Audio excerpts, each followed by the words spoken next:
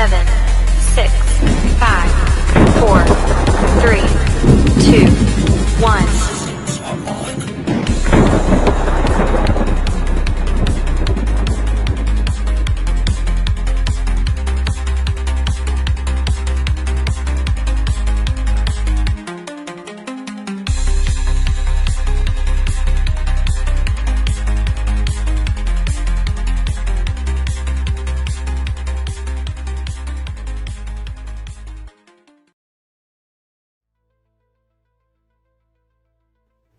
Oh, all right. So,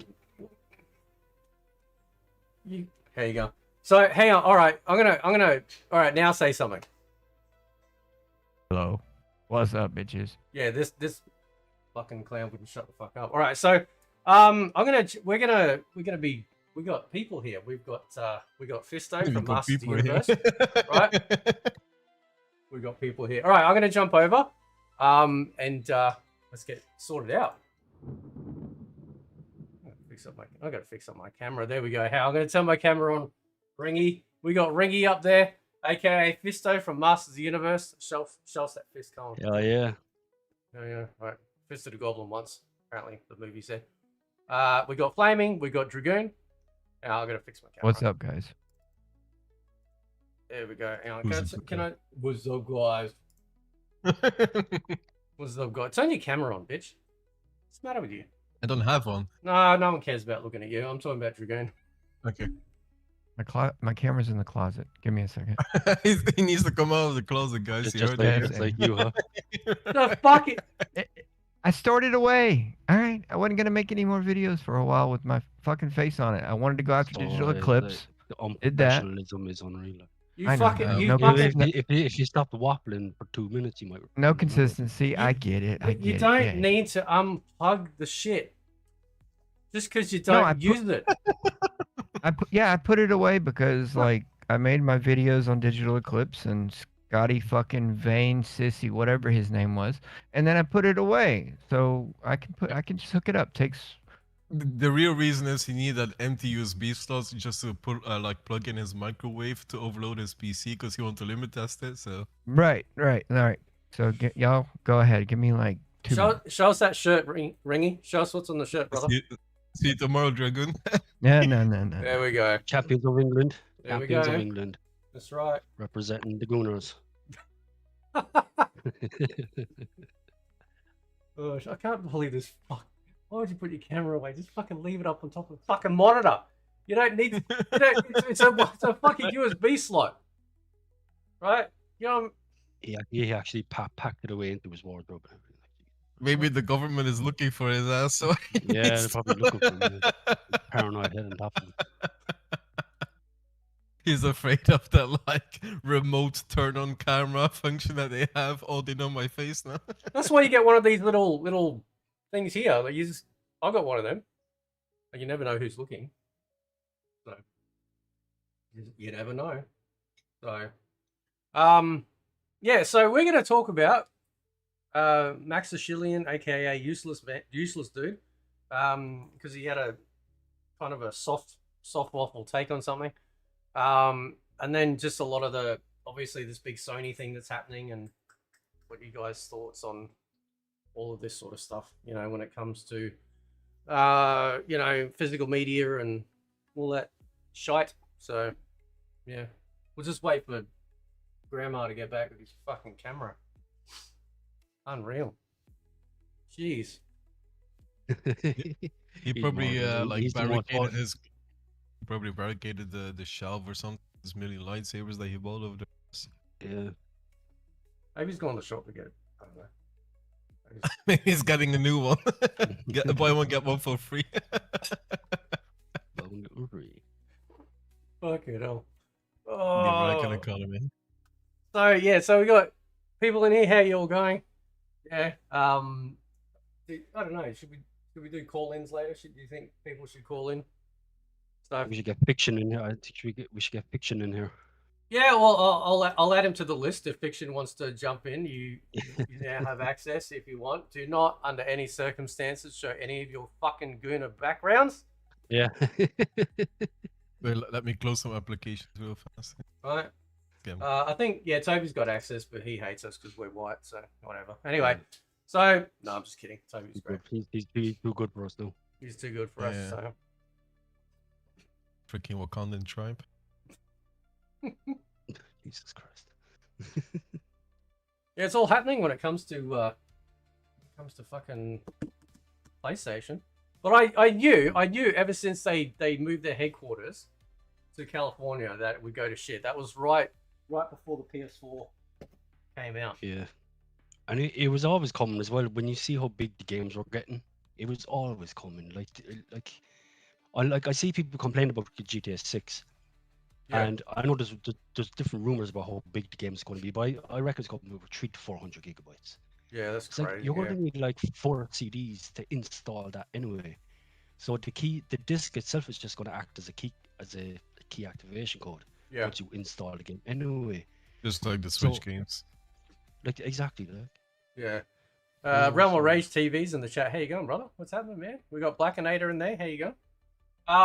Yeah, if you guys want in, just let me know. Give you access.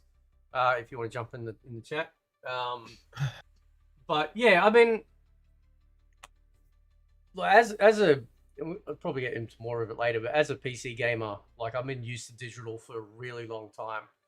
Some of you younger folk, right?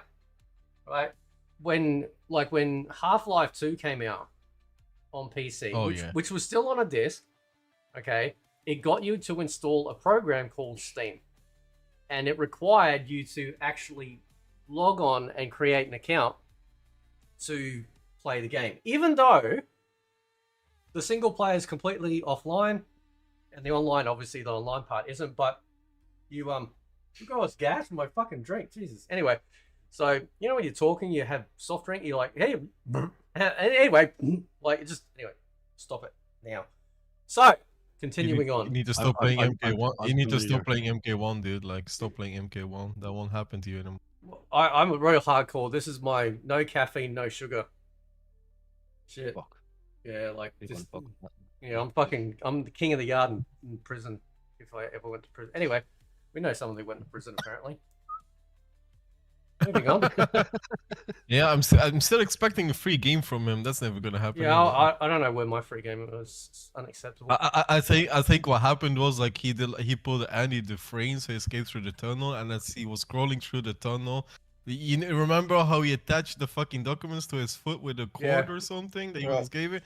Well, my game was attached to it, so I actually like stuck on there in the tunnel, like because of a freaking I don't know bolt or something.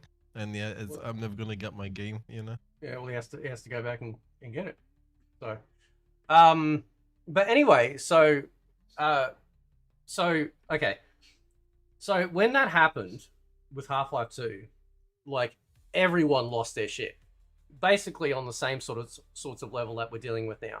Why are we having to sign up? Why do we need something online for a single player game?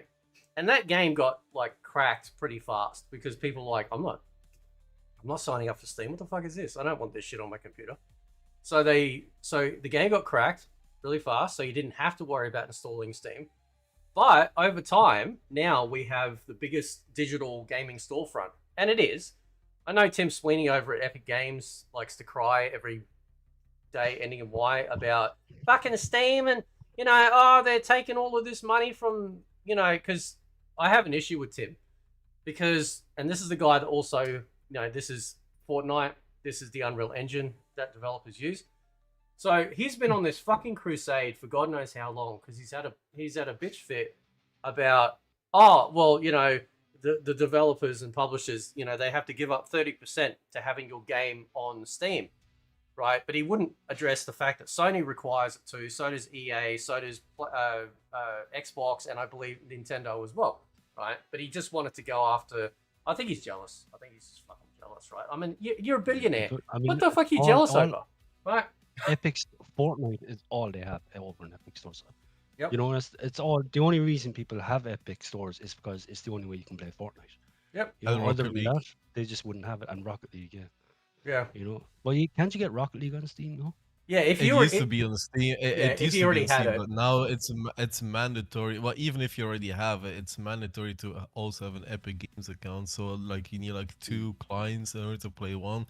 you can choose to only use Epic Games to play it, but yeah, it's Epic Games is a mandatory thing to have So if you want to play it online. So the issue I have with Tim is the fact that when he was doing this Crusade crap, he was basically there. He is.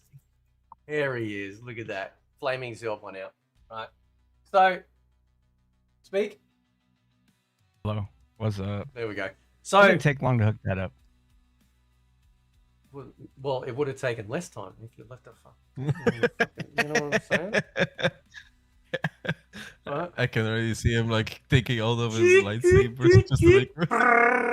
Right. Anyway, anyone get that reference? You're amazing. So so while Tim was going on this crusade against Apple and Steam and all this sort of stuff, he was actually throwing bags of money at developers at the 11th hour to go, well, you bring your game over onto our platform, you know. And so these developers would jump at the chance. I mean, you think about it, like they've been developing a game. They have to hope that their game sells enough to get their money back. And then you have a company come along and go, here, look, I don't give a fuck if it sells nothing on the Epic Game Store. We're going to cover it because we're going to try and get people over. The problem is, though, is that like for a long time, some of these games were advertised on Steam. So people would wishlist it and stuff and look forward to a Steam release, and then suddenly they would go over to there. 99.9999%, right? Sup, Jay? Here you go, man. There's no cage live in the chat. Here you go. Nice pussy. Lord Raiden. Listen, mate, I don't want to know what you call it. You know what I'm saying? Right. So Lord Raiden. so like people got the shits, and there must have been some issue there. Like, imagine using another major platform to advertise your game, and then just upping and leaving to go to Epic. And then 99.9% of the games would come back to Steam given time. They always did, right? Even World War Z, which was one of the very first games that ever came out on the Epic Game Store as what's deemed to be as an exclusive, eventually came over to Steam under a slightly modified name, and we eventually got it. So PC gamers learnt for a long time that with Epic, it's better to just, okay, you poached that for 6 months, a year, 2 years, we'll just wait. PC gamers are very patient, right? But yeah, so fuck him and his dog-ass stupid app. Not to mention the fact that there's been rumors and stuff about it being partly like Chinese spyware. That was the thing a few years ago. It's a dog shit app. It runs like crap. It's just awful. It's just awful. But like as far as like digital stuff goes, look, I like digital, right? And I'll show you. Here, I'm gonna flex on fucking everyone, right? I'm gonna flex. I'm gonna pull out the old But fella. the thing is, like, for any online game, you need like different clients. You had Origins, you have Uplay, you have Steam, you have Epic Launcher, you have like how many clients do you need just to like if you want to have like 5 games and they're all belong to like 5 different platforms, that means they need to install 5 clients, 5 accounts just to access a game they want to play at a time. So it's nuts. Yeah, so this is my gaming amount, 8,991 games, right? I have a single PC. Not that I could install all those games because I wouldn't have enough space, but I love the idea of digital because I don't have to worry about swapping discs in and out, getting them scratched, all that sort of stuff. You know, it's even if the computer died, my account still has them. I'm not worried on PC. But I can understand why people who primarily game on consoles are worried because you don't have the options to other storefronts. You don't have a lot of options to getting like other CD keys from elsewhere to save money, things like that. So this is an incredible, like, I fucking love this. And the reason why I got so many games is because when I was on PlayStation 3, I had like 400 or 500 games, like physical ones. I used to buy them from the UK because they were cheaper, but because they were PAL region, they'd work along with the DLC that you could buy here. And then I got the shits and I'm like, man, I could get this fucking game for like $5 on Steam and it looks so much better. I don't have to worry about anything else. It looked great. And I went and traded all my games in. I ended up with about $4 grand. No shit.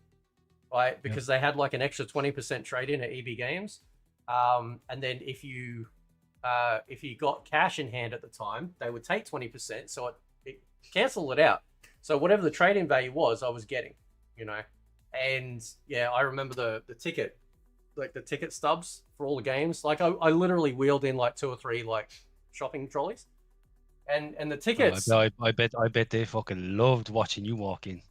They were Yeah, just they like, were- oh fuck, man! I- I thought we were in for a cushy day. I am responsible for Sony doing this, Closing early. right? They're like, fuck that shit. We're not letting. Nah, man, we're not letting that happen ever again.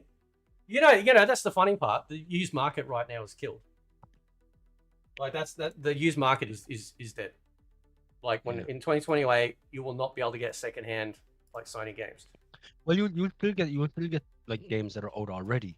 No, that's one thing Yeah. I see people freaking out like, and I know it's fucking pain. Yes, if you console, like you want your physical disc. That's part of the charm of having the console. Well, not charm. Charm's probably the wrong word. But like it's not like they're not going to take away all the physical games that already exist. You know, and Yeah. that's the way people are acting. They're like, oh, there'll be no more physical libraries. It's like they're not going to come to your house and take your fucking physical games away. They're not going to go to the shops and take the physical games out of the shops that are already there. Yeah. You know, and look, I get it. Like, I'm not defending Sony, like, but I just think people are like, I find it funny how all of a sudden everyone are game collectors. You know, everyone online, all of a sudden they're all game collectors. Yeah. You know, This is ever the new since thing this to be game- mad about. This is the new Exactly, thing to be exactly. upset about and mad.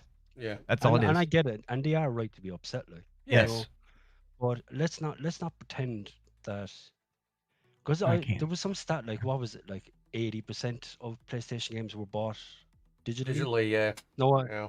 I'm sure that's probably exaggerated and, you know, skewed in Sony's favor, but like this whole like, oh, my collection, like I can't collect games anymore. It's like there's still going to be games there for you to pick. I doubt you have every game in the universe right now. Yeah. You know, so there's still going to be games for you to go and collect. Yeah. You just, you know, just brand new ones after January 2028.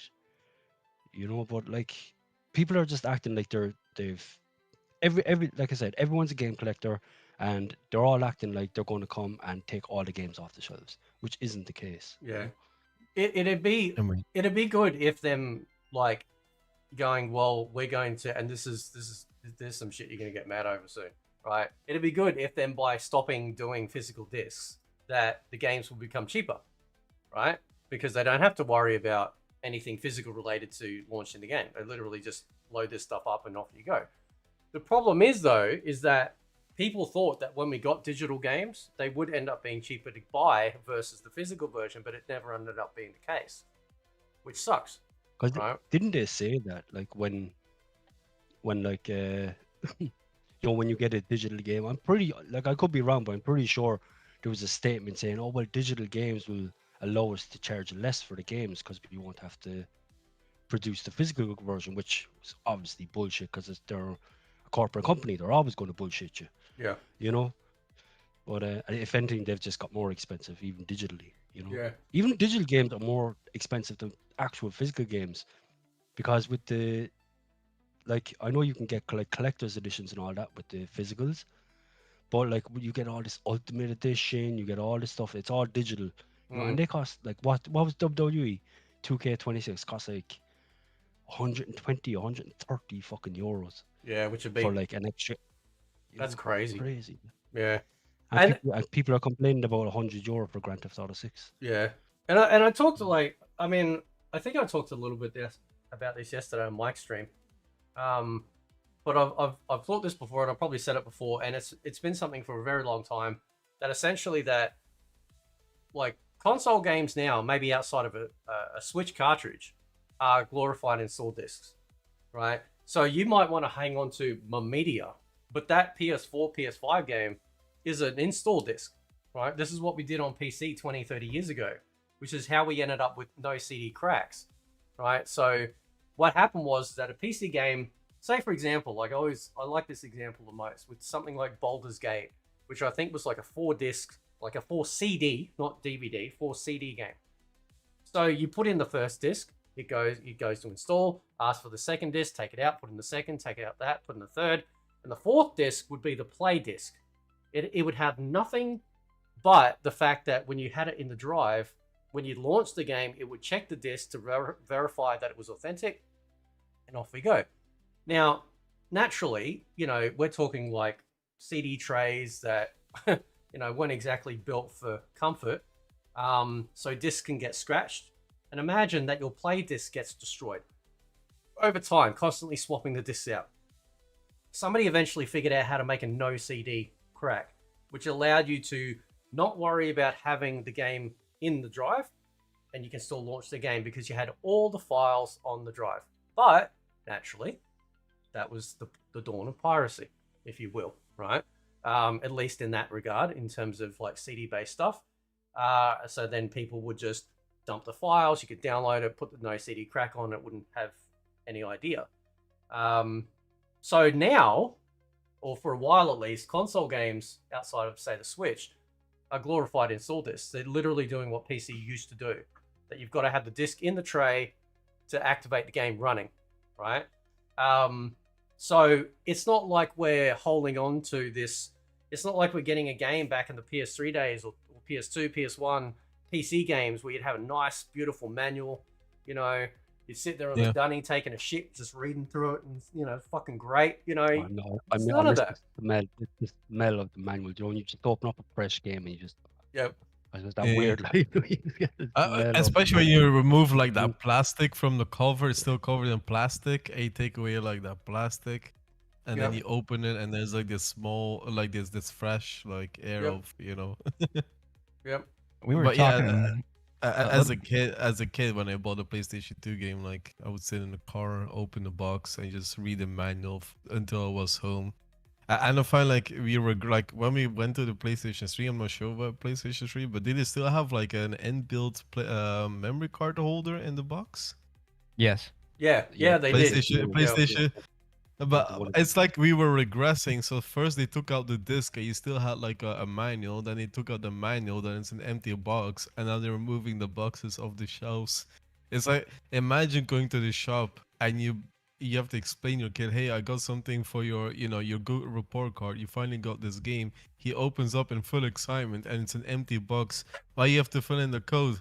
Like it's like getting a present. It's like getting a Christmas present. Oh, daddy, what's inside of it? And then he wraps the entire thing, and then he opens it up, and then it's like there's nothing inside of it. Why? You see that small piece of paper right there? Are you excited now? That's your code for a game. Are you excited? You can touch it. Are you excited? It's an IOU or something inside. It takes away the joy. It's like with cornflakes. You no longer have a fucking toy in your cornflakes. It's the same thing. Like they took the element of the fun element. They took the fun element out of it. Like getting home, finally opening the box. Don't be mad. It's only a game. Don't be mad. Why you have to be mad? It's only a game. We were talking about this before the stream started. We used to sit outside the store at the music store to get the new CD that we wanted or the new game, and like that's gone, guys. Midnight releases. GGs. Remember that? Yeah. And thank God, I remember I went for the midnight release for the Switch 2 for the young fella, and bro, it was just like nostalgia. Everyone was queuing up. There was guys like dressed up as Mario and Luigi. Everyone was just having a good time. Midnight, it was just like, man, this is what it used to be. This was every game back in the day.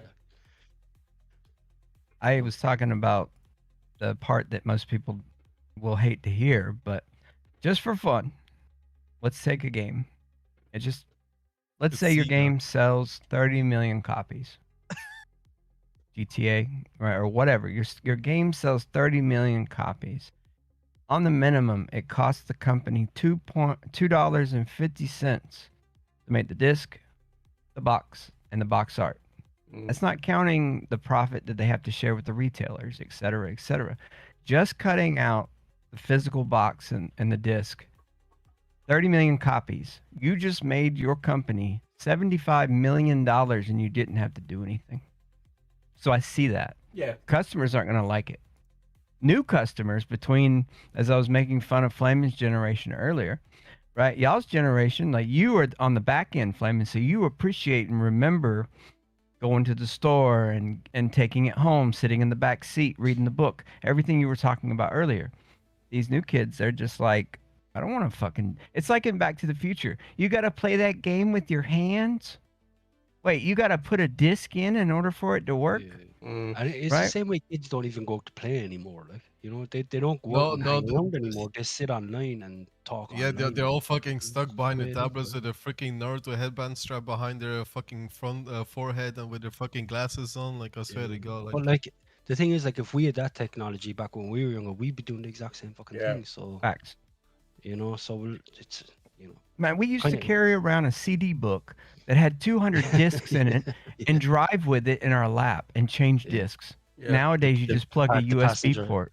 The Yeah, passenger was the DJ of the car ride. Yeah. right. even if I went to go to my friend's home, I would like grab my backpack and it was filled with like PlayStation 2 games, and you open your backpack and then you put in the discs to play together with. Now it's like, yeah, I don't know. It just like that feeling is gone. Like, it just. Well, I, hasn't besides collectors, like, hasn't physical media on all forms, Blu-ray, UHD, all that stuff has been falling for like a decade, and people Yeah. are just now saying we're mad about it. We're mad about it now. And it's they're like, mad dude, about it, and they're still gonna buy it. Yeah. well, of course they are. Their favorite game's going to come out, and it's not going to have. There's not going to be a physical version, and they're going to buy the thing anyways. Yeah, they're going to buy it anyway. Like, so this whole, Le- like, I see people now online going, "Oh, cancel your GTA 6 pre," and everyone seems to be blaming GTA 6 for this, No. as if No. they didn't have this coming down the line for years now. Yeah. You know, and but everyone just wants to blame GTA 6 because last week GTA 6 fucking no physical was the thing to give out about, and now you have no physicals for any games, so now they're just combining the two and trying to convince people to cancel their GTA orders if you ordered it digitally and all this shit. Like, and it's just like, boys, come on, look, you knew this was coming. It's Mm. not GTA 6. Rockstar didn't make this decision. Yeah. You know, well, Yeah. this was a Sony decision, and Sony probably said it to fucking Rockstar. Said, look, Yeah. the game's too big. We're not making the discs for this. Like, Yeah. you know, HC, I wish we could get TMK in here, but he's probably busy. He could be a That man has a wall of physical media, right? He loves it. Loves it. When I moved from Arizona back to Georgia, I had to sell all of my physical media, all my games, everything, just gold, all of it. But all of my physical copies gone, Mm. and it sucks. But today, like if you ask, I mean, everything I own is digital, except for like my Mortal Kombat stuff. All that's physical, but everything else is digital. Yeah. I just I couldn't go back to just swapping shit out. I just couldn't. Right. Me and Rengie, like we were talking about this the other day about, you know, we need the Steam equivalent, but for movies. You know, where like instead of it being like a game store, it's like a movie store, like just a legit one-to-one of Steam. But you go on there and you buy movies and TV shows. You know, they'll have sales every week, big sales all through the year, like they do with Steam. And that'd be amazing. Like that'd be really cool. Like the convenience of swapping between stuff. Like I don't fucking have the time. I don't want to get up all the time and change my shit. I know it sounds lazy, but I don't care. don't Is get me it wrong. Is Right? it convenience or is it just laziness that we are so It used is to, like, having 100% so easy- fucking laziness, 100%. It is. But I'm gonna call it convenience, right? But in I saying still love my in- steel books. yeah, I love my steel books. In saying that though, still- everyone complaining about that, go up and throw your remote away for your TV, right? And every time you want to change the channel, right, you get up and you do that. Mm. So you know, But like like imagine But- back in the day, like you had no issue if you're waiting for a game to drive to the store, even if it took you 40, 45 minutes, 50 minutes to get there. Yep. yeah. And now when you have like this online platform that you can buy from, I can't be arsed to drive. Let me get my credit card. Okay, done. Yay, I got my game. Now, yeah, because no, like, unless you have like super fast internet, the time it would cost you to go to the shop and get the game, like you'd have the game downloaded at home. yeah, So it just saves you the journey. It's convenience that way, and also laziness. But like, the same thing happened when like Blockbuster and all that went out of business when Netflix took over streaming services, all this. Yep. Everyone was complaining, kicking up a blue murder at first. Yep. What does everyone have now? Everyone is subscribed to the streaming services, or they use other services. Mm. You know, and Yep. everyone would like the nostalgia of going back to a Blockbuster, but how many are going to do it? Yeah. It would die out after 2 months, and people would get pissed off of having to go, and then they go, and then the movie's all rented out, so you have to wait a few days until someone brings it back. Yeah. You know, it's just Unless unless you have a personal pirate that can contact you and get that stuff for free. yeah. Well, we all know Jack. We all know Jack. So you know, but that's the thing. Like, so anyway, let me read this out. So this is their official thing. They go, as consumer preferences in the broader entertainment industry continue to shift away from physical disc to digital, physical game disc production for all new games releasing on PlayStation consoles will be discontinued starting January 2028.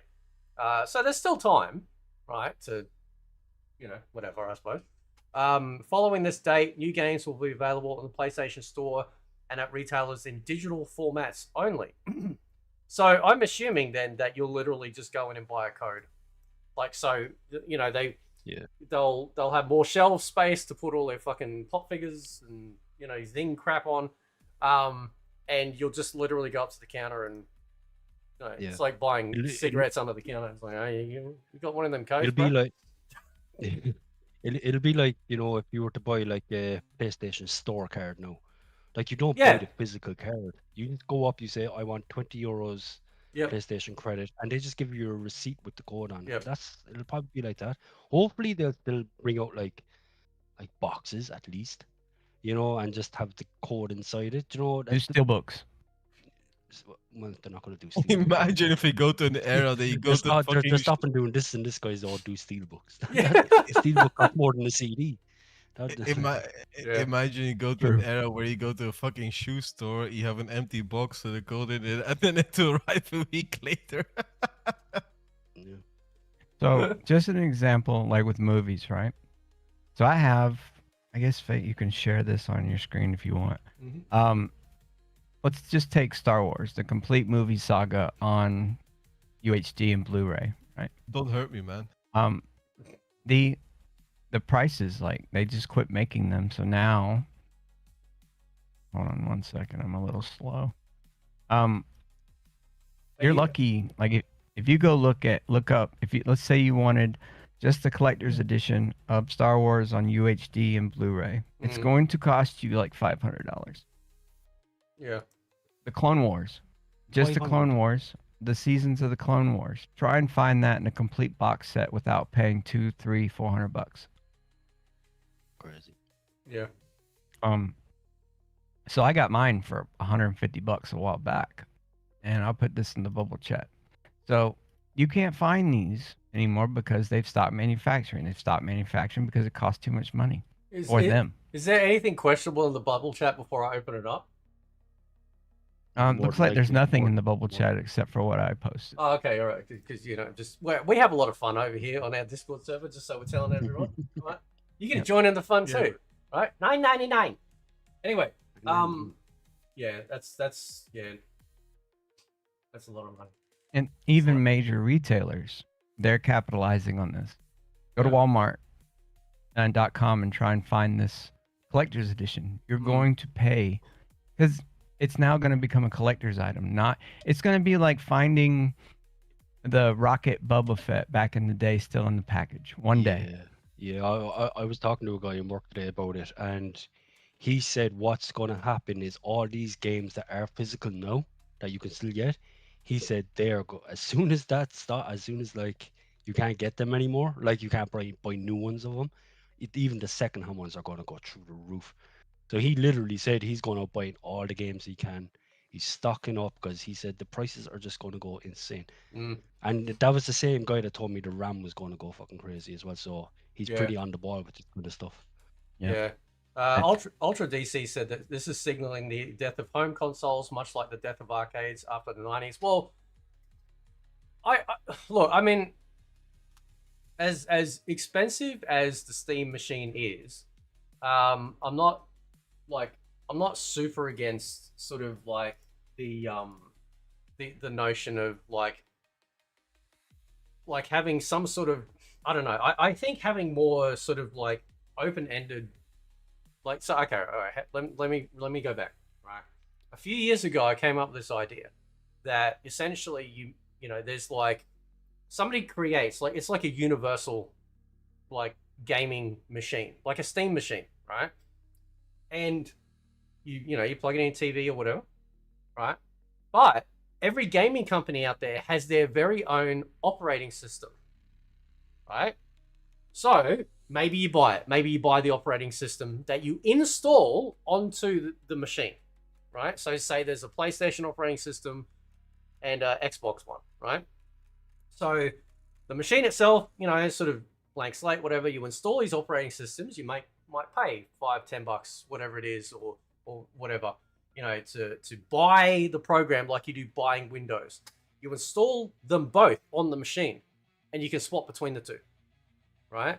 So that way, the companies are still controlling their assets with their games. It's like, well, if you want to play a PlayStation game, you're going to have to load up the PlayStation app. You're going to have to do that. And a lot of people have mentioned the idea about, like, with Sony pulling back from doing PC. It's like, well, why don't they just make their own app? Now, I know some people on PC complain about having multiple apps, but I'd much rather have PlayStation games on PC, even if it's through their own app, that they control all the pricing and stuff like that, versus not having them at all.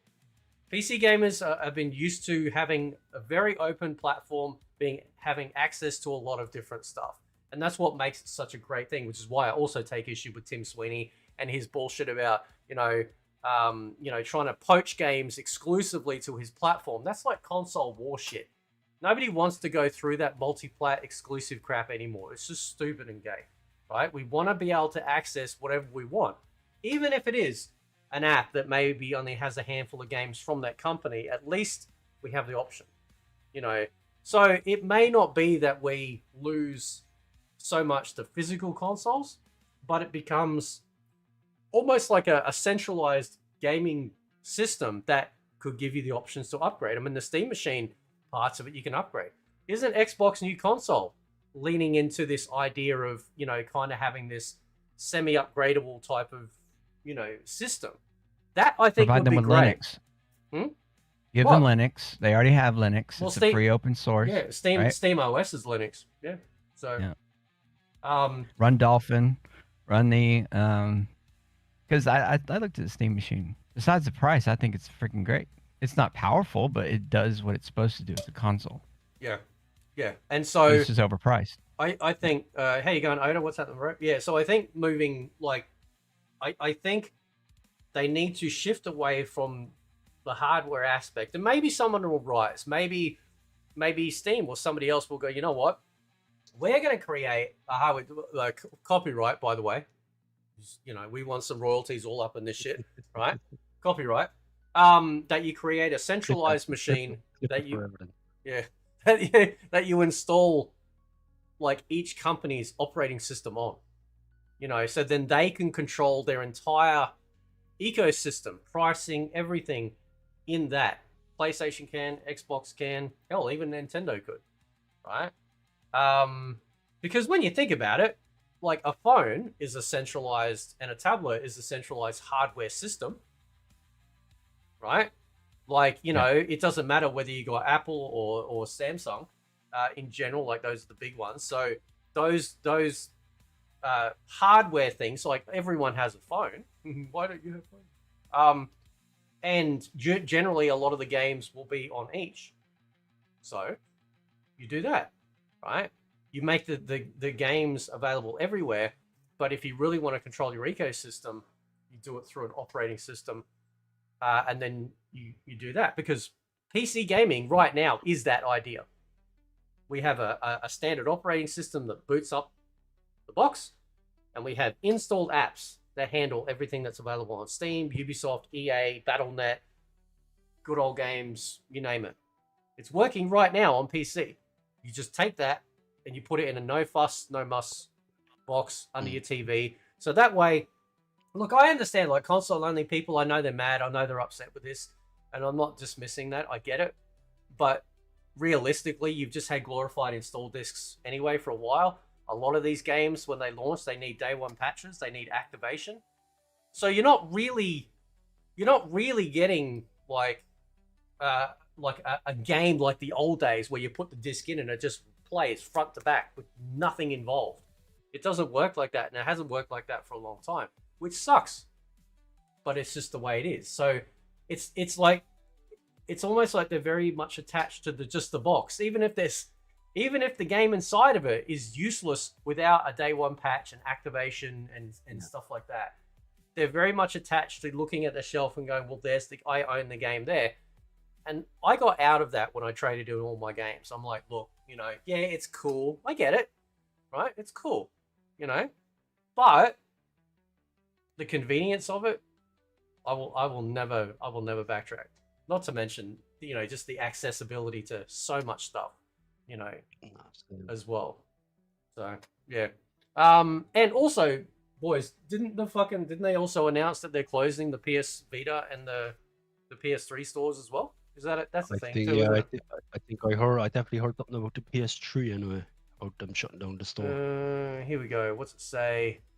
After nearly 2 decades of supporting the PS3 console generation, we'll let you know we'll be closing the PlayStation Store, PS3, as well as Vita.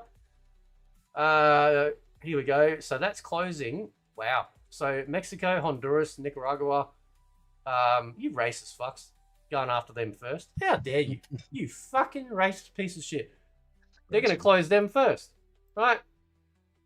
Starting on August 2026. PS3, additional Latin American and Middle Eastern countries.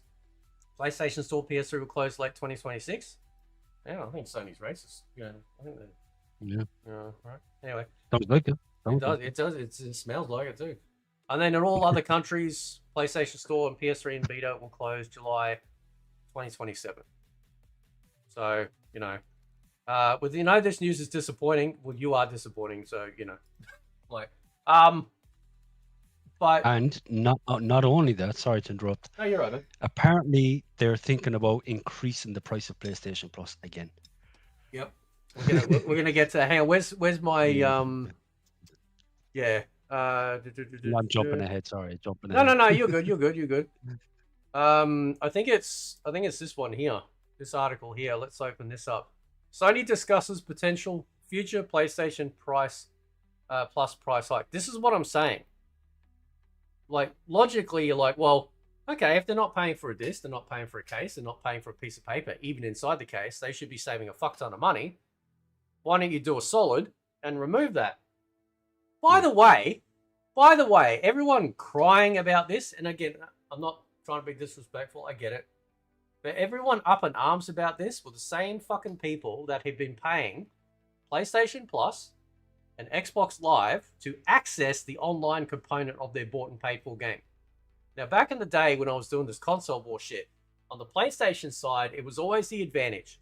Yes, some of the multi-plat games may not be as good at the time than Xbox 360 versions, but at least we don't have to pay for online. Our games were all free to play online. The PS Vita was online free. The PlayStation Portable was online for free. And of course, the biggest gaming platform in the world, PC, is also free to play online, except for, obviously, off the top of my head, 2 MMOs. World of Warcraft and Final Fantasy 14, right? Everything else is free. Doesn't matter what online component, it's all free. And I fought against that back then. And then people that were fighting against that on the PlayStation side when the PS4 came out and Xbox One was, being raked through the coals because they're like, well, you can't trade your games, you can't do this, you can't do that. Sony quietly snuck in PlayStation Plus mandatory, right? Not an option anymore, mandatory. It didn't start off as mandatory. That's right. It started off as this is just a great new feature where you can buy games and stuff. And then I think it was first one I can remember was EA playing FIFA. It was like, you need PlayStation Plus to access the online. I was like, it's a bit fucking weird, like. Yeah. I was like, but what? Like, luckily I had it anyway, like. But or did I? I can't remember. But yeah, and then eventually it was the next company, and it was the next, and then it's just you're just paying for online now. Yeah. So. Yeah, it's Sorry about that, guys. I'm back. Right, man. I mean, it's terrible. Like, I mean, and that's something I've always advocated against. Like the guy that like Mike was bullying with this red guy, and I said to Mike yesterday, it's like this fucking guy sitting here crying about Dead or Alive creators not doing enough. It's like, man, but I guarantee you've been playing for Xbox Plus, or sorry, Xbox Live this whole time. Where's your fucking videos talking about how shit that is, right? You know, I did my part back in the day, but nothing changed because, again, and this is part of, like, I'm not trying to be disrespectful here, but unfortunately, if people have been exclusively gaming on consoles or a large portion of it, and they haven't really fucked with PC, they feel locked in. They feel like there's no choice, right? And it's like, oh, but well, there's no other choice here. Like, I've either got to pay for it, or I don't pay for it, and I miss out playing with my friends, right? And of course, for a lot of people that game on consoles, PC is scary. Now, Ringy, I know for you, like, you got into PC gaming in the last, couple of years. So did Dragoon, you know? 2 years. A year and 7 months ago, me and Ringy, And we both got PCs. Yeah. Yeah, and I swore I would never go to PC. Yeah. I was Same. like, I'm a console guy.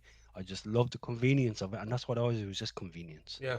You know, plug and play. That's all it was. You go out in the fields and work all day pulling watermelon and shit out in the fields. When you come home, you just want to turn it on and play. Yep. That's what I thought. PC gaming was like, oh, I gotta get on the PC and then fucking mess with excuse my language. I had to mess with everything just to get a game working, right? That's Yeah. what I thought of PC. Yeah. Oh, it doesn't work as well. Consoles are more reliable, et cetera, et cetera. I fell into that. Games. Yeah. There's no games. There's no Yeah. games. That's the biggest lie about PC gaming, is that there's no games. It's like there's infinitely. I can't even put a number on how much more times games there is on PC than there is on console. All you got to It's- do is you load up a Steam page for the new releases. Like, so it's between for me anyway, because obviously they're an American company.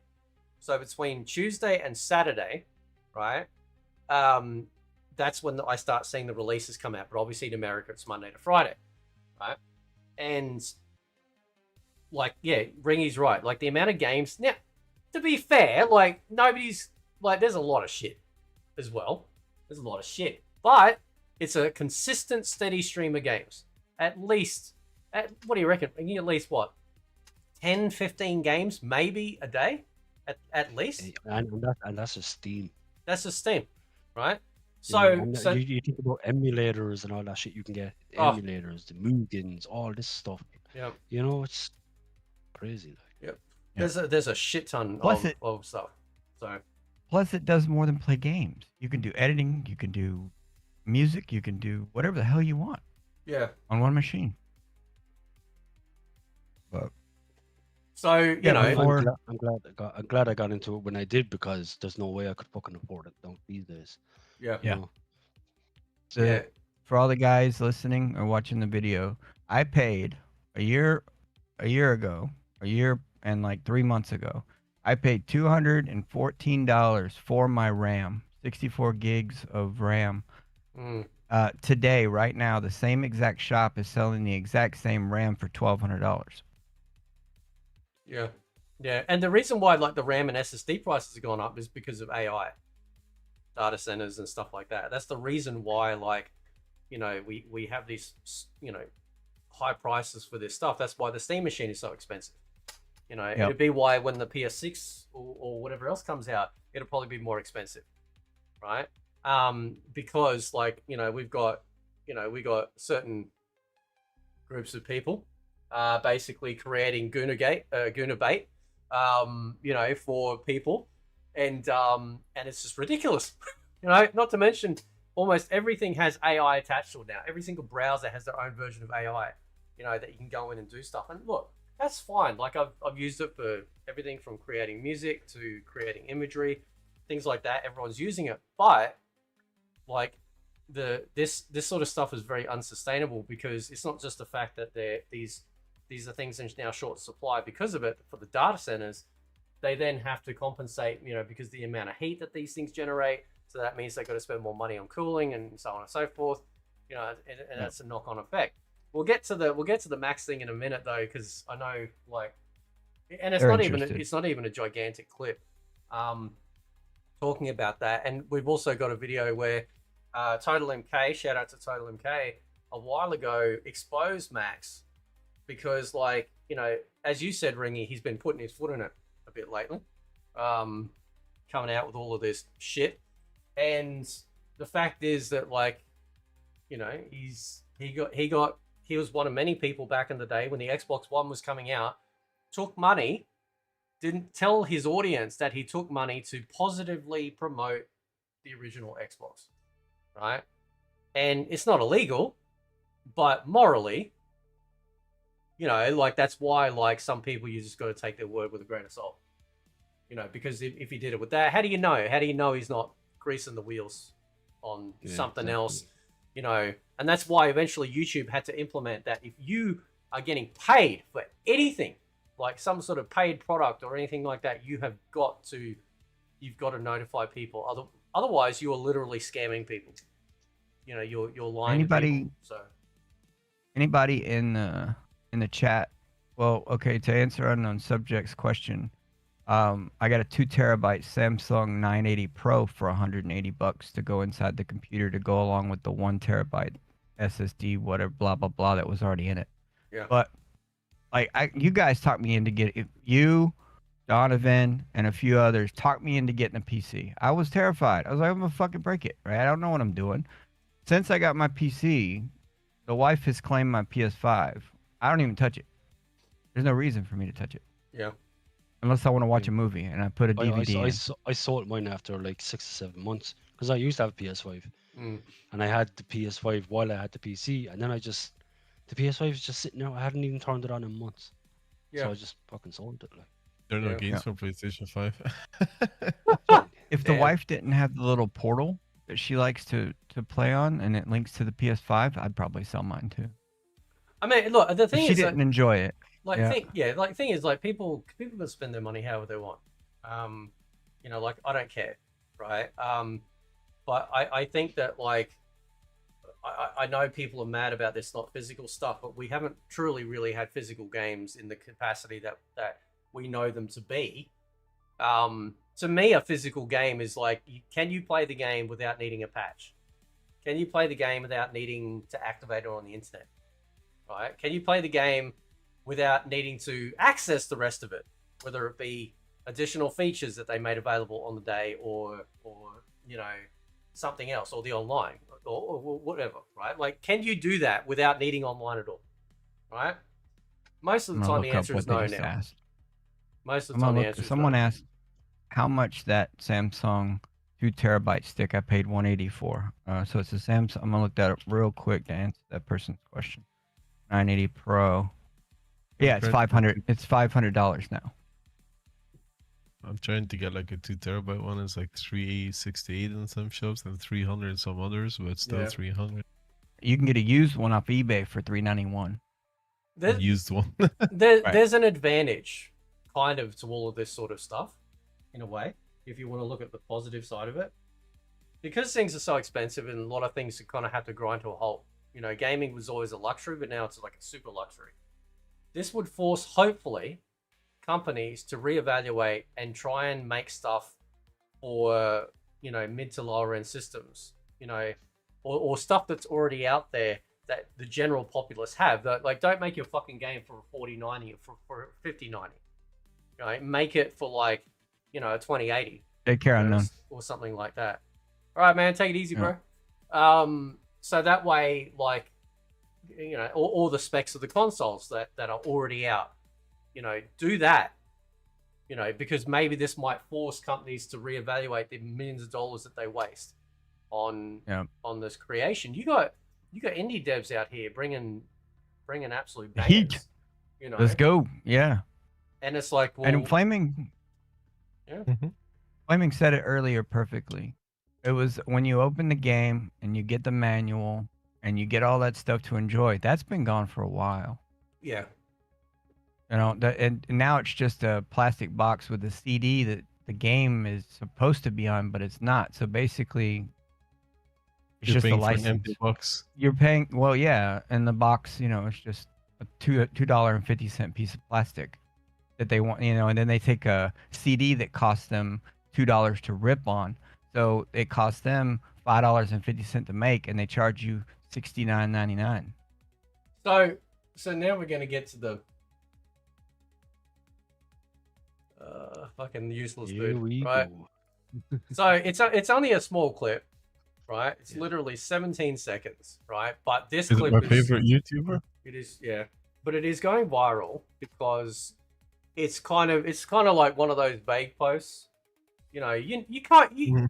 you kind of know like who he's pointing the fingers at, but he won't say it. But Mr. California over here, Flamey will get that reference if you know anyone's watched Double Impact with Van Damme. Oh, Mr. California with his black silk underwear, right? Mhm. You know, I should be on medication the way I fucking talk. Anyway, but I'm not. So he's a California Yeah. bro, right? And we also have a lovely tweet by Brust Poet, for those that remember Brust Poet, you know, who ran off and decided to follow politics, and that's fine or whatever. But his take on it is just right. Anyway, so this is Real quick. yeah. What this guy Sketchpen just said in the chat, if you want your physical games, fucking do it. I like that comment. You can either buy your games or you can pirate them and then make your own physical copies. Yeah, You resell can them. You can Start print your you can own print So- your own label. So You can make your own box. You can do it yourself. so by the way, we're not endorsing. No, not Right? endorsing, I'm just saying. I'm just saying, everyone deserves a friend called Jack. You got a friend in me. You, Right? you never met a friend like me. Right? Now, I'm going to tell you a funny story before this is a quick, right? So back in the day because I live in Australia, right? In case anyone hasn't figured it out. When PlayStation came out, our frame rate was lower, like for the PAL regions, and Ringy will know this too, and Flaming. Yeah, we were like on 50 hertz versus the Japanese and the Americans, which were running at the proper speed of 60 hertz.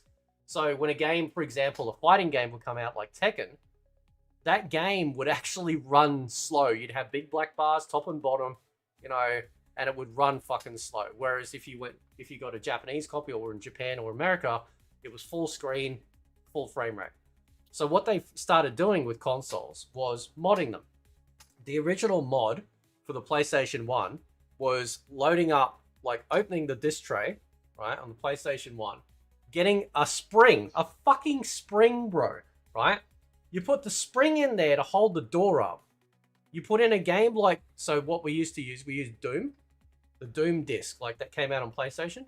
You put that in because it got music tracks. As it loads up, as the system's loading up this game, right, thinking that it's loading Doom, you quickly hot swap it. This is what we used to do. We'd take the disc out mid spin and put in the special one, right? And it would work. That's how we got around it. And then eventually they started making the games that they couldn't do that, and that's when we started getting mod chips in there. Not because we wanted to so much get this stuff illegally. It's because we were actually getting deformed versions of these games in PAL regions. So you could do this to your console and then be able to play Tekken or other fighting games or whatever at full screen, full speed, right? So that because of those differences in the regions spawned the console pirate market to do that, which, you know, I mean, it was cool. But we knew this guy. He was he looked like a fucking wrestler, right? What was his name? Peter, I think it was, right? Dressed like a fucking wrestler, little weirdo type. He'd come over in the middle of the night, right? He had a big duffel bag, like an army duffel bag, and he'd pour it out on the bed. We used to call them silvers, because PlayStation discs, from memory, they were black. I think underneath they were a black disc. And yeah, so I think that was in certain regions. yeah, and they called, so when they pirated a game, and because CDs are all silver, right? Just a blank CD is silver. They used to call them silvers. So he had all of these silvers that he'd pour out on the bed. They'd all have a thin plastic cover. There was no case or anything. Some of them would be in Japanese and English or whatever. And dude, it was like fucking, he was our Santa Claus, right? It was fucking Christmas. You'd be sitting there going through, I mean like piles like this shit. you know, like piles of these games. You're sitting there just rummaging through this stuff, going, oh my god, this fucking game, oh my god, you know, and you'd be paying like next to nothing, you know. Obviously, it's illegal, right? But- They were $10 a pop for us. $10 a pop. But it was we it had was, a modded PS1. it was big business. Yeah, it was big business. Yep. So It was amazing to get to play like Street Fighter EX Alpha, yeah, the 3D yep. version of Street Fighter before anyone else. Yep. Right, Alright. things And like Mortal that. Kombat and Mortal Kombat 1. No, that I don't. I never. We can ban him. That's a bannable offense. Yeah. Right. All right, let's Strike number 1. yeah, strike number 1, right? So all right, let's play the clip, and then you guys can make your own determinations. I'd love to hear what you guys think. Games will be released on PlayStation Store and at retailers. Can you turn it up, please, and restart? I have choice things to say. It's as loud as it's gonna get. All right, let me squeeze my headphones to my ears. Let's go. This is the nonsense we have to deal with over here, along with him hiding his fucking webcam in a closet, right? Because the NSA and the CIA are. All right, you ready? All right, here we go. Yeah. Now, there's captions. There we go. You got captions. All right. You happy now? All right, there we go. Games will be released on PlayStation Store and at retailers and digital formats only. I have choice things to say of how we got here, but I'm going to save it. Us being in this precarious position didn't just happen because things happen. This happened because people voted for very specific people. As consumer preference, games will be released on PlayStation Store. I mean, like, it doesn't even make any fucking sense. It doesn't even make sense. How, like, what logic is he using to wind He's this back? defending the company. Okay, let me just say this real quick. He's defending the company and blaming it on voters and politicians. Yeah. Guys, these companies, they're not sitting back playing checkers, right? They're playing three-dimensional space, thinking 20 move ahead chess. They had already made this decision years ago. Yeah. They just implanted it when they did. And then you got this fucking guy who would rather blame citizens voting and a president over the companies that are actually doing it. And that's because Mr. Max here is a corporate man. Yeah. He always has been a corporate man. He always will be a corporate man. So of course he's going to blame voters and politicians. Yeah. Fuck off. Did you also notice his eye twitch when he said that? Like he can't believe it himself. He just said No, that. he has to say it. There's a guy standing off camera. Rewind a bit. Huh? There's a Just rewind a bit and just watch his eye. In the beginning from like. Oh yeah. All right. Just pay attention to his eyes. Like it goes up. Like I'll tell you why his eye twitches. Why are you looking at here in the a great second. man's eyes?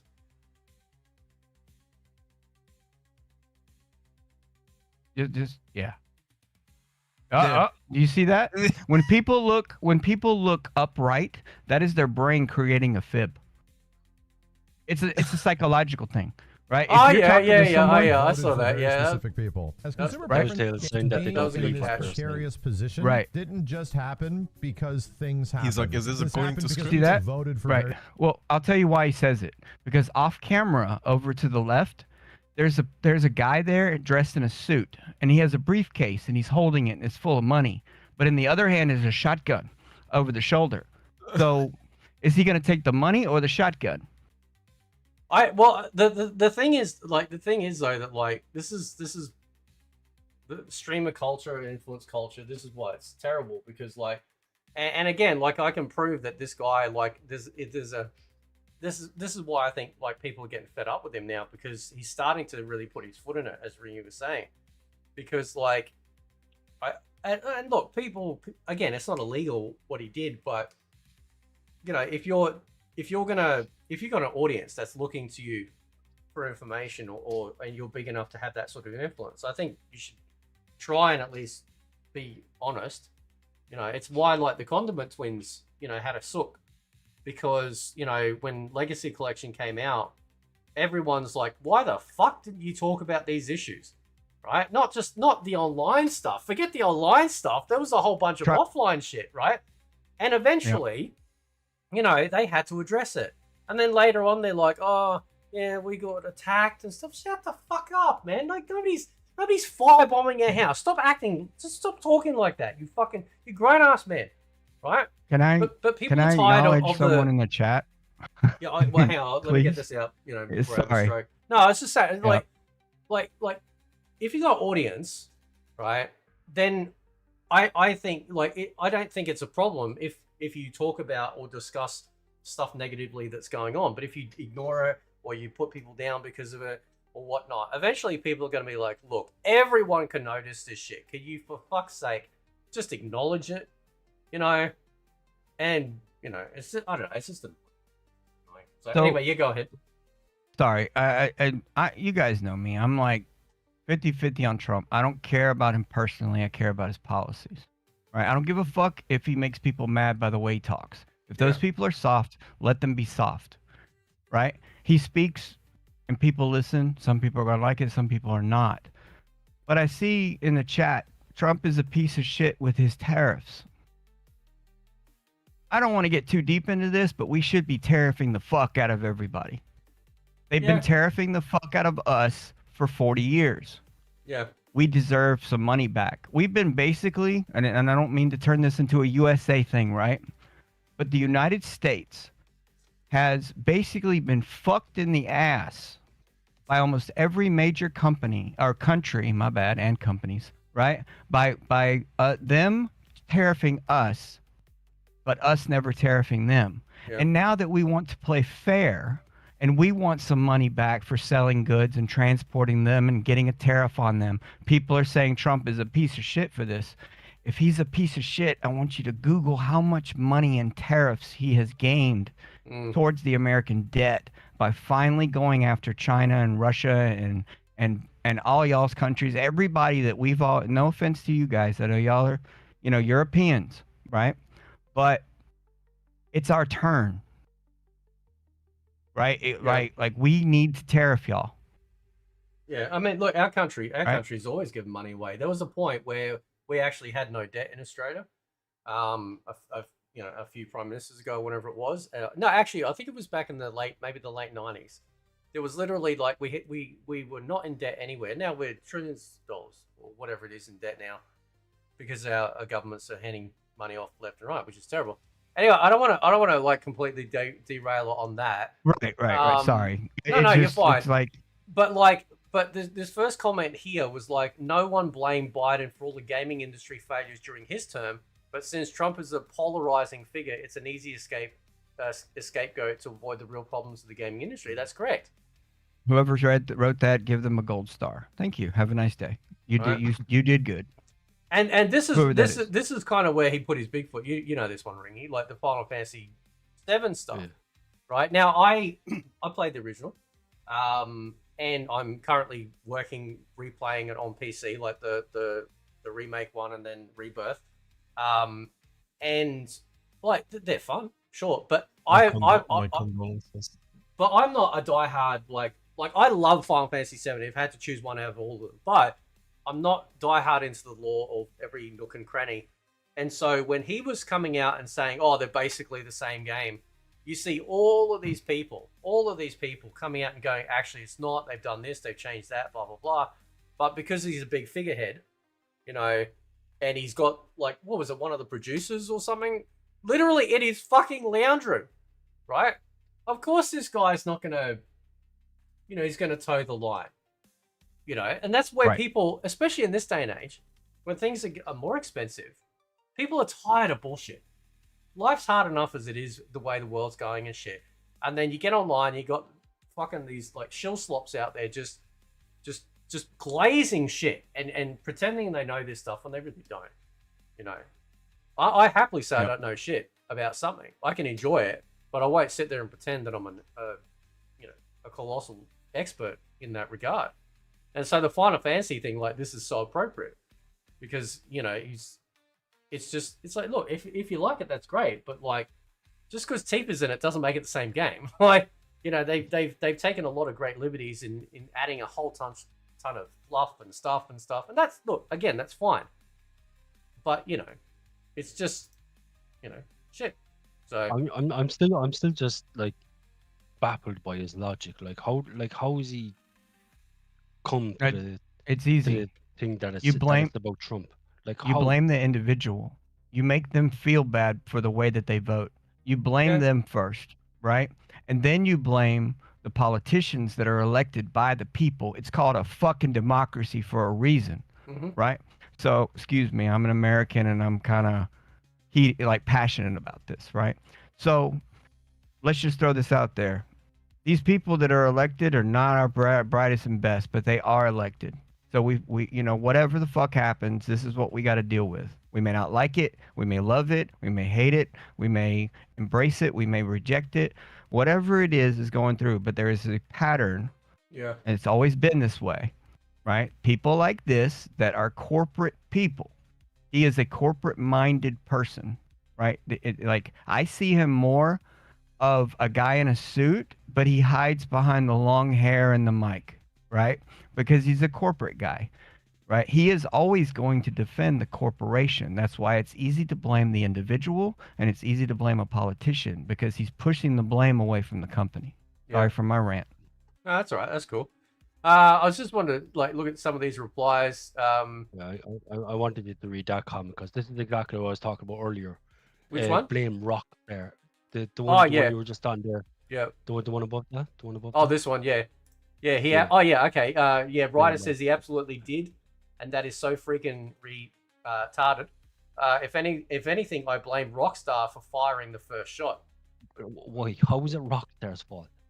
How Not is it Rockstar's fucking fault. Rockstar's fault? No, it's not. I mean, Rockstar's their own. I mean, it's their own company. You know, like, They're just throwing darts at a board and hoping something hits. That's all it is. yeah. Trying to get that Elon coin. That's all they want. Right. Yeah, I don't like Trump, but what is this take? Yeah, I mean, like, you don't have to like your politician, right? Right. But the thing is, though, that like people, the way that the world was going before some of these people were elected was horrific.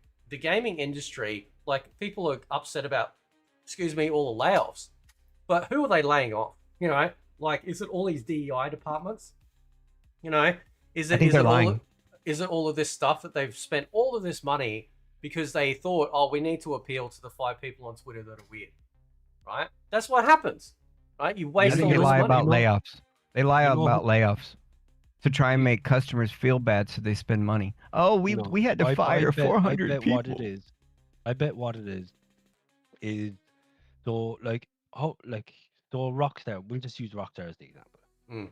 They make a game every 10 years. Yeah, They release a new game. So like they're not gonna have hundreds and hundreds of people on staff all the time. What they're gonna do is they're gonna hire people on contracted. They say, look, we're gonna have you for 3 years. Once the game is done, your job is done.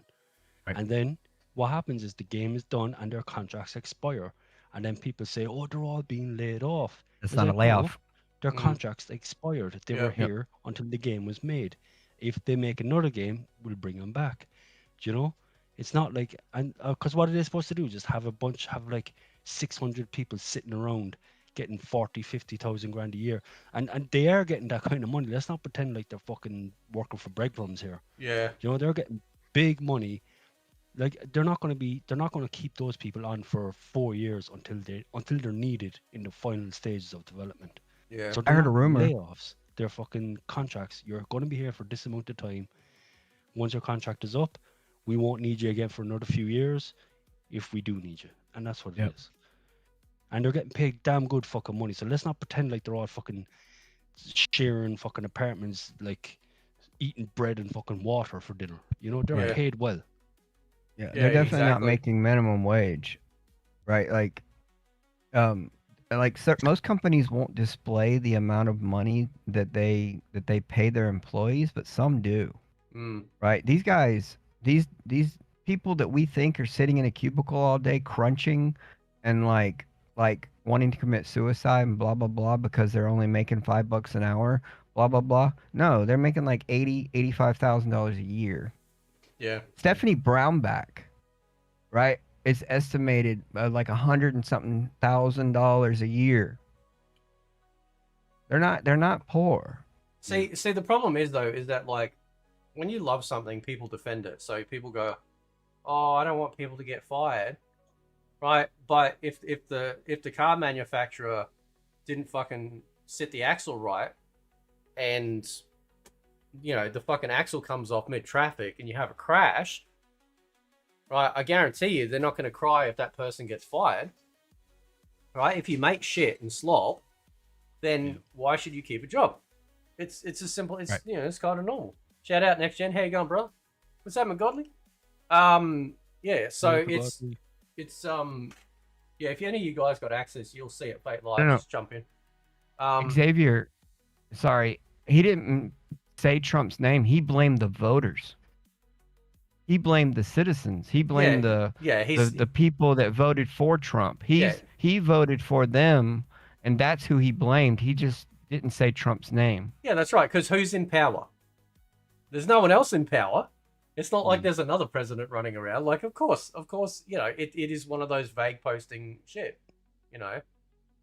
So this guy adds a sort of like a pushback. He goes, I'll give him the benefit of the doubt in saying that it's not flat out what he's saying. It's kind of half-chested, four toes down speaking that I dislike, but it may not be what he's hinting at. If it is what he's hinting at, I can confidently say that he's giving Trump far too much credit in this whole debacle. Exactly. Like, you don't think Sony, like I said, Sony's been making shit fucking choices ever since they moved headquarters to America. When they were in Japan, they were strength, and then all that imagination and risk taking on different IPs and stuff, and not just, like everything just became an over the shoulder third person shooter action game. That's what we get now from Sony. Yeah. We don't get the imagination that we used to back in the day, which sucks. Yeah. Yeah, exactly, Xavier. If you don't vote for the people that I vote for, then you're the cause of all our problems. Yeah. Anyway, he says gamers ultimately made this decision when they let slide these examples. So digital games, live service games, supportive games like Star Citizen, which don't need to leave early access, the practice of microtransactions, paywalling of relevant content to the IP, Pokemon being one of the most egregious, piecemealing stories within games, Final Fantasy VII Remake, Integrate, Rebirth, Reunion, Revelations, as an example, and a litany of other erroneous factors, like of things, of course, the biggest one would be, I'd always go back to, which is paying a subscription to play your game online. So you pay $100 in Australia, you take that game home, well, you got to pay extra if you want to play the online aspect of it, right? So, like to be honest, like a lot of this stuff has been let slide because, people just accept it. And again, I'm not saying these people are evil. We've all done it. We've all pre-ordered a game. We've all done that sort of shit. But you can't act now like, oh my God, how did this come about? You know what I mean? Like, as you were saying earlier, Ricky, like, it's come on, man. Like, it's, Yeah. But I think honestly, you or Dragoon said it. Like they've been like pretty much telling us this is coming since the PS4 days. Correct. Yeah. I saw something the other day that he was like a former, I don't know, he's a former, not CEO of Sony, but he was like high up in Sony, and he was like, he was shocked that the PS5 even had a disc drive. The PS5, he was shocked that it had a disc drive. So I need to add to this. This is perfect timing for this post. Public says, be a PS5 owner. You paid extra for the disc drive. Sony ends physical discs for new games in 2028. PS Store and PS3 and Vita dies by 2027. 551 movies wiped from the UK and the EU library September 1st. Zero compensation. GTA 6 ships as a code in a box. Some Switch 2 games ship as empty cards, just a download key. Also, shout out to Legacy Collection on the Switch, Switch 1, which didn't have MK4 on the cartridge. So for Digital Eclipse to sit there and talk about game preservation, well, it's not really, is it? It's not. If you have to download the rest of the thing that they're advertising in the back of the box. Well, like what's to stop Nintendo taking MK Gold off the store? And now you have MK Legacy Collection, and you have 90% of the game. Yep. Yeah, that's but right. Nintendo are a great company. I've seen people saying that Nintendo are the only good company left. They're a dog shit company. Bro, Nintendo started the code in the box shit. They started it, and they started the €80 games. Like, so don't fucking give me this Nintendo or the good guys shit. Yeah. You know? Yeah, I use- have. Oh, you I go was ahead. saying, I have zero empathy, compassion for companies. I have all compassion and love for people, Yeah. right? But when it comes to companies, man, people that defend these companies, like Max does with Capcom, and like in the chat, we got people saying, I never want to do business with Sony again. That is the beautiful thing about capitalism, bro. Yeah. That is your choice, and no one can tell you that you're making the wrong choice, Yep. right? If They you say want to, that now, and they're still gonna support them and buy stuff. So well, I mean, Well, that's their choice too. So We're all hypocrites at one point in our life, right? We change our minds constantly. So if someone says fuck Sony, and then 2 weeks later their favorite game as a child has been remade and only on the Sony platform, odds are they might go get it anyways. And I wouldn't hate them for it, and I wouldn't make fun of them for it. Yeah. For saying, haha, 2 weeks ago you said this, and now you're doing this. It's like, no, dude, you changed your mind. And I totally respect that. I will, and again, like that's the thing. We're not, killing babies and kicking puppies here, right? Right, Like I get right, that. right. But like the thing is, and this is again, I'll always come back to PC gamers. PC gamers don't tolerate shit, right? If something's crap and it's crashing all the time, or it looks like they're being hoodwinked or swindled or whatever, then especially if you bought the game on Steam, you're gonna fucking hear about it. They're gonna negatively review it. They're gonna leave their comments, and you can't leave a review unless you bought the game. So like you actually still have to purchase the game, and then like Tim Sweeney basically made it that you can't leave a review. You've got to play a certain amount or have it at a certain time in order to leave a review on their store. So they're like, even over there, they're curating stuff. So it's like this again, another reason to hate fucking Epic Games and all that shit. It's like, just let people be honest. I saw when No Man's Sky came out on Steam. Yep. Because they knew, right, they had to make it right. It was Sony that pushed them out of the box. Said, no, you got to get it out by this time, and they weren't ready. No Man's Sky is the little engine and could. It was amazing. It's one of the best space games you could ever play. Yep. And that's because the developers respected the customer, and they wanted to do the right thing, and do the right thing by them. So he also says here, used games and rentals could be next. Well, used games beyond 2028, used games for PlayStation, for new games. So if there's a new game that comes out, it's digital only. Of course, there's going to be no used game. There isn't. Now, I have seen this idea talked about on Steam, right? That it'd be cool if they could set up some sort of digital marketplace for games that you don't want anymore, right? So you can essentially put your game out there for a certain price or auction it, like how people do it on eBay. Think of it like eBay for games. And, you can either just sell it at a flat price or whatever, but then there's a ceiling. Obviously, it's like nobody's going to pay like 10 grand for a game. If it keeps auctions going up, there's still going to be a ceiling. And then that way, that could become a digital used market. I don't know how it'll go, but yeah. I said something like that years ago, and it was like, and because that was the big thing I had with digital games when they really started taking off. I was like, yeah, but I like to be able to have a game, play it, trade it in, and get some money off my next game. So I was like, wouldn't it be great if Sony had you could trade the game back to them, and then you don't even have to get cash, but you get credit off in your store, credit onto your account that you can use. I think that would end the whole physical over thing. If you could trade it back and say I don't know, they do it on market value, whatever. I don't know how they would do it. Yeah. But let's say you traded back a game and you got €20 credit onto your account. You can use that €20 towards a new game. Yeah. I think that would be a huge help to what's the word, to help the digital fucking way of doing it, Yeah. And you know what? This might force it. This might force, these companies or whatever to start looking at digital in the same way that the used market's been doing. So then that way people, it's kind of like a complete reinvestment.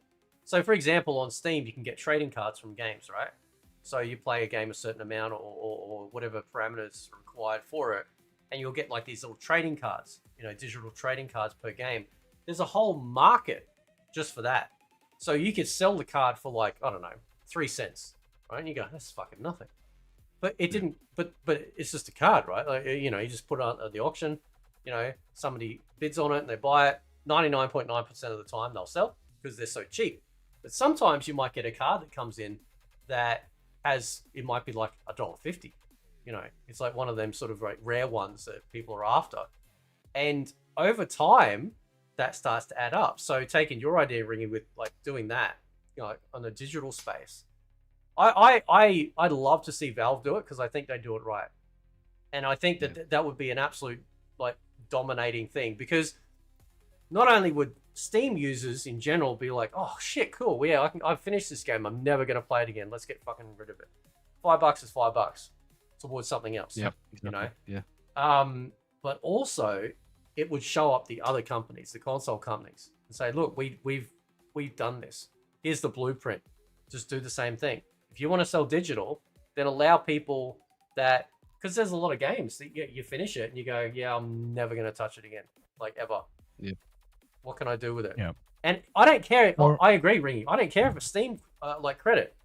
I don't care. That's perfect. I don't need the cash back. Yeah.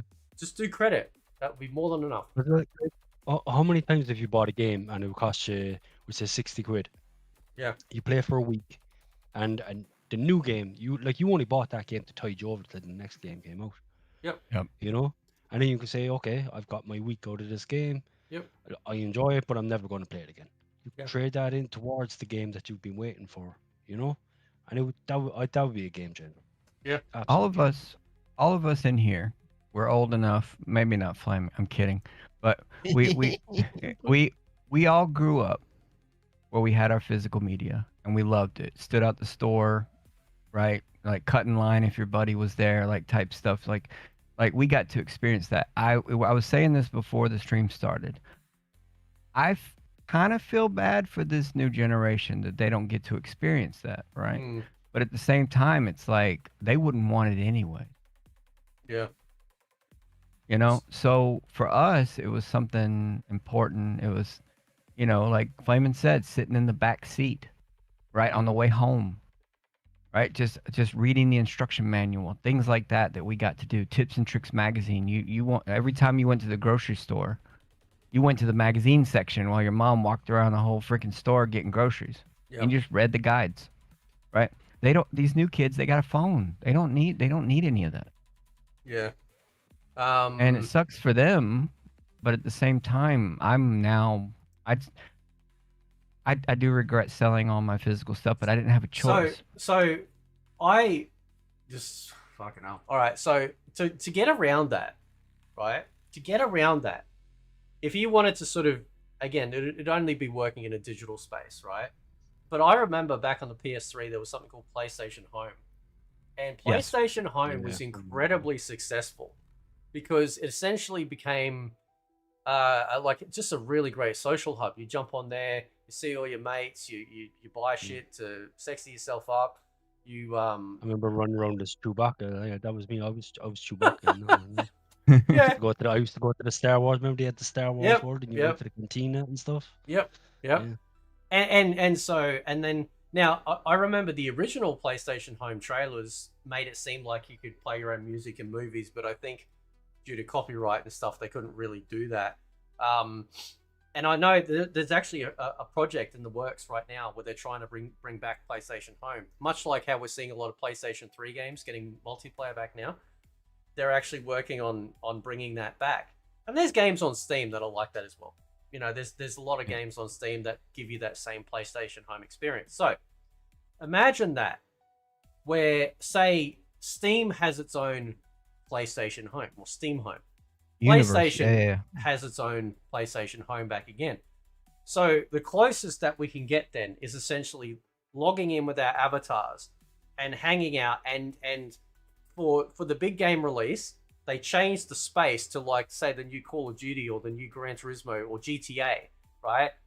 And then you can jump in there with your mates, chatting on headset, you know, and they'd have trailers playing and all sorts of stuff, and it'd be like, well, if you're here on launch night, right? Then you might get exclusive stuff that you can't get anywhere else. Yeah, you get That's a skin or something like yeah, and that's how you get people into, and people are, you can't fit like 100,000 people. No, you don't put 100,000 people on a fucking server, right? It's like you treat it like an MMO where it creates multiple slices of the server. You know, so once one fills up, it goes to the next one, next one, next one, next one, right? And so you do that, you know, and that would be a way of being able to be in the same space, even though it's not physical, right? But it's in the same space and getting people excited, and then you leave that when there's no big release coming out. Maybe you just have it just being a small social space, or you know, with some bowling and table tennis and whatever else, right? It's just something that's Shooting pool. Yeah. shooting pool, like just a social thing that's constantly running. But then when there's a big game release or something, think of it. Think of like the developers going, all right, Valve, I'm gonna pay you a shit ton of money to get a space so we can advertise our game for this like week period. Fortnite, Fortnite can do it. Like Fortnite had an Eminem concert there one time, wouldn't it? They've actually run a few. Eminem. Yep, they've run a few Eminem do a concerts. concert? So people all log into the server, right? And again, difference. Obviously, it's just, yes, you're all seeing the same thing, even if you're different slices. And you're watching the game count down, and you're experiencing the concerts, and then the thing kicks off, and everyone experiences it at the same time. They could easily do that. You can. I know they're missing out on the physical side of it, and we'll never have that back again. But this is a way for. Obviously, I don't talk to them anymore, but I remember meeting a few fucking friends there. Yeah. Never met these people before in my life, but you know, and you couldn't even do anything at PlayStation Home. You were literally just running around, you know, sending fucking chat messages. Yeah. You know, that's all you could do. Yeah. There was nothing special there, but it Yeah. was still fucking cool. So then, yeah. It would just be a virtual gaming social media app. Yeah, it'd be like yeah, you'd literally just, you know, you'd install it, you know, as a game, you launch it as a game, you log in, you got your own account, and then it doesn't have to be anything crazy. Like I said, on Steam, there are many of these social type of games. I think it's Atomic Towers one. I think I've got them favorited. And they're just cool. You go in, you play some bowling, you know, people make their own games and shit like that. But then like developers or companies or whatever could be like, right, we're gonna pay you, Valve, to specifically like have this event, you know. Yeah. And look, there could be a few games launching a day, so maybe they'll have multiple ones that you can drop in and out of. But something like that would be fucking like crazy, like you know, because Well, they then better get, if they do make that, they need to give us all the ability to, like, unlike Mortal Kombat Legacy Collection, the ability to kick people out, because like people are weird today, man. And if you put them on a social app, some of these kids don't even know how to react with normal people. oh don't no, know. I mean, I might be. look, if you treat it like an MMO space, it's very easy. You know, you can Yeah. have just your party chat with your friends that you've logged in with, or grouped up with in game. You could have proximity chat. You know, so like you can walk near people, and then you'll be able to hear each other. Proximity chat is the funniest thing ever. That'd be like it'd be like COD lobbies from the Xbox 360 days. It'd be great. It'd be you know. insane.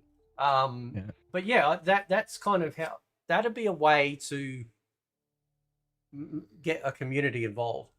You know, rather than just sitting on Discord and waiting for the ticker to kick down for the game to come out, you can And literally it's get in also there. with Go on, sorry. No, you're right. You're right. Go ahead.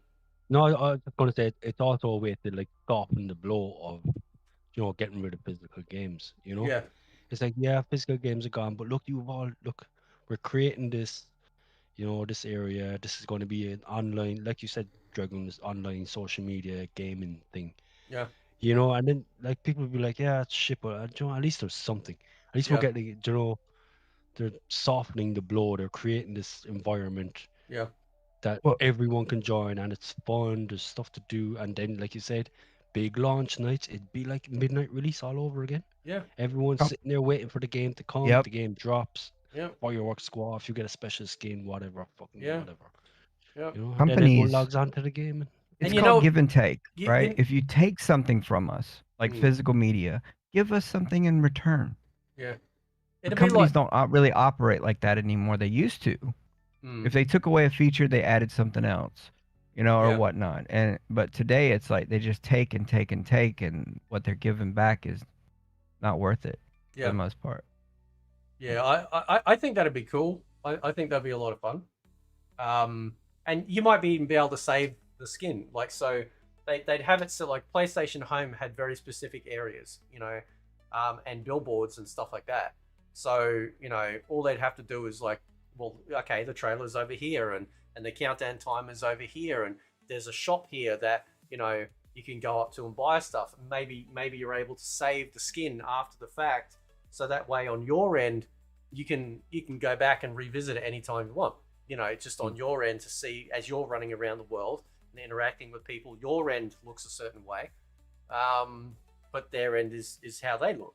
And then Nathan in the chat. Mhm. Yes, sorry to interrupt, but he's absolutely right. It's like the little things. Yep. You play a certain game, and then the game would reward you, and then you Yep. could walk around. Yep. Like Yep. You because you had your own apartment, so you could outfit your apartment again. That could be cool too. Instead of hanging out in the main section, you could all just go, like, your room could be set up in a way that you've still got a trailer playing and the countdown timer and God knows whatever else. So if you just want to have more of a private thing, you can do that too. PlayStation Home was incredible, and it sucks that they killed it because they were really onto something. Especially for with time that. as well.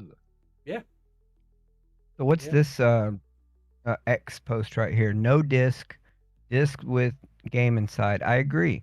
Like, but don't buy. Does that mean don't buy it physically because the disc isn't inside, or don't buy it at all? What are they trying to say I here? think they're just saying, like, don't support whatever they're doing. So it's by Pirate Nation. Shout out to him. He says PlayStation fans are massively canceling their PS Plus subscriptions to protest Mine's gone. Sony's move towards a digital-only future. Many players are sharing screenshots of their cancelled subscriptions online. This is one of the few ways gamers can send a clear message to Sony that they want games on physical discs. Money is the only language these companies understand. Everyone is worried about game ownership. I want to call bullshit on that because the only screenshot I've seen are people who have the option highlighted. Yeah. They Before have they the push option the button. highlighted before they push the button. Yeah. So and they could be then, faking like- people out. Yeah. exactly. I even like, they're turned like- off Essential. I turned it all off. Yeah. My PS5 is nothing more than a streaming device now Mm. for TV and to the portal, so Yeah. the wife can play her games on the portal streaming. That's all it's for. I'm not even gonna give them $6 a month for Essential. I They heard. can kiss, Oh, go ahead. they can kiss my ass. That's all I was gonna say. I heard a rumor that Microsoft might have been looking at removing the requirement for Xbox Game Pass to be needed for online play.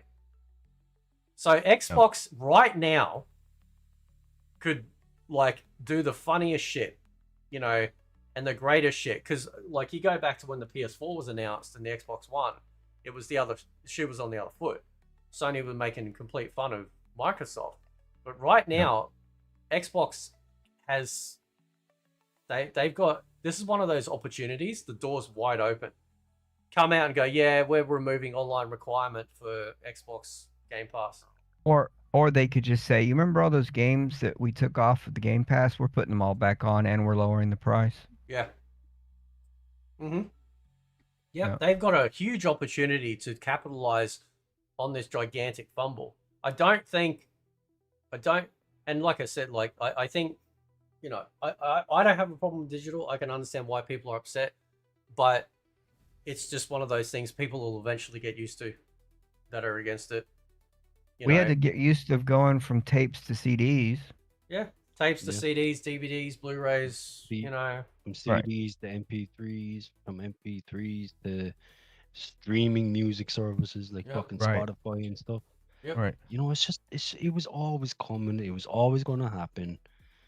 It's happening a lot sooner than I would like, Mm, but it was always coming. yeah. Oh, Use nothing. ours. Pay full price and be happy. Yeah, that's what's fucked up, man. So excuse my language again. It's like they can pull the plug anytime they want, and we agreed to it. That's the only negative part about pure digital. So there is. I'm trying to find the post. I think it's this one. So this has been going kind of viral as well, and I've talked about this. This is a little bit of a. It's a harsh reality that people don't realize, and it's also a muddy reality too. So the reality is this: is that by law, right? When you buy a game or a movie, you're buying a license to use that in the way that they see fit. It's the reason why they have warning labels of like, you're not allowed to play this publicly. You're not allowed to play this on I don't know why, a fucking oil rig. That was the weird one, you know? And so you never actually owned it. You basically said, the company or developer said, I give you permission to take this home and use it in the way that we have prescribed. You can't use it anywhere else. You can't play it publicly, do this or do that. You can only do it here. At the same time, obviously, because you own the physicality of where the license is stuck on, right? There was never anything around it going, well, you can't go and sell it or anything like that, right? And I know a few years ago, I think there was talk of them trying to stop the used game market. I can't remember who was trying to do that. I can't remember if it was Sony or who. Oh no, actually, I think it was Microsoft was or it? Nintendo. It was Microsoft or Nintendo. One of them the was two. basically saying, "Oh, you know," and listen. To be fair, like, and because this is another argument as well. So, if you buy a game, this is on the sellers of games like EB Games or GameStop or whatever. So you buy a game, right? So you've paid the developer, right? They've got their money. Then you go and you trade it in, or even if you take it back, if you've got a period of time where you can take it back, get your full money back. I don't think they lose the money. Maybe they do. I don't know. But No. that game could be sold 100 times over, and that developer will never see that money again. Right. Yeah, they were trying to do a thing where it was once it was used on like a specific console, Yeah. it couldn't be used on another console. I'm pretty sure that was Microsoft. That's trying to exactly bring what that they in. were doing because of what Fate just said. So how GameStop makes most of its profit, it's not off the initial sale of $69.99 for NBA 2K 2082 whenever it comes out, right? So they get the money up front. Like GameStop orders in bulk from Sony. So Sony is already taking what they consider a small hit because the retailers are nothing but middlemen. Yeah. Okay? So now in a digital world, there are no more middlemen. Sony gets all of it. That is a fucking genius strategy by Sony. We may not like it. Yeah. But like I said earlier, if you sold 30 million physical copies of let's just say all the games that were sold. Let's just say there are 30 million of them that were sold. Cost $2.50 to make that with the disc. You instantly saved $75 million. Yeah. Instantly by doing nothing. Yep. Right? Plus you have the factory cost that it costs to make the plastic, the assembly line that it takes to make the CDs and the booklets and then put it all together and wrap it in plastic. All that is now in the back pocket of Sony. Yeah. And all those people are gonna lose their jobs. Well, you know. Well, yeah, they are. I mean, They are. the thing is, that's just part of the world. I mean, this isn't the first time it's ever happened. And the retailers, same thing. Retailers are shut down. Here in the United States, I don't know how you guys as retailers are doing, but our capitalistic society, they've already adapted. GameStop's already ready. GameStop's already gone from here. GameStop is gone. Like there is no GameStop over here anymore. We have them here. They just closed a bunch of stores, but like what they did was if a city had two GameStops, they just merged them together into the bigger building. So when you walk into GameStop here, you walk in and it's nothing but anime statues, mouse pads, Funko Pops, cards. Cards take up over half the store now. The gaming section for physical discs you can combine the PlayStation section, the Xbox section, and the Nintendo section, and it still would not meet The the last card section, the last like the GameStop Pokemon cards and shit. the last GameStop shop that we had in my city, the clothing section was bigger than the gaming section.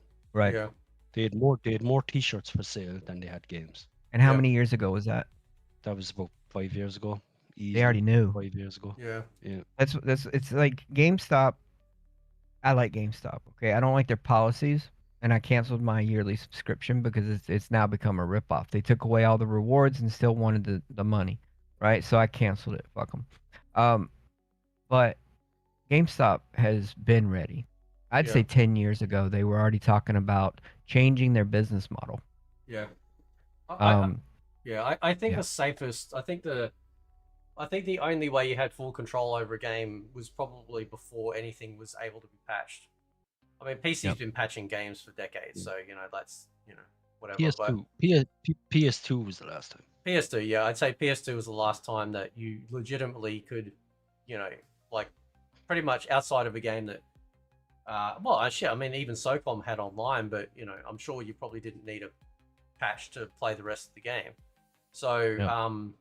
So like everything was on the disc or the cartridge. Going back further, that was the last time you truly had full control. But like, because I'm reading this thing that he says, like, and again, like I think from a legal standpoint, if you look at the legalities of when you buy a movie or a game, it's you're paying for the license for it. You don't, and I have to be very clear here because I think some people get triggered, but you don't technically own it.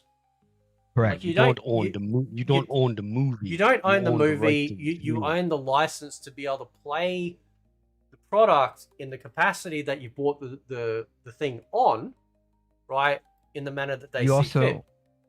you have something that sits nice on the shelf. That's probably where Yeah. most of the people are pissed Right. off about because they want it on their shelf. Yeah. Now, They wanna look obviously, at it. yeah, obviously, the gray area is that they never cared that you could resell it, right?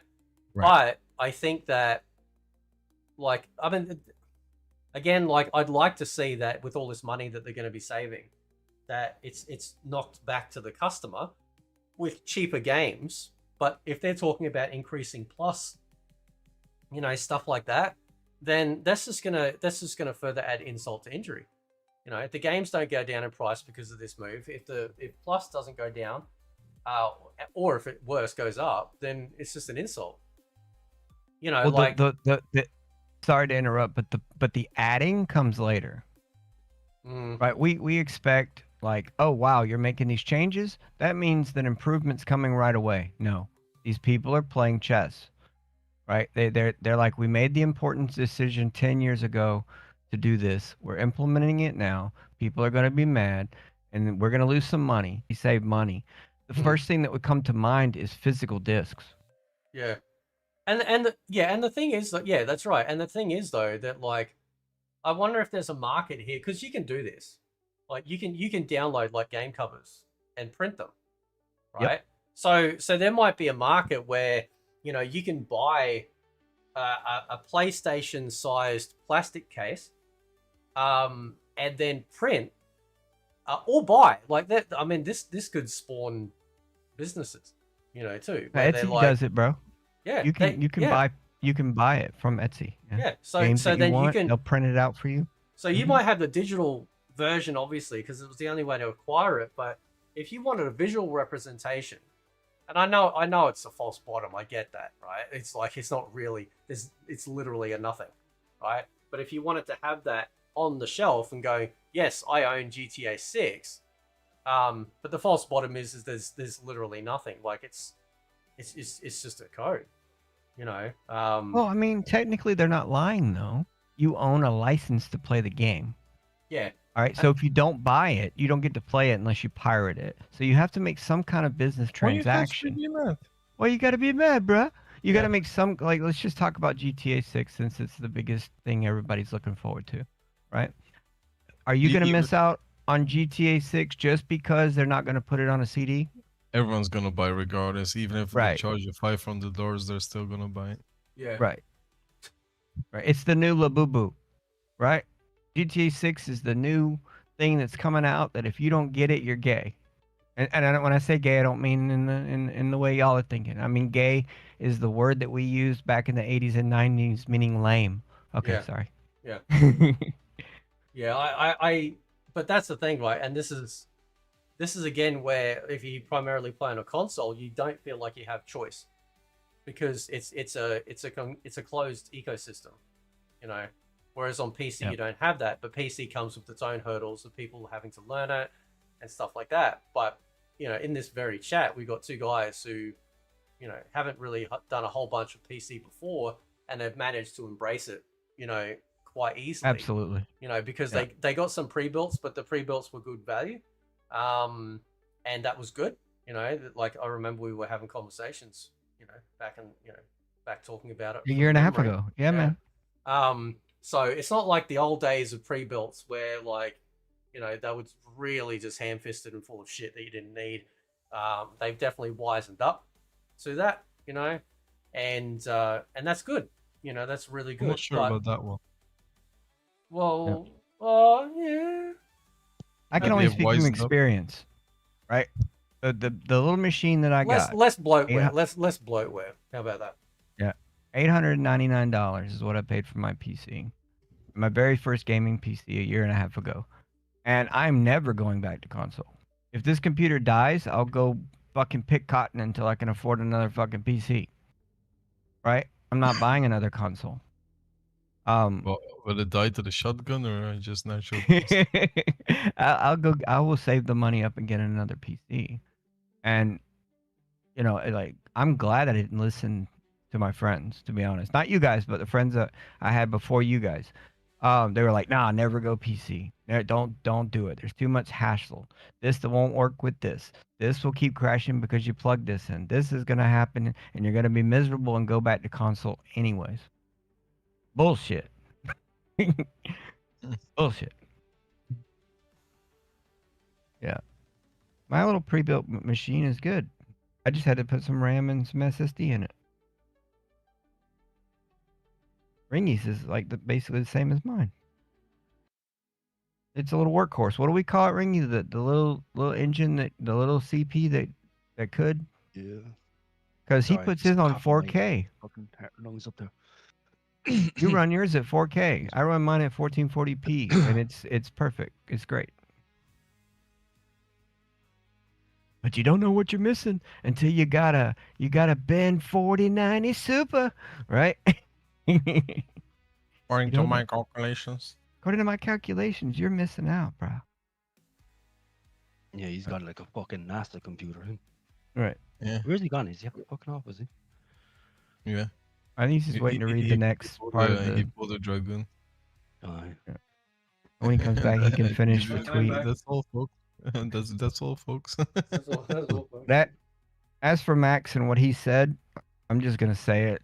If nobody else will, I think it's pathetic to blame the citizen. The customer is what he's doing when he says what he said right there. He's blaming the customer for the problem, or he's blaming people that voted for something that he doesn't like, so therefore they're the problem.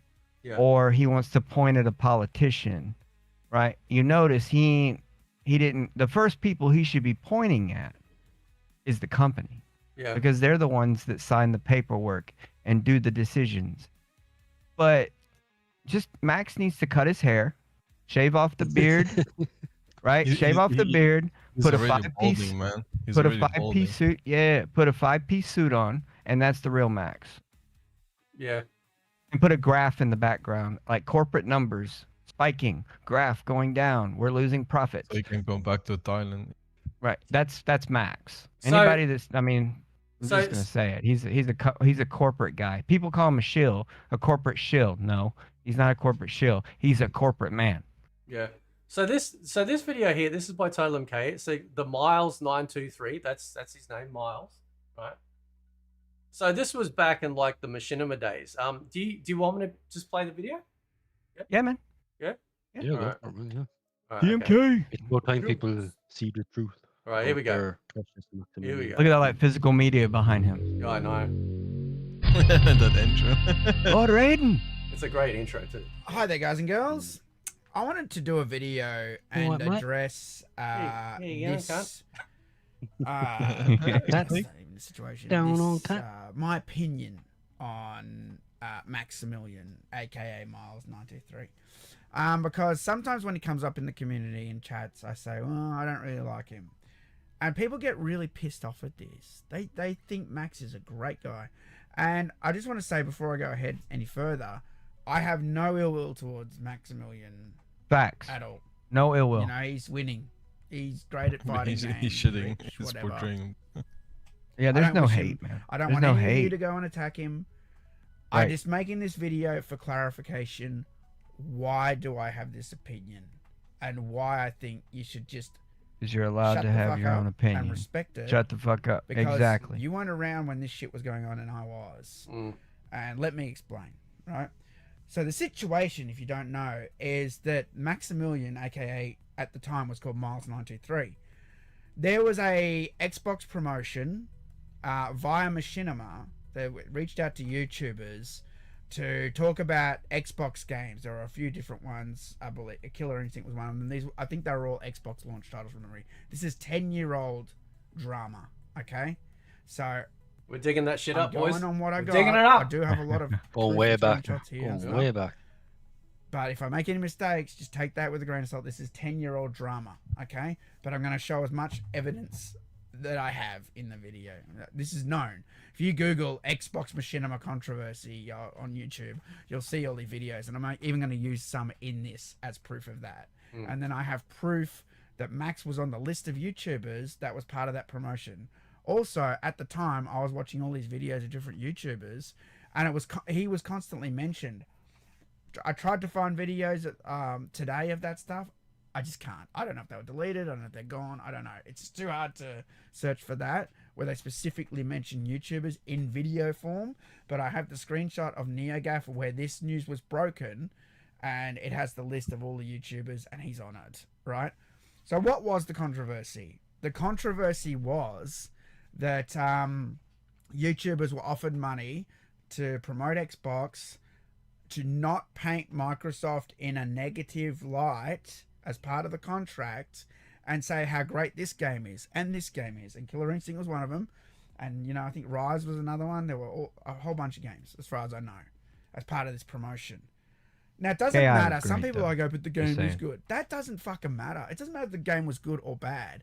By the way, if you need me to pause it, and then if you want to say something, just tell me. Yeah. No, They no, signed yeah. a Man. contract TMK's doing a good job right now. knowing that they couldn't talk badly about it. So they had to say, like, if I shit on the floor, that's the By the way, digital fracture. Sorry, my bad. I didn't mean to insult you. How you going, fracture? He goes, Mac. You can jump in the chat too. I think I gave you access too, bro. He goes, Max was also on the original botting list that YouTube released, and now you can't see it anywhere anymore. That list got fucking nuked from orbit, so he was botting. I'm assuming that's what he. That is hardly a shock. Yeah. best. I love that shit. I love it. It's great. I'm gonna go get another shit from the stores. You should get a shit too and play with it and rub it all over your hands. It's so much fun. Rub it on your And hands. they got paid for it. Oh boy, it looks like it's gonna be Microsoft and Machinima going hog wild, balls deep with that corporate meat right up into the fucking various dumbass fucking chucklehead, chowderhead, dick-headed motherfucking YouTubers who are employed under Machinima who were dumb enough to go and decide that they were gonna jump on this advertising campaign that was for the Xbox One to only say positive things whatsoever and to never let anybody know that you were being financially compensated for doing such. So essentially they're going to be gang-banging the living shit out of said individual, and then the FTC guidelines unfortunately are going to be the money shot right at the end of it because this is against the fucking law. I have a problem with this. I am fiercely honest. This is something I said to Tootin. I am a very honest person. You know, when they call me liar out there, they're lying. I may get things wrong, make mistakes. I've never outwardly put up a video to lie. I literally have burnt bridges my whole life over fierce honesty. I don't believe in Same. lying. I fucking hate it. I hate it. I've lost so many friends. I've lost everything over it. Yep. To Can you stick up pause for this for what's one right. sec? Yeah. In the Discord, I've had the exact same saying next to my name as everyone else. Without honor, you have nothing. And I have never changed it. And I don't know how long I've had Discord. Maybe like 6 years, 7 years, or 8 years. I don't know. But yeah, total MK's right. Yeah. I may say things you don't like, and I may screw up like a statistic or something and be off a little bit. But I am not going to lie to you. I would rather tell you the truth and make you cry like a baby than to lie to you to make you feel like you're being cuddled. Fuck that. Sorry. You know me, man. I've hurt a lot of feelings by telling the truth. That's right. I've lost. I've hurt a lot of You feelings. hurt my man. feelings, man. I'm pretty sure there's a lot of people in this Discord that do not like me at all. Yeah, You Ring Stars only- apologized to you me only- about that bad review for Wukong, man. Like, Right. Then no, Honest, he'll it's never not get an honest, apology. and yeah, you won't get one because I fucking stand on it. You're gonna have to keep dreaming for that one, boy. Yeah, Yeah. not I've coming. But lost that's so what you many gotta friends do and to family invoke members. change. We live in a world where everyone lies. Yeah. About everything, constantly. And all the other people, they lie too, because they're scared of confrontation. I'm not. If you're lying, I'll fucking tell you you're lying. You know? And here's the thing. He signed up with all these other YouTubers. They got paid to say how great Xbox One is and Killer Instinct. And then it blew up. Someone leaked the contract. And I'm going to have links to this video in the description. Huh? No, I was just replying to Fracture and the thing. Fracture didn't have access. Huh? Yeah, He's I gave him access. He was like, Okay. nah, fuck that. I get drunk with you in the pub. And, yeah, I get drunk with you too, Fracture, bro. No hassle. And then it became a huge thing where it was talked Sure you about all over finished YouTube that about the cake first Xbox that you put in Machinima the contract. freezer for, A lot of 2 people years that now? did these videos didn't mention YouTubers, like I said. But if you go to the source site that where the news was broken, NeoGAF, they had the list of YouTubers that were on it. And Max was one of the people on it. At the time, he had 212,000 subscribers. Right? Now, like I said, again, I got no problem with him. If you got younger guys grew up watching him and think he's great and everything, that's fine. I was Fracture watching. saying he's trying to get in there, but he can't see the link. or Yeah, something. he's just refreshing. If he hasn't, hopefully I can just drag him in. But yeah, you can see it there. Number 57 in this list, Max Christensen, aka Miles923, accepted the Xbox One console campaign assignment. At that time, he had 200,012 subscribers. That's a lot of moolah. That's a lot. That's a lot of. That is a Let's fact. yeah. Let's not take away any credit. He did that. Right. So He did that. He did that. But here's something I told people that we were at war with a while back. And then we squashed that shit. And I was just like, there you go, man. like, Fractures once in here. How you going, people- bro? what's I've watched so many YouTubers start out humble, kind, respectful, and they're like, yeah, I just want to be part of the community. I want to do great for the games and everything. But once they hit that subscriber peak, all that's thrown out the window. Yeah, Alright. so, yeah, look at Fate, man. Look how much Fate has changed. I know, yeah, right? yeah. I'm an asshole. Yeah, all the beef at Mike was fake just to promote his Yeah, it's all channel. fake. Right, it's all Yeah. fake. I guess I'll never like understand that sort of behavior because I've had you could ask Ben, like I've had a big channel before. It was pretty big before my peak days were pretty massive and I never treated anybody differently. Yeah. Yeah. I don't understand why people are like that. I never will. Money changes some people. Yeah. Yeah. Yeah, does. that's crazy to me. It does Fame, change people. money and fame and attention. It does change people. But some of us, like you, Fracture, you were probably raised properly. I was raised in a poor dump. So was I. So was I. Yep. He's a We're bum. yeah, He's we're a- both in it. Yeah, he's a we're bum. the same. We're the same gen, bro. Like we've talked about this. We both came up with like rough beginnings, man, and I think that what makes the difference. You could usually tell the difference between people like ourselves and people that were born with a spoon in their mouth and have had everything handed to them, Yeah. that are just money hungry. Yeah. So, Struggle makes How character. you going, Michael Gore? How you Yeah. going? How you going, man? All right, we'll keep playing. Watching him back then, and I don't like when people try and, give you false information or do shit for money that's nefarious and dodgy. And that's just the way I look at it. And he might be different now. All the rules have changed around advertising now as a result of this sort of thing. Like I said, this is 10-year-old drama. You know, maybe he does everything on the level now. Everything fine. You know, I don't know. But for me, who was around back then and knows what he did, it's just, for me, every time he says something, I question it. Because of that. Secondly, because of the fact that before MKX, when he talked about old Mortal Kombats, he'd trash it. And this is something that other people have even said, yeah, Max doesn't like the old MKs. That's fine, right? But then when you've got now 3 things and you're out, by the way, with me. I got the 3-strike scale, right? So he's on 2. If you talk badly about MK, and then you're paid to say that this is great, when it's illegal and against the law, and you shouldn't be doing it, that's 2 strikes. And that's why now here we are. Whenever he says something, I'm just like, you know, I just think a lot of the time he's just keeping the companies happy. They all love him. I think by now Max has earned his 3rd strike. Oh yeah. He's fucking. He's good. He's gone. Gone beyond it. Yeah. Street Fighter, Tekken, blah blah. He knows the technical ins and outs, and like I said, he does great videos. Sometimes I even watch his videos. It's not, you know, I don't hate him, but I don't fully trust him. Yeah, there's no hate. The trust has been He has lost. knowledge. That's what stage 2 is. Trust is lost. Stage 3 is Trust me, fuck bro. off. I don't talk to you anymore. That's the Australian way. Unless you Fuck have a off. reason for what you've done. Fuck off. Yeah, if I Stage catch you 1, lying to me, clean I'm done with you. Stage 2, I don't All right, trust you it's that anymore. simple. Stage 3, Why get would I lost. want to talk to somebody that I can't trust? You know, that's just how I am. And you know, this is a video from Alpha Omega Sin he made at the time. Anyway, so there's my opinions and thoughts and feelings. It's all legal. That's all I can say. It's illegal and it's fucked up and it's happening right now.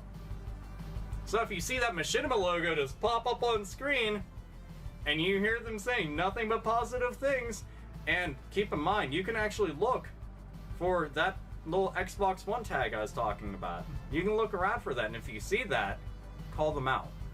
Call every fucking one of them out. Because they're corporate shills. They're bullshitters. Can you just And pause it there doesn't for 1 second? matter if... They want to be politicians. I do just want to play devil's advocate a little bit. Because if a company comes to you and they offer you a fuckload of money, Yeah. and Joe, it might not, like, we'll just say $5,000, which that's a lot of fucking money. And then they say, look, we're going to give you this. All we want to do is promote our shit, speak positively about it, and you get the money. You know, like, I don't really blame anyone that accepted that at the time for it. No, again, but obviously the issue is that they didn't disclose it. That's the big issue. Yeah. So, like, I don't blame a lot. Like, there was a big list of names there and stuff. Like, I don't blame them for accepting that deal. You know, whether Well, if it's you're- like they didn't know that it was illegal, you know, because I'm sure maybe not all of them did. But with someone with over 200,000 subscribers, like, you think you'd be a bit more clued in Yeah. to that type of shit. And that's the thing, But, yeah, like, yeah. I don't know. I don't know. Just to play devil's advocate on the situation. No, I hear. Like, I mean, that's the thing, like, because, and I think that's why YouTube has amended it so now, if there's any paid promotion, if there's anything, if a company's giving you a game, you know, and you review it, or you know, you've taken money for something, or you've got to, you know, like a lot of people do, like Raid Shadow Legends, you know, like, you've got to disclose it now. Like, there's even, I think, options in, like, when you're uploading a video, you've got to tick for, is this a paid promotion, right? And that's I had to. Yeah, and that's probably On my because- lightsaber videos. Yeah, I had to say that this was paid for with my own money. Yeah, and that's probably because of, like, you know, stuff like that. But I think it's, I mean, I'm assuming it's illegal, but I think it's more of a moral thing, you know. And so once you kind of shit the bed a little bit, and you're not really upfront about stuff, then, because if you're like 200,000 subs, you know, you're doing all right. you know, okay, like money wise. I mean, I don't know. You're not poor. So I think it's just, I think it's a moral thing.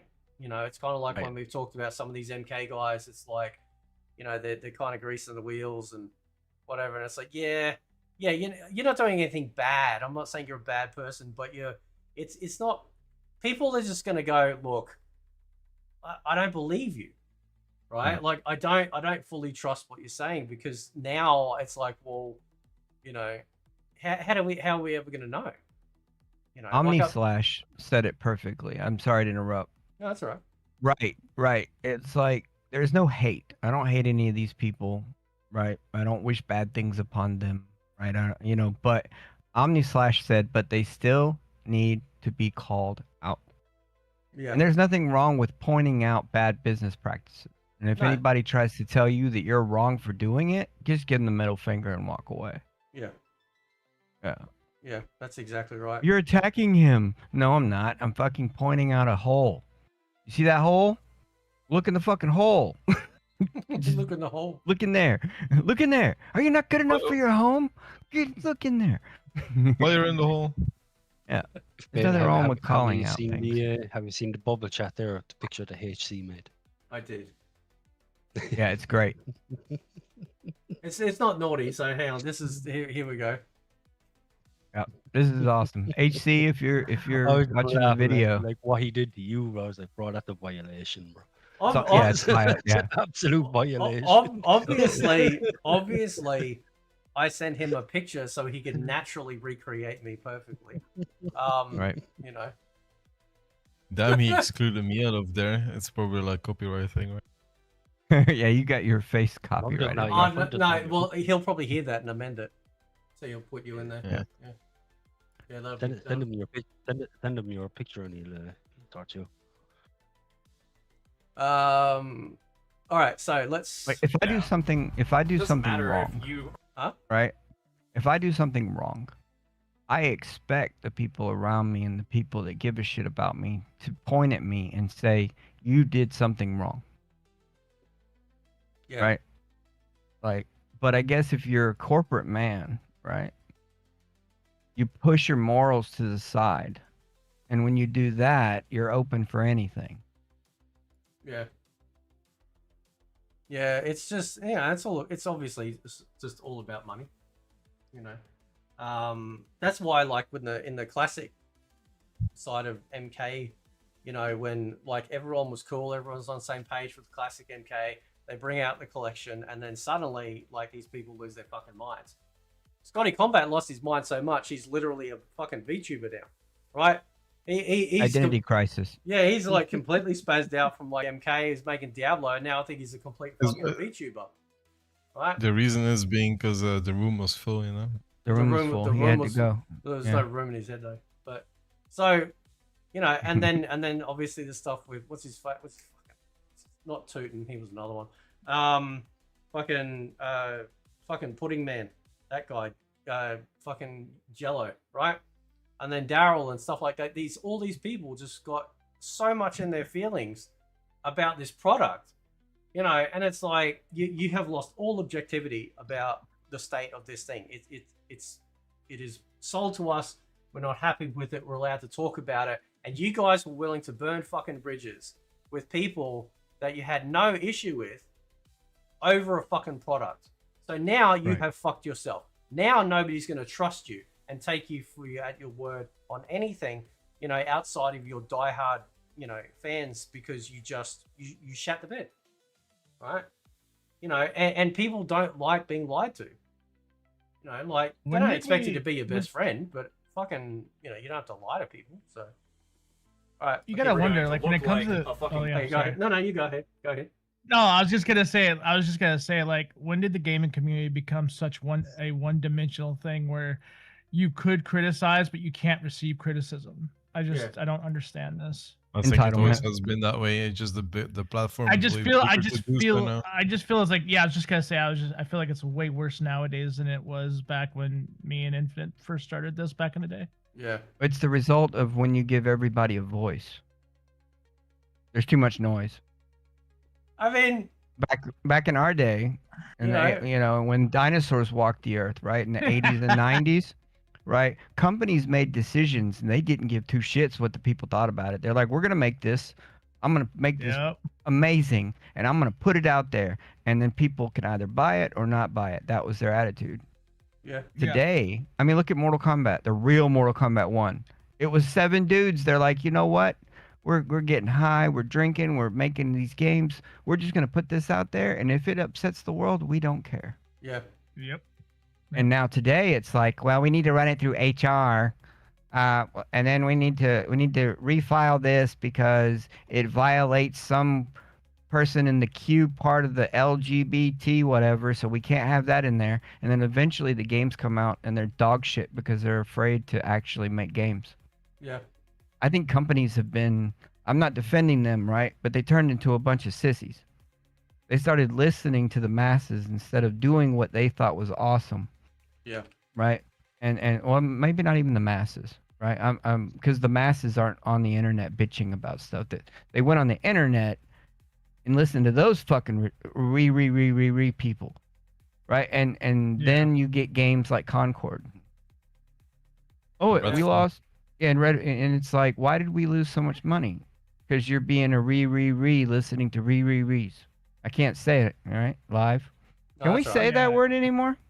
I have been trying. That's coming back, man. That's coming. I have been trying to bring that back for a while, so I'm hoping, some of the efforts that we've all, scattered across this world have been trying. It's been a community effort to reclaim the talk. That was our favorite word in the 90s. So if y'all two said it, I heard Fate and Ringy say it. So that retarded, retarded.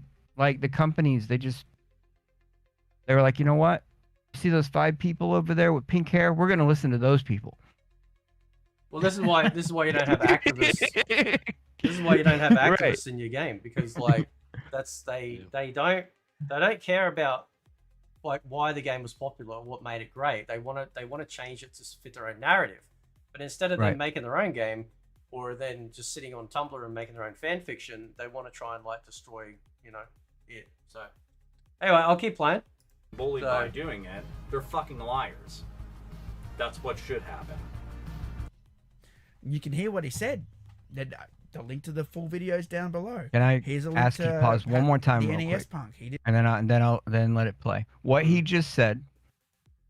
If me or any of you right now listening were to go to the courthouse and file a claim against somebody, either for violence or robbery or whatever, and it turned out to be untrue, you're going to spend time in jail. Yeah. But these people sign an agreement, a legal document that's on file of them breaking the law, and nothing's done to them. I just wanted to add that part in. Yeah. Yeah, I know. Did a video too. Sorry, it is stupid. So here's the problem. There's 2 shady things about this. There's a few shady things. There's a lot few, of shady things. There's a lot of shady things, but the 2 are one that's something that's not really readily mentioned. There is, you are not allowed to speak negatively about anything during it, which for an advertisement seems about right. However, an advertisement is fairly transparent, in exchange of cash for promotion. The thing that makes this borderline illegal, if not illegal, is the fact that the people who are involved in the promotion are never allowed to disclose that they were part of the promotion. Yes. Meaning they are not allowed to be transparent about it. Which means that you don't... If this is the case, and this sort of thing takes off, you literally do not know who you can trust unless you think they're truly trustworthy, because you will never know. Yep. Ideally, you will never know that they have accepted money to tell you something that maybe they don't believe is true. Yep. Yes. Again, If I sell you a link car, is down the bottom for the full thing, but yep. Yes. If I sell you a car and I lie about the frame, that it's been damaged before, it's been in a wreck, and I lie about that, and I don't tell you about the bad part of the car, and all I do is tell you about the good stuff. Yeah, I can. That's false. That's false. Like, that's illegal as hell. Yep. Yep. That's right. Mm-hmm. you can see that everybody covered this at the time. It was big news. But, you know, these YouTubers were scared. A lot of them didn't say his name. And like I said, I can't find any where they are specifically citing Max, but he was one of the big names on the list. There was a lot of big people on that list, you know, and I've got the list here. You can have a look. I'm not keeping anything secret. Here's the NeoGAF list. That's why. And it just pisses me off when you come at me and go, yeah, MK, totally MK, can't play fighting games. He's lying about Max. He's lying, my hero. My hero would never do anything wrong. Bullshit. And that's just the way I look at it. Now, look, you might not have Yeah, wronged the fact that Machinima had to settle with the FTC over it proves that, you know, like, it was obviously dodgy. Right? So, you know. I just don't understand why. Like, why would they not want to, like, just say, hey guys, yeah, Xbox have been in contact. Got the Xbox One console coming out. I've played it. It's fucking great. I love it. You know, like, why the secrecy? Well, because you're basically paying someone to lie. Because you might hate it. Right? So, like... Yeah, but you could come back. You can come back to, like, a thing saying, yeah, you might not like it, but I fucking loved it. Yeah. You know, and everyone might know you're talking shit because you've already expressed that, you know, you've been paid to promote it. Yeah. You know, like I don't think anyone in the whole world has ever been paid to promote something and said something shit about it. Yeah. You know, it's never happened. Like, so why the secrecy? You know, just admit that, like, you're being told to promote this, to talk, Yeah. to blaze it, act like it's the best thing ever. You know. Yeah. You know? Yeah, I don't know. It's just the secrecy part of it. Yeah. Seems Well, and like that's necessary. that's the thing. Like the deceptive part of it. You know. So, you, but basically he has wronged me by going through a false campaign for money. Give me money. I only care about money. I have no that's not what I'm thinking of. I have no dignity. I have no honesty. I have no, you know, that stuff. I will lie for money. That's what he did. And he might not have been lying about Killer Instinct being a good or bad game, but you're not allowed. It's illegal. You are not allowed to say a product's good without disclosing it. And they knew it. And back then, they were told, don't say anything. And that was on the contract, and they signed it. That's where I have the problem, right? Because they were told, you're not allowed to say anything bad about the company, and they still signed it. Right there, they should have went, that's dodgy. I'm not signing that. Because that's where your objective, that's where being objective at all on these products went out the window. I'm not a liar. All the proof's here. You can watch all the videos. Go watch Alpha Omega Sin. Go watch Pat the NES Punk, and go watch the guys with Total Biscuit who broke this news back in the day. They did a massive podcast. All the links are down below. Right? And then you can go look at the Neograph screenshots if you want. I remember a guy named Biscuit. Didn't he have a wig? MK's a liar. If I'm a liar, then how come all these people Oh, are saying the same okay, thing? He's on vacation banging chicks. Uh-huh. I've been as around. always, as he should. I'm an old head, apparently. I'm so fucking Yes. old. I'm an old head too. So this video, right? Like this. I'm gonna find some more juicy stuff to look at. So that video, that Tootin guy responded to and was making out that the only reason why Total MK was doing this video is because he was jealous of Maximilian. It's like, give us a fucking What's break. there to be jealous of? Right? Like, he's not fucking jealous of him. Who the fuck is Tootin? Yeah, you don't remember Tootin? Tooten. He was only around briefly.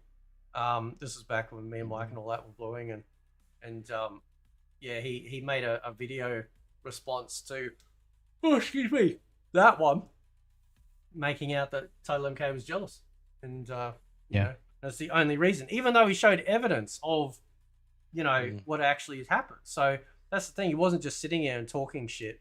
You know, he didn't know what he was talking about. Like he legitimately, like, you know, like showcased. I don't mean to become a psychiatrist or anything, but when someone yells out the word jealous as their only answer for why someone thinks, wouldn't that mean that jealousy is on their mind? Probably. Just saying. Yeah. So Because you look at Max, and besides the subscriber count, I mean, even the subscriber count, it's like there's nothing to be jealous of. He's just another person behind a camera. So let's talk about, as Dynasty calls him, Broccoli Head, aka Brusque Poet, right? I'm interested to see this because I actually haven't seen this, so this is new to me. So he says, Poet, you mean the guy that painted his fingernails and then turned into a gay politician? yeah, but I haven't seen his tweet yet. Yeah, that's the same guy. And again, I'm not using the word gay as in like homo. I mean lame. He's happy. He's happy. Yeah, he's a happy lame politician. Extraordinarily right? happy with all the colors, right? Okay. He goes. Just checking. He goes. Max is 100% right. Though our traitor president. Let me finish before I know you're about to pop off. I know you're about to pop off, Dragoon. Just What? I know you're about traitor. Right. He just got yeah. Right. All right. I'll be quiet. I'll be quiet. Isn't the sole reason for this happening? The tariffs was the straw that broke the camel's back of an already existing problem. This administration, all Republican administrations, are corporate friendly, and there's very little that can be done to regulate their practices we see as a problem as of now. Note, you think this is bad, wait till you see what Paramount Warner Brother deal will do, but hey, it's only about saving Mortal Kombat, right? Was this fucking like what the fuck? What is tariffs? He does realize they're an American company, right? What the fuck have tariffs got to do with anything? It's just an easy blame. Can I please tear this apart like a fucking frog? Off you go. Yeah. Go off, Queen! Go off, Queen! Dude, like I'm about to take this post, like when we were in school and you had to dissect the fucking frog. Okay? Yeah. The men did it and the girls screamed, right? Yeah. This post, so the first part is he's calling him a traitor. That's what the left does. And I'm not on the right or the left. Fuck like both sides. Like it irritates the hell out of me. But this is what the left does. The first thing they do is they throw out a word like traitor, which what that does is it sets the pace for the rest of the conversation. This is just who they are and how they behave, right? It's retarded, but they can't help themselves, so we get to point and laugh. All right, so there's not a single thing, and I'm not even a fan of Trump personally. I don't give a fuck about him personally, but as a president, right, fine. He's doing a much better job than fucking, I'm going to walk around with dementia having ass, or the guy before him, which was not Trump, but anyways. So to call him a traitor, right, that right there is disingenuous, and I don't even like that word, right? I don't like that word, but it is, because you're setting the tone. So you're calling him a traitor, but you're not going to say how he's a traitor. Yeah. All right, let me keep. I mean, that's just they never do. It's always an empty platitude. Yeah. But, right. So the tariffs. Oh, why am I mad? Because of fucking weird ass fruitcakes posting shit like this for other people to read. Like this dude shouldn't like. Like he would be one of these people voting for communism. Well, it's like he talks about tariffs, right? Right. I'll say this just like I said it earlier to somebody in the chat, right?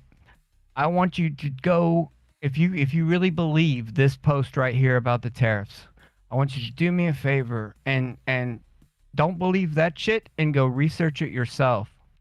The United States has hardly ever tariffed anyone else in the world, but we've been paying tariffs since the 60, 70. We've been paying tariffs. The United States has the highest debt in the world. We're in I think it was 48 trillion. Now it's like 38 trillion. But the guy isn't doing any work, right? We're getting tariffs, right? Finally, it's called fair trade. Yeah. But the United States has been taking a giant dildo up the asshole of every other country, not charging tariffs. Wait, hold up, Dragon, before you continue. I'm just looking at Kaneko's comment there in the chat. Apparently, that part of Max's video was edited out. Apparently, he cut that video out, or that part of the video out. Wow. Yeah. So after his stream, he's wow. That's what Kaneko was saying in the chat. Yeah. Damn. Right. So it's so easy to blame a politician. It's so easy, but what this dude is saying, he doesn't mean a fucking thing he's saying. All he's doing is protecting his party. Yeah. That's what I wanted to say. This entire thing that I just read is nothing but him protecting his party, right? And these people should not have a voice. Like, let's rip out their fucking vocal cords. Like, and he shares a picture. Physical game media might perish because of the 25% tariffs on imported discs. Like, you think Sony wasn't planning to do this? I mean, fucking Valve did this 20 years ago, or longer, when they're like basically like, yeah, we're gonna, you know, this is our digital storefront, you know, and those PC games, fucking digital. How many how long has it been since it's in a PC game in a fucking game store, right? I'm pretty sure. I'm pretty sure it was when Jesus was walking around. That's how long ago. That's how fucking long ago it is. You know, like this is one. This is. And are they trying to say that there's no blank discs in the US or something? All the blank discs come from fucking China or something. I don't know. This guy would have been perfectly okay with a dementia patient for a president, and now he's going to sit here and cry about fucking tariffs. You know, like every single country should be working to make sure that they're in their own sovereign nation. You know, instead of like essentially being the piggy bank for everyone else that can't get their shit together, right? Because the host nation ends up worse. We're getting fucked over here, guys. We have. I'm just saying. So they closed down all of these coal plants in Australia, right? Because of their net zero bullshit. But what they don't tell you is that they sell that coal over to China so they can burn it. It's like, hang on a sec. If we're on a planet here and we're all on this together, why the fuck are you selling it overseas so they can burn it over there? I've got the most hypocritical thing. You know the way it's been in the news that the EU are like, don't turn on your air conditioning for environmental reasons. Right. So like in the college near me, all the EU, like Ireland just became like the EU presidents or some shit for 6 months. Yep.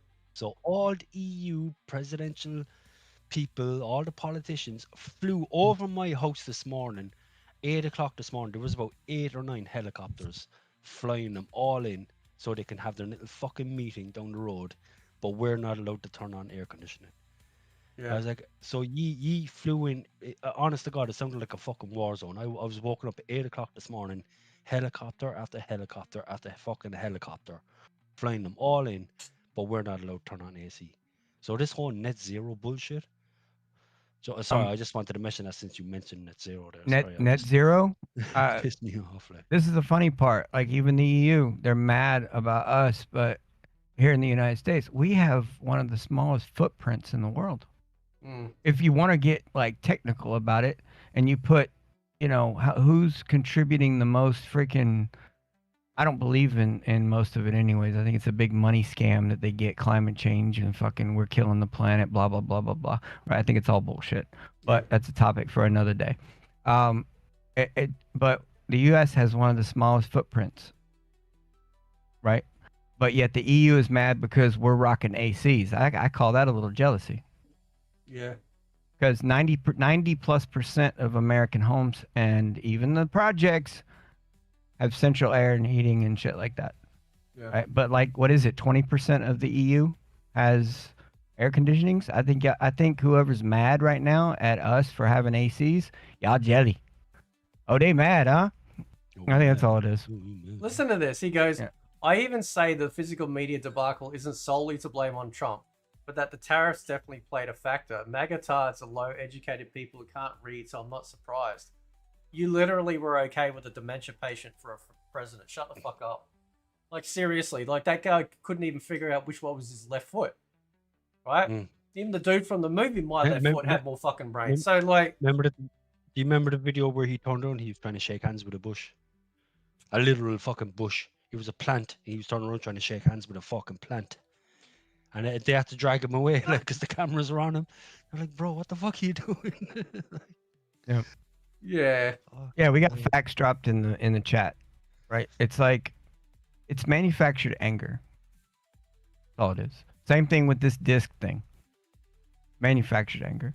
Somebody goes, a lot of the world's problems can be traced back to that subhuman, so it's not surprising. Imagine being so fucking, like, so fucked in the head, right, that you literally think this one individual out of the billions of people on this planet is responsible for all the problems. Like they are so it's mind-boggling how these people like don't spill their cereal when they're making it. Like seriously, how fucked in the head are you? Like They live in an imagination land. A fake reality that they create in their own mind. This guy goes, he goes, yeah. what a fucking lip-starred clown.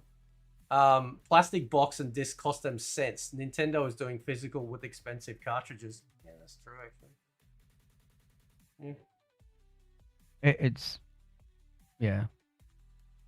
speaking. Yeah, it's like, oh, Max is on a list, right? And he got caught. Well, there's another list where a whole bunch of fucking people got caught and there's 0 arrests. Yeah. Yeah, it's like, just... it's manufactured, guys. Like you guys know this. And there's this Your one, average person has enough common sense to know that it's manufactured. Just some people turn away and yeah. So this one, their account name is 8 Truths the Jews Won't Tell You. But this isn't that. He goes, this guy uncontrollably cried for... Now, I don't know, maybe you guys can tell me because I'm not sure, right? He goes, this guy uncontrollably cried for forgiveness on camera while sobbing. I'm really not like that for saying some random scribblo bimblo... Okay, basically some word that he said when he was playing a game that sounded like the N-word when he was playing For Honor. In case you're wondering who our thought... what you thought of our leader is today or some shit. So is that true? So what? So apparently Max said a word that sounded like the N-word, and then he apparently had to like apologize for what sounding. Then he's a coward. Sounding phonically similar.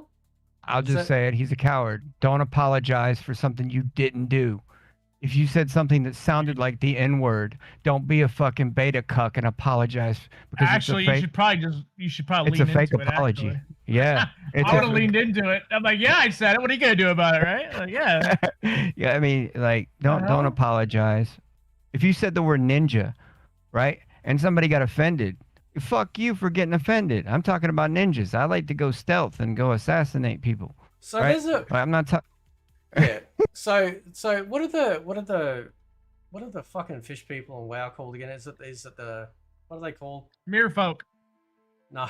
Or not. Oh wait. The Naja, isn't it? Yeah. Right. The Naja. Yeah. Yeah. So a few years ago they were trying to get upset because like you've got like these fish fucking people in World of Warcraft. You know, it's like, oh, it sounds too similar to that. It's like, man, The you know, Murlocs. yeah, no, it definitely wasn't the Murlocs, but it was the Naja, and they're like, Remember they were trying to cancel they were trying to cancel the orcs because they started saying, oh, they remind them of black people. It was like, what? No one ever said that. No one ever said that. You're the ones that said that. That's a hell of a tell. Like if you look at if you look at orcs and your first thought is to go, that's black people, maybe you're the racist. Like, no one ever said that until the lefties started getting upset. Listen, okay, it's not our fault. It's not our fault that orcs make up at least like what 10% of the population in Azeroth, all right? Yeah. But are responsible for the majority of the crime, you know? Fuck's sake. What's in the orcs, right? Orcs. Yeah, orcs. Yeah. I'll say this, and I guess we can change away from this because it might start a war. The N-word is just a fucking word. It just has people have given it so much power that people cringe under it, right? Like people are like, well, why did you say it? Because I'm singing a fucking song. Why else do you think I would say it? And they get mad at you because, like, someone like me, right? I've been around black people my whole life. I listen to more rap than I do anything else, right? Like I love rap. I always have. They taught me how to dress. I got a lot of girls. Appreciate it, guys. Thank you for teaching me, right? I grew up around it my whole life. I was the white kid at the black people's dinner at their house, and they would tell me about their culture, and I got to hear weird things as well, like, well, you're gonna have to work 3 times as hard as your white friend here, right? I had to hear that shit, but I remember it. dude, there's nothing wrong with the white guy saying the N-word as long as he's not attacking a black man with it. That's the way I see it. As long as you are not using it as a fucking spear, you have the right to say it as much as you want. Like if you're singing a song or you're hanging out with your friends or doing that shit. As long as you don't use it as a weapon, I don't have a problem with it. Yeah. I mean, it's like the Streisand effect, you know, like, you know, when you try and Cry over it. when you try and like, you know, outlaw something or you know, try and stop people from looking at it, it'll get worse. It's like that Citizen Vigilante movie that came out by Uwe Boll. You know, they started banning it in Germany and other parts of the world, and everyone's like, why? You know, and Uwe Boll's, he's not like, he seems like a really cool dude, but he's not the greatest. Have you seen the you know, thing. have you seen the Rotten Tomatoes about that movie? Oh, what's the rating at now?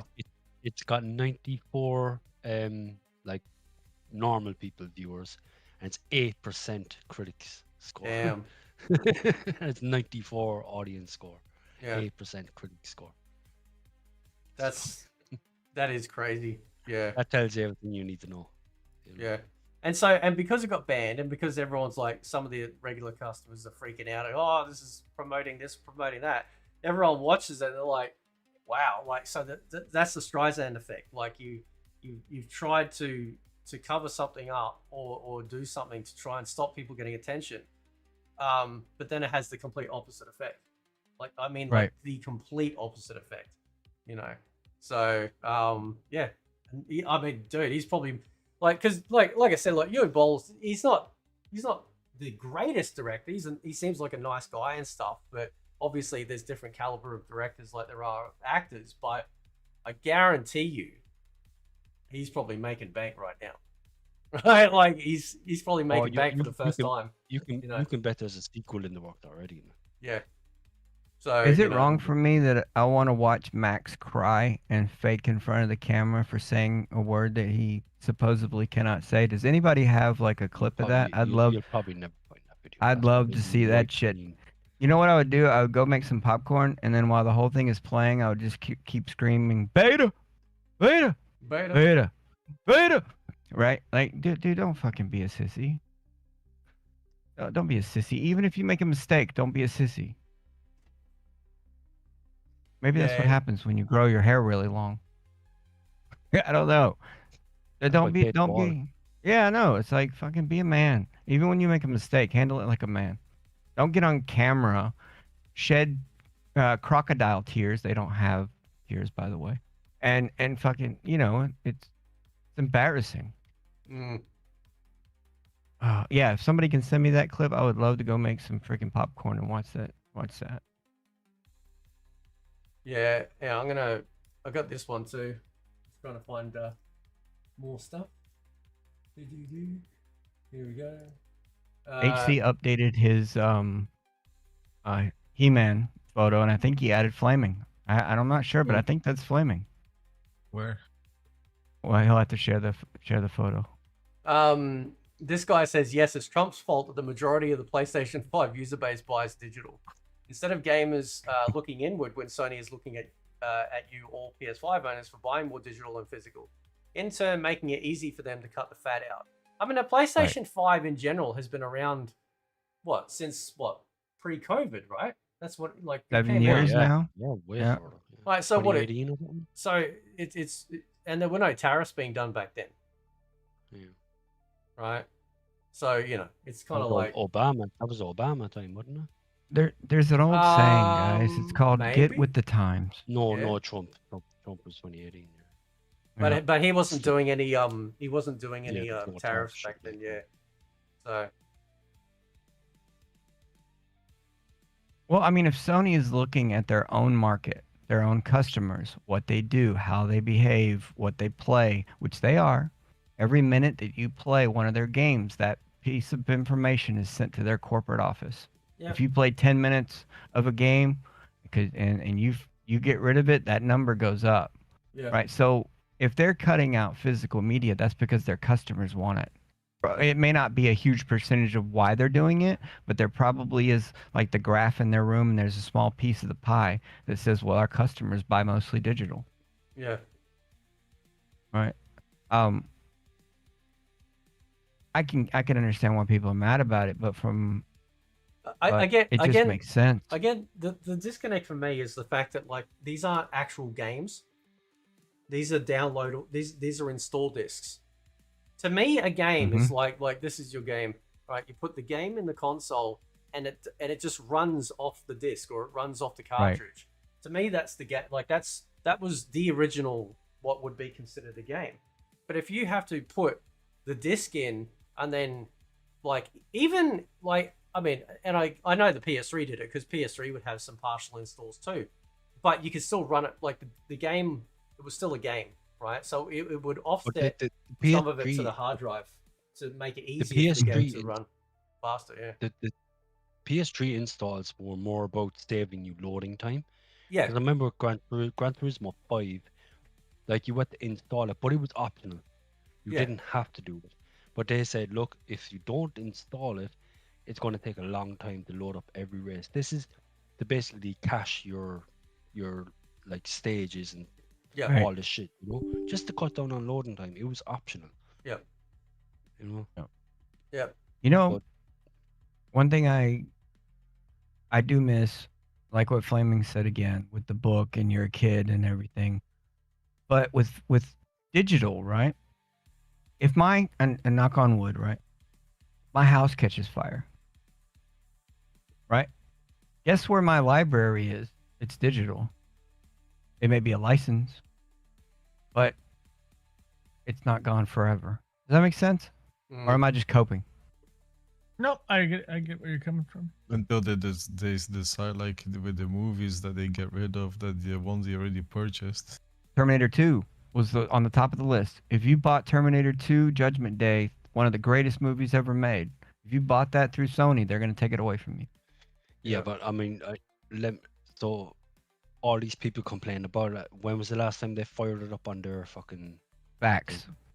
It doesn't matter if you're gonna watch it tomorrow or it's gonna be in 20 years. No, or I 30 know, years. I understand. Like, but what I'm saying is like these people like saying, and look, I get it. Look, it's a fucking shitty move, and they should get some sort of compensation for it. You know, they absolutely should get compensation. They for literally stole from you. Like, Well, they've been stealing for a very long time. If that's how, like, the problem is everyone has a mindset. Oh, they're a multi-billion company, whatever. We don't stand a chance to get a lawsuit and stuff. When in fact, you can actually be surprised what you can achieve. You'd be If surprised. it's actually yeah, you'd be surprised. Not a shitty company. But yeah, like, I do miss my physical collection. Right? It would have been cool to put on a shelf somewhere, you know, but so what to go on a shelf and sit there forever, like right, it's nice and to take look up at. space and Yeah. Doesn't that the same apply and go to your helmet and your figurines and your lightsabers? Well, I actually own those. I don't Oh own yeah, a well, license. you to own them. your movie as well. I mean, but they got rid of it. So. What sucks? I guess in a way, you're right. Yeah, cause like, I bet you paid $25 for Terminator 2 Judgment Day on Sony's it's not platform. rocket science here. It's not rocket science. You made a transaction. The transaction is you pay for some amount of goods. You get the goods in return. It's a contract, and when they breach that contract, they should get a suit for it. Refund or sued. Absolutely. But I bet you the problem is with that. I bet if you go into the fine print, there's a clause in there saying at any moment we can revoke this. It's on everything we sign now. Ringy's right. You know, if Well, people well, just don't read the fine, like this 22-page text terms and conditions, no one fucking reads that shit. Yeah. You Well, know? then- Exactly. I bet you Well- somewhere in there, buried in there, in a random paragraph is we have the right to take this back at any time we want. And you sign that contract when you press accept. So Which this is one- so it doesn't make it right, right? It doesn't make it right. It doesn't make it No. right, but But even though like certain contracts, like you can't make up certain contracts like that's against the law. Like I can make up a contract and be like, hey, if you buy my house, yes, you can. I can kick you someone out signs it. anytime. Yeah, You but can. You can if but someone still- signs it and agrees to that. Yeah. But still, the contract. if you sell someone a house, and they sign and you make up a contract and you put in there at any time I can take this house back, and they accept and sign that contract, you can take that house back at any But time. you do realize that contracts have to meet certain conditions as well. Yeah, I know, With but certain limitations, like. What is this Yeah. list, Fate? But if that's Don't mean what to you go interrupt. anyway, sorry. No, that's all right. No, so this is a website called Does It Play, which I'm assuming is them, like, basically a website of all games that they've compiled of whether or not it will actually, like, run, right? Like, it'll actually play offline or whatever, right? But here's my question, because this is where I'm confused, right? So, for example, like, it's got, say, Mortal Kombat 11 Ultimate Edition here for Series X and Xbox One, right? And it says offline play, yes, with an asterisk. I don't know what that means. And then no with an asterisk, right? So let's click on that and then see. So it mentions here that offline play, the game has an offline mode, but for some features requires an online mode. And then download required, minor content missing, or a lot of bugs present with the patch recommended.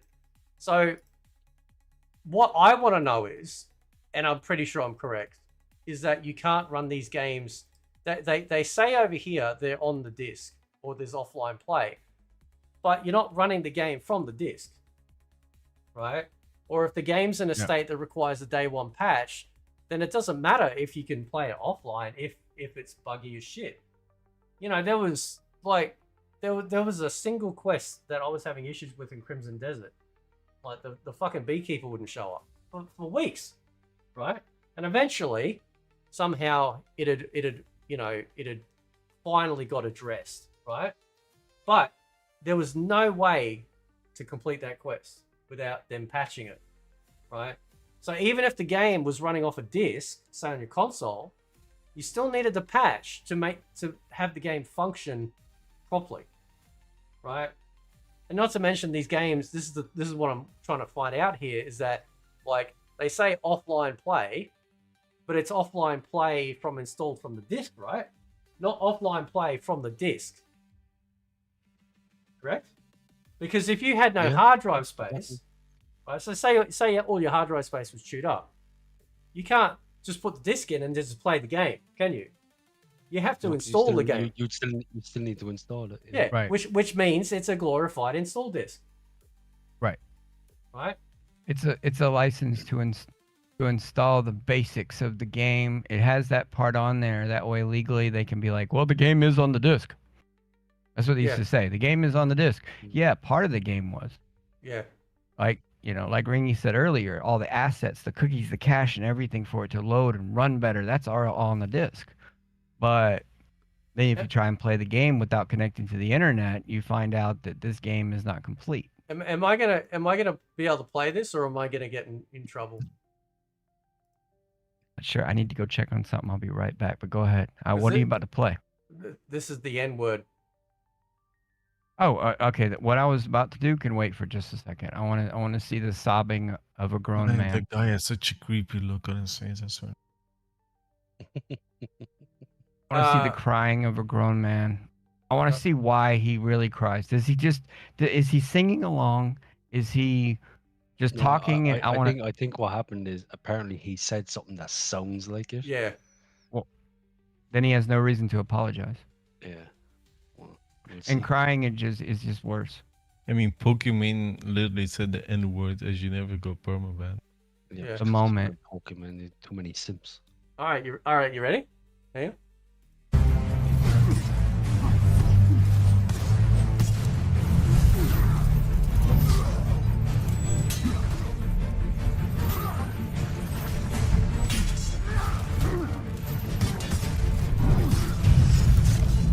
The Chinder Tanker Nigger Dagger! Yes! We got Jesus. it. Ninja dagger. Okay. We got it. I mean, I can't be more clear than that. I mean, Look at the chat. Look at the chat. Okay. So he got excited, and he said it, right? No, but Right? he did it. He So didn't. what- Did he say it? Yeah, he did. Hang on. But are you that's sure? the thing. Yeah, No, I heard it very clear. I heard it very clear. Shout out Yeah. to Kaneko for sending this. There goes my Yeah. fucking YouTube channel. Ring is so happy. Okay. Yeah, clear as day, right? But he is not saying it in an aggressive, hateful, No. or an attacking way, right? Good. He has no reason to apologize. None. And he realized. My gift for you. Somebody said the what dagger? He was rhyming. Exactly. Kaneko said it. He was rhyming. Yeah. Right? And a lot of words end in ER. I mean, come on. Right? And if you listen to some rap music, you hear it all the time. So if Max likes rap music at all, he's rapping along and saying this all the time. Right? Don't pretend that just because you got caught on camera that it was a slip up. No. Yeah. That's the problem with white people. I love my white brother and just as much as I love every other race on the planet. But white people are fucking like weird, man. Weird and weak. If you're gonna get upset over a word, Jar in the chat, and he never played for Honor again. Yeah. Right. Oh, I wouldn't even call it a mistake, Jar. I wouldn't even call it a mistake. The man was playing a video game. He was having fun. He was rhyming words, and he said that word. So I know what's fucking coming. what? I know what they're doing with this video. These are The Cinder Tiger Nigger Dagger. Yes, we got it. Thank you for watching it all.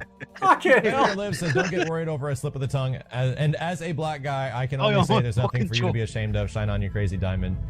Thanks, Frenmir. Imagine. I know. He already feels guilt. It's that. That's what. Here's and I'll, You I'll see the just explain submission what of the his hell head? happened. So Right, this is white guilt. I want to see him crying.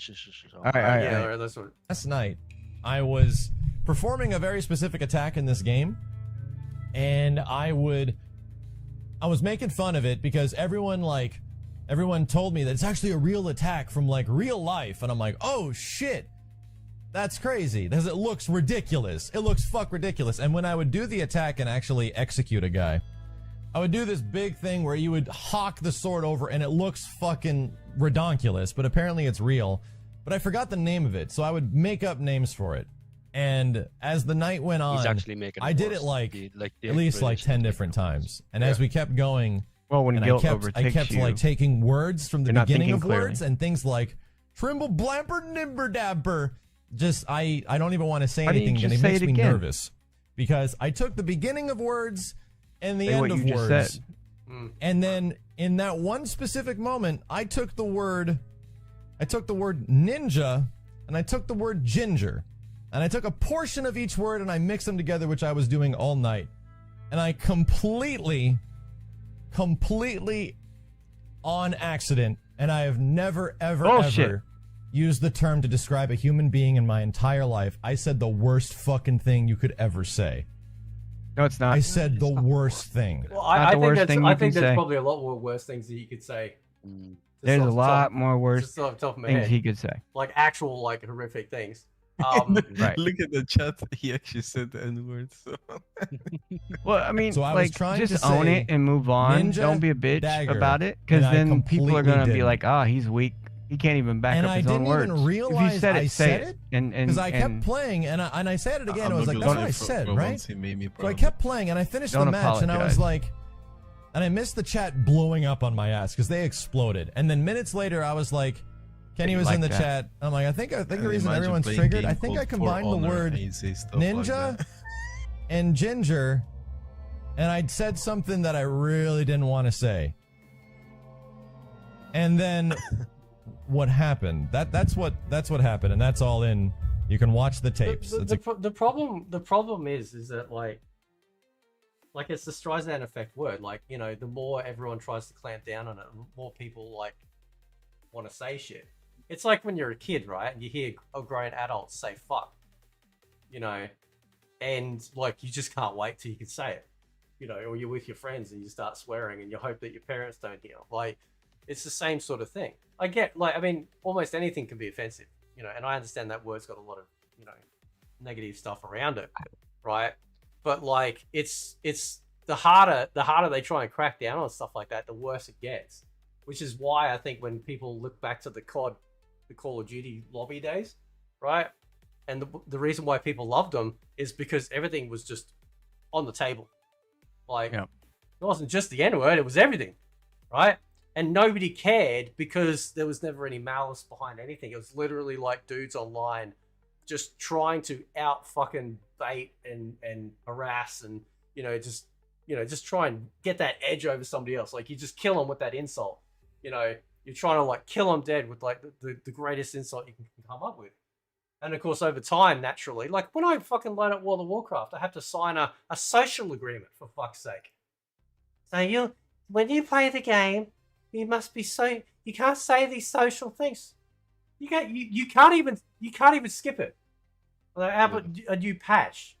Fraction knows this. So you add a new patch, it'll pop up with fucking the social contract. You gotta scroll down, click it. So in case you say something that might be offensive, even if it's something tame, this is the problem with offense too, is that like, you know, it wasn't just for the harshness of the harsh words. Now it's for, oh, I felt slighted, you know. So now everyone's running around in cotton wool and fucking bubble wrap, you know. So yeah. So no, he Everybody didn't, wants that attention. They want that attention of being offended. He didn't do this with any malice. But you could see, you could hear his bank account closing in his worst dreams in that moment. He's like, "Holy shit, I'm fucked. That's it." In my opinion, he did nothing wrong. I'm just gonna say it. He did nothing wrong. No, there was nothing. No, there was nothing wrong with there. Like, but it's kind of, it's just you know. Oh, anyway, here we go. To the end of the video. Oh, okay, all right. Exactly what happened. Shaky voice and tears. This is where the fake part comes in. There's a very focused amount of people that are out on the internet. When he's crying, he's that lying. Really like going after FGC content creators. So what they did is that they posted just the part of me saying that on the front of NeoGAF and on the front of like Reddit. Listen, Max, listen. PewDiePie literally said the fucking N-word while playing PUBG and won. I'm not saying he won because he said the N-word. What I'm saying is that, like, you know, when PewDiePie said the N-word, it was PUBG, wasn't it, Fraction? It was PUBG, wasn't it? Yeah. Right? Yes, it was. This dude, like, he's living his best life.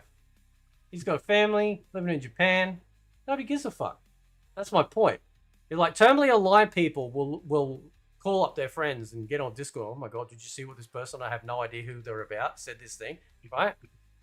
Real normal people, like, nobody gives a fuck. Nobody gives a fuck, right?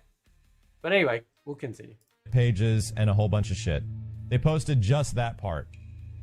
And I got to read the responses that, even though I never would ever say that to another human being, and the word literally makes me cringe. It makes me... All right, what he said right there. What did he say? I started reading the comments. Yeah. The responses. That's where he screwed up. Yeah.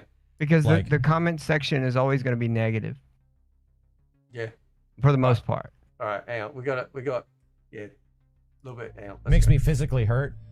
I got to read the responses of a bunch of people that think I'm racist as fuck now. And that hurt pretty bad. I want to see the tears. Kind of a rough day because of that shit. So you had a rough day because you a lot of it has been like said a me word. Talking to people directly that you need to get out more, brother. And it's something I would never say to them. And trying to post the full clip of what exactly happened, but I can't change the opinions of people, and I can't change the fact if people are upset about something I said it, and I have to own up to it. Oh, come on, man. So all right. I said it. I said something that made some people upset. You could see him building up to try and force him Correct. to The Californians start to seep out now. Look, as somebody that has gone through that with people trying to pull that shit with me, yeah, it can suck because when you're in the cancellation zeitgeist, you know, they made real world. Somebody said "Fuzz right now." They made it feel like there were real world consequences. That's why these people are terrified. That's why I was worried, because it wasn't just like, hey, you're a fucking racist. I mean, let's be honest. There are people out there that will look at a white person and go, you're a racist, and you haven't even opened your fucking mouth. Right? They just think this shit. They're going to think it. They're going to say it. It doesn't matter what you say, what you do. There are just, people are going to think shit all the time. Right? This is how the world works. Right? But this is like, yeah, it's the forbidden shout. He had a rough day. Oh, okay. All right. He had a rough day. All right.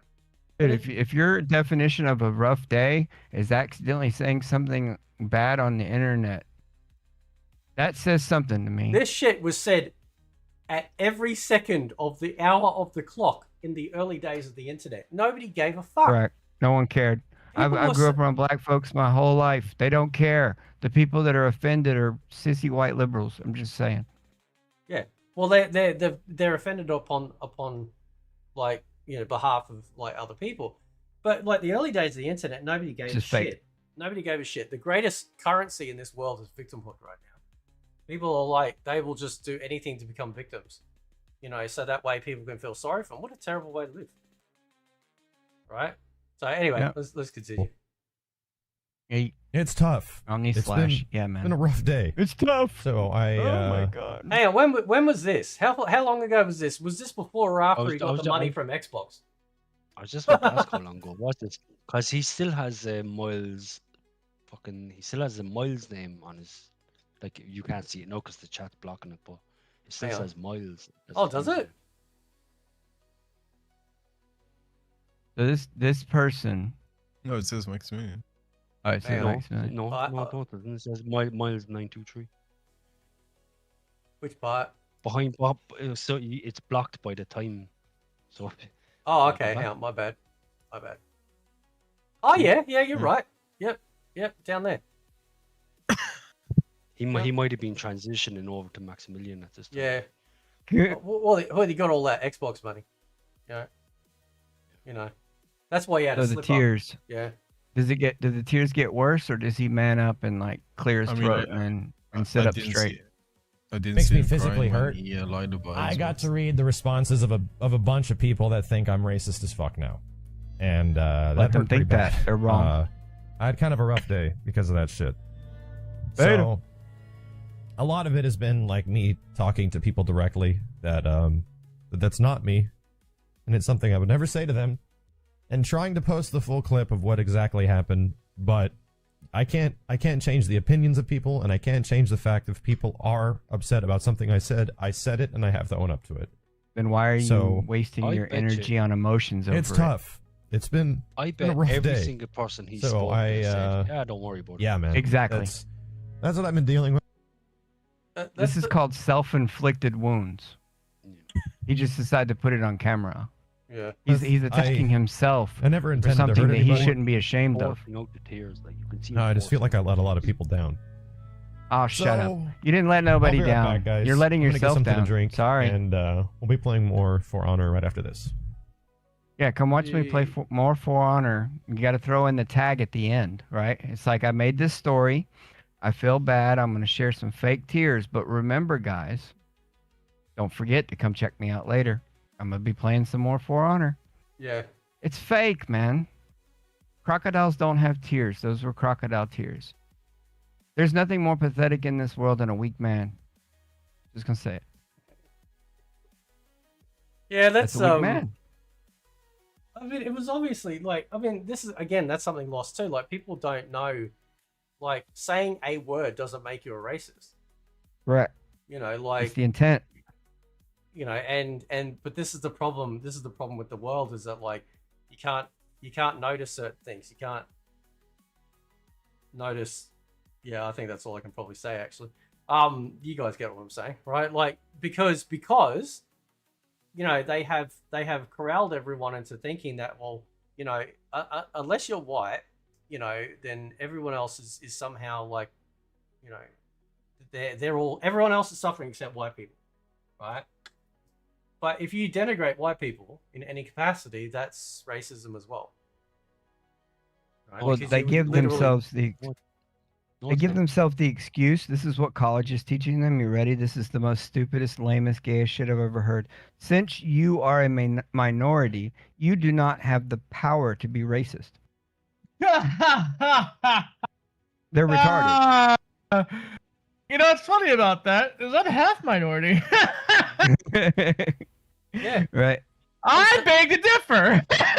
I'm still waiting for my invitation to the reservation. You know what I'm saying? Like, Yeah. Brother, I will give you that card as a proper representative of the Apache Nation. All right, I got you. Have you built that new casino yet? No.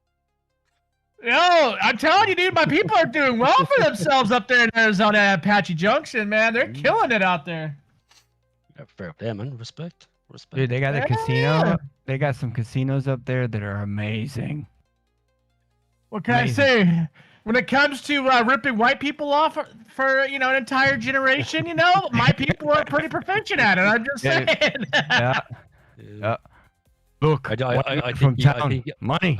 I think he got paid back for that land in tenfold by now. So, Yeah, dude. Oh yeah. And it's called Blazing Sevens at $15 a pull on a slot machine. And yeah, I 15 a mean, pull. like Lego Yep. says, like if they want to take that same stupid logic and say, well, since you're a minority, you don't have the power to be racist, Lego just spelled it out right in the chat. I mean, what do you say to that? If you're a racist, you're a racist. It doesn't matter what color you are, but don't make an excuse for being racist. Either be a racist or don't be a No. racist. Yeah, just own it. Just straight Own up it. own it. I don't know why it's so hard for people to own their shit. Is it that hard to do? Are we so scared about what people say on the internet, even if They're they're just terrified. grandstanding? They're terrified. Okay, I mean, let's be honest. I mean, China is entirely like, if you want to, well, okay, let's be. How do I say this without getting in trouble? I think to a You won't get in degree, trouble. I think everyone to a degree is like, I don't know if it's so much racism, but I think it's more just like, you kind of Racist. Yes, the racist. You kind of want to, you want not so much be around people, but like well, that's what you grow up in, right? And it doesn't matter where you are. I mean, you Japanese people feel exactly the same. I mean, they've been trying to make Japanese people feel bad for being so xenophobic for decades because they want to retain Japan to be Japanese, the same way China does and everywhere else. But liberals don't want to talk about those countries wanting to sort of, maintain the sovereignty. It's always, white nations have to open the legs and let everyone in. But I think everyone to a degree is, I don't know, I don't think racist is the right word. I think they just like, they just want to, they grow up in a nation and that's what they want, to be around. They've done a study. 90% of people are more comfortable and social around people that look like them. Doesn't matter what country you're in. Yeah, and I don't It's think just a scientific. I don't thing. think that's a bad thing. Doesn't mean to say you can't be friends. Doesn't mean to say or anything like that. It's just kind of normal. It's just a normal thing, that like, that people are like. But yeah, I don't know. I mean, it's just, yeah, I don't know. No, Doomslayer said everybody is racist. Mine and Fate's generation, we almost killed racism. That's how unracist we were. We almost destroyed it until they turned it into a war. Right. What was that one organization that they just discovered that paid for controlled opposition for pro-racist movements? Do you guys remember? Wow. Was it? It was. I think it was in Alabama or Mississippi or something. CNN, was it? No. It's an actual organization to fight racism. And these guys, there was just recent documents released that talks about that they were doing what we call in the U.S. controlled opposition, where they were actually going out and funding like Ku Klux Klan stuff. They were doing investment firms into these things. I can't remember the name of it, but this just happened. Well, Yeah. like that's the same thing. Like the way people talk, like, oh man, you get a Yes. SPLC. Yeah. Yeah. It's like you get a brand new car now, and man, the car is broken after 5 years. It's like, yeah, because they want you to buy another new car. It's like they create their own problems, you know? Right. Like they'll give you a new car, they know it's not going to last long because they want you to buy another one. Why would a company sell you a car that's going to last 20 years? Mm-hmm. You know? The Southern Poverty It's the Law same thing, Center like- and the ADL, they're race hustlers. They have been since the 1960s. That's what they do. That's how they make money. That's when you see on the news like buildings burning and them throwing Molotov cocktails. Those people didn't just make those cocktails at home and brought them with them. They were on U-Haul trucks, already set up for them to throw. Right? This isn't. Yeah. It's planned and designed, and anybody that doesn't see that, well, they got their head in the sand. It's like in chat here, it's a window salesman with rocks in his hands. Right. Yeah. He'll That smash way he your can always windows sell and you then new sell windows. you a brand new window. You know, it's it's exactly the perfect metaphor. An activist's job is not to eventually stamp out their, the thing that they're trying to claim to fix, want to fix, because once that fixes, the money dries up. And Right? if you want to go You're right even back. deeper, like you can go down the cancer route. You know? Yeah. You're telling me they haven't found a cure for cancer yet? Yeah. Fuck off. Of course they have. Of course they have. They just don't want to. You know? I mean, they have the cure for HIV. Look at Magic Johnson, dude. Like he was actually diagnosed with HIV back when we were kids, and now he's completely cured. Exactly. Yeah. It's a thing. It's a thing. I remember. You got the money, that. you'll live forever. Yep. Oh, they tried to do that whole what do they call it? When they remove information on that and they try to gaslight everybody into thinking it never existed. What's that called? The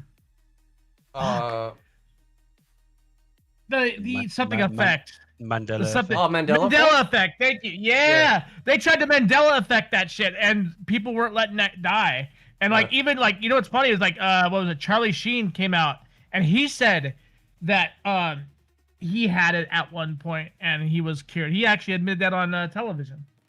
And then they tried to Mandela effect that and say that never happened. And Jimmy McCartney came out and said, "Oh yeah, he had it, and I had sex with him, and I never got it because he got the immune bodies for it." Yeah, crazy shit, dude. Crazy world we live in. Yeah. This is way off topic, but it just made me think of it. Have you heard about the CERN Hydro Collider fucking thing?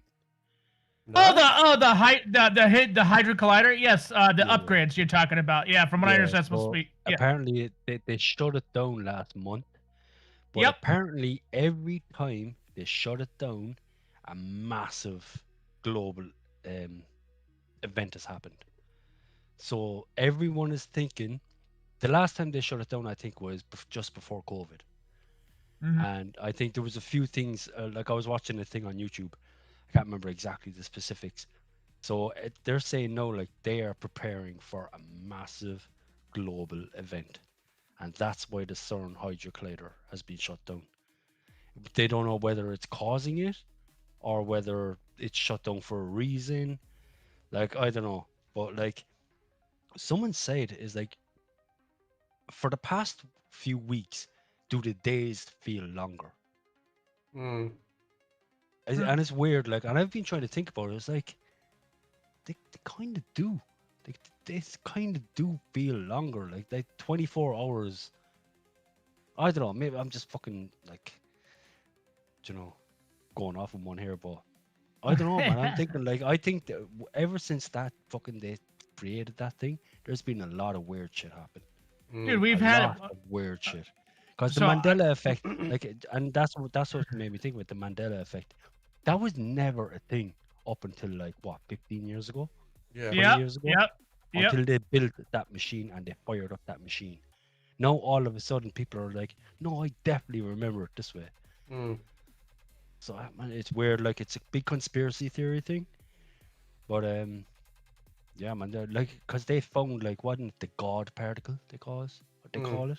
Yeah, they call it a God particle, and they had it under a microscope. They claimed that like they were measuring against every known element on Earth, and it couldn't find any match whatsoever for it. And it was always tested on every single one of the test parameters of this particle was tested in multiple different avenues to see if it could match up with anything that we had on Earth, and it doesn't.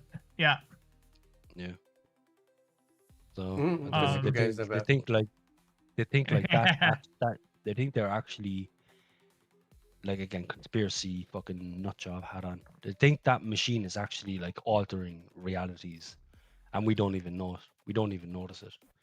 It made my dick bigger. I don't know. I mean, I don't know about that personally. I don't think that's the case, but like, it would be fun to like. It'd be a fun like conspiracy theory to dive into It and is like discuss. it is like Yeah. because it makes like everything lines up,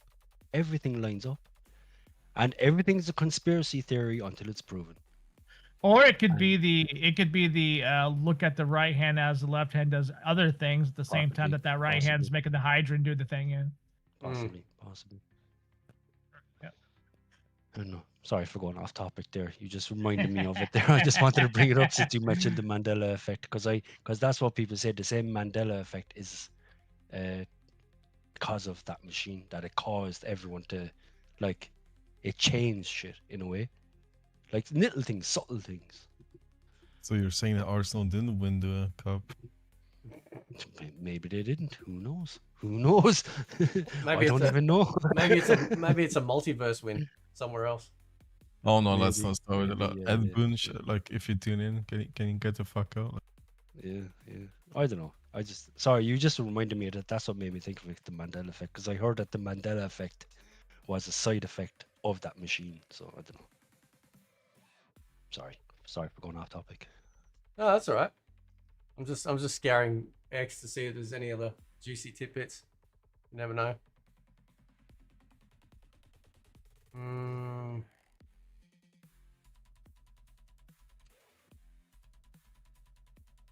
Nah.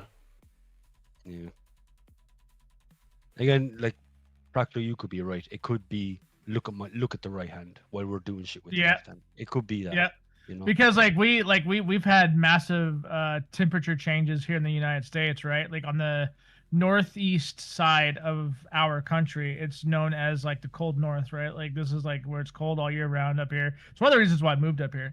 And now I'm getting like Arizona like fucking weather out here now, dude. I'm like, what the heck is going on, bro? Like this is insane. And like I said, like the Hadron Collider thing just happened. There's like a whole thing like war against AI now.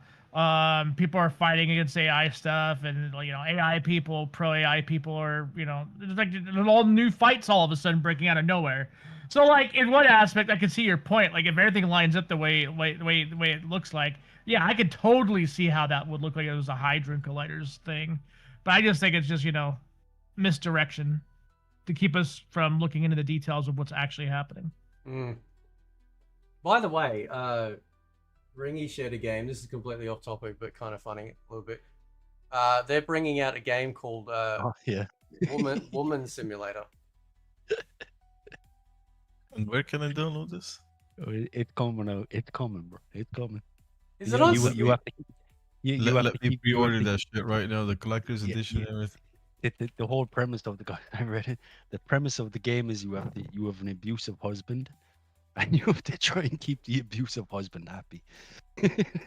That's like apparently so. 69,077 people have wishlisted it so far, and there's a demo. Why does I'm back. Why does that remind me of the new God of War game? Huh? With the new God of War game that's coming out, when you play as a female character and there are memes coming around that she has to do the laundry and keep Kratos happy. Oh yeah. I just got back. I want to read like Doomslayer. Why kill racism? Racism is funny. Racist jokes are funny. People that can't take racist jokes are sissies, right? Like I just wanted to say. I know y'all been talking for a minute, but there's a difference between. How do I say this? Y'all have common sense. What the fuck am I talking about?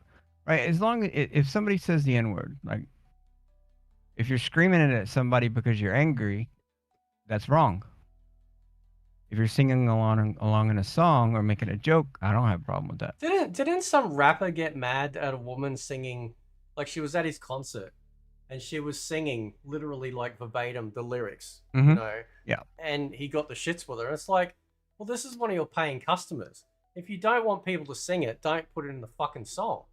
You can't Right. get up people for like literal lyrics that you yourself have made for the song people buy the album to support your dumb ass up on stage, and then you're gonna get mad at them because they're singing the fucking song like everyone. Like, this, like, it's such a no.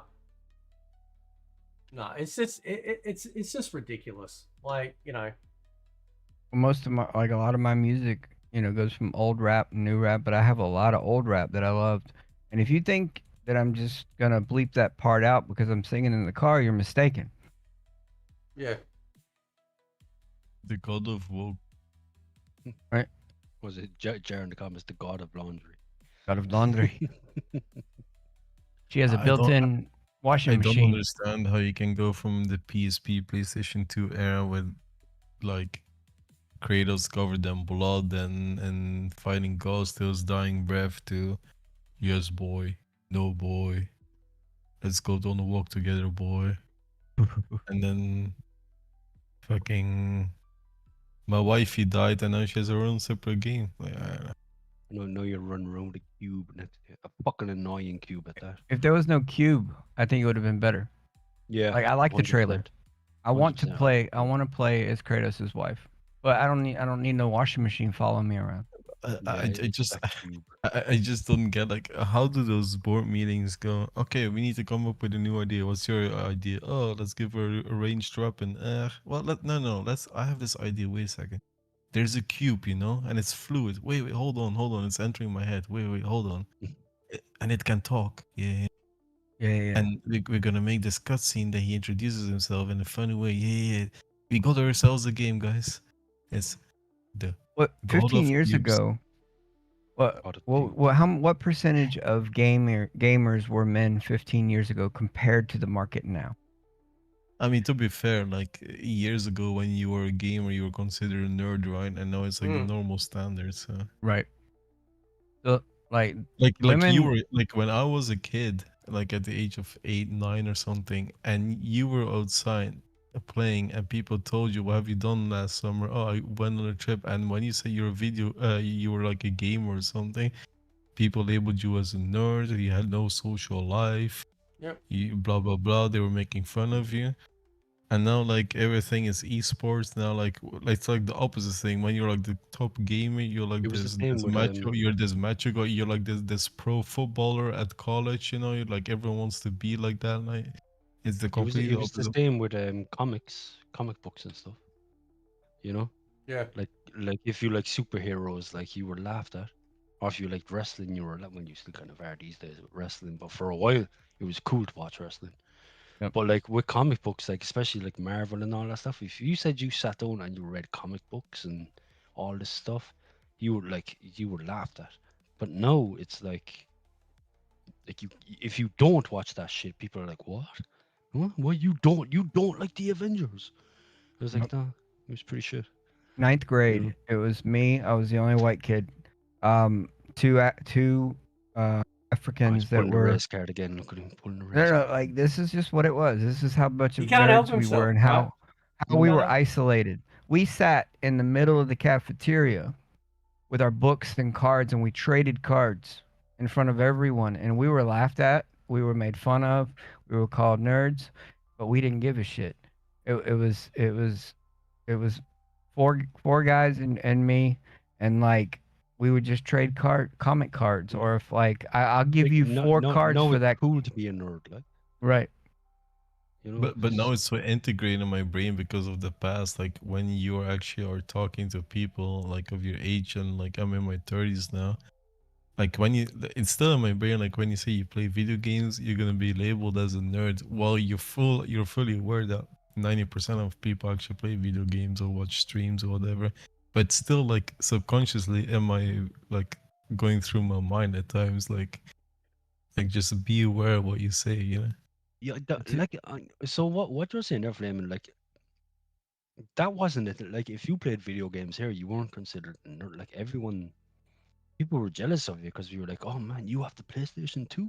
Yeah. I remember when a guy came into school and he got the PlayStation 2 for Christmas, and he was the first guy in my class to get it. Like everyone was asking him, oh, what's it like?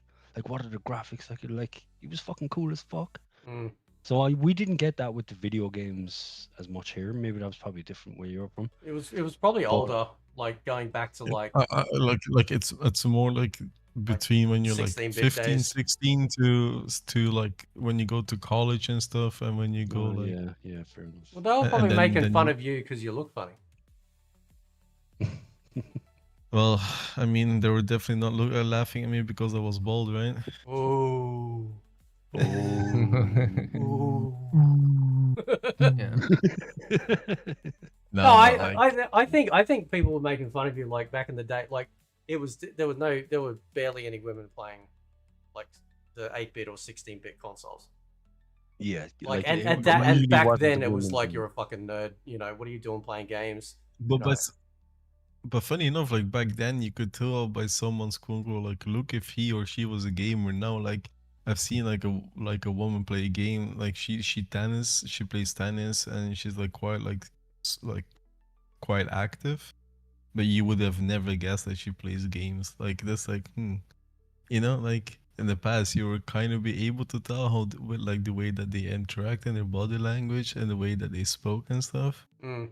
And now like everyone is playing game, and it's so hard to like, should I talk to this person about games or not? Like, you know, I think there's a lot of like fake gamer girls now, though. You know. Yeah. Yeah, but They'll it's do more it for- they'll do what it- I'm trying they'll to do it say for is like they're not gonna look down on you anymore as they like used to. Like, and it's kind of weird because it changed so much. Guess.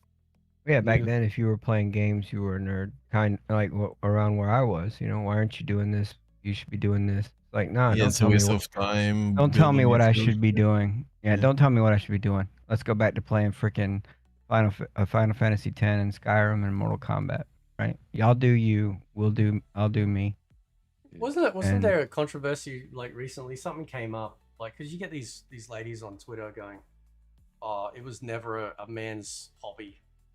It's like Yeah. I've seen that. It's Not like- on Twitter though. It's like yeah, it was. I mean, like every nerd thing that you're enjoying has been like at least 95 to 98% of men putting it into the space to make Yeah. it popular.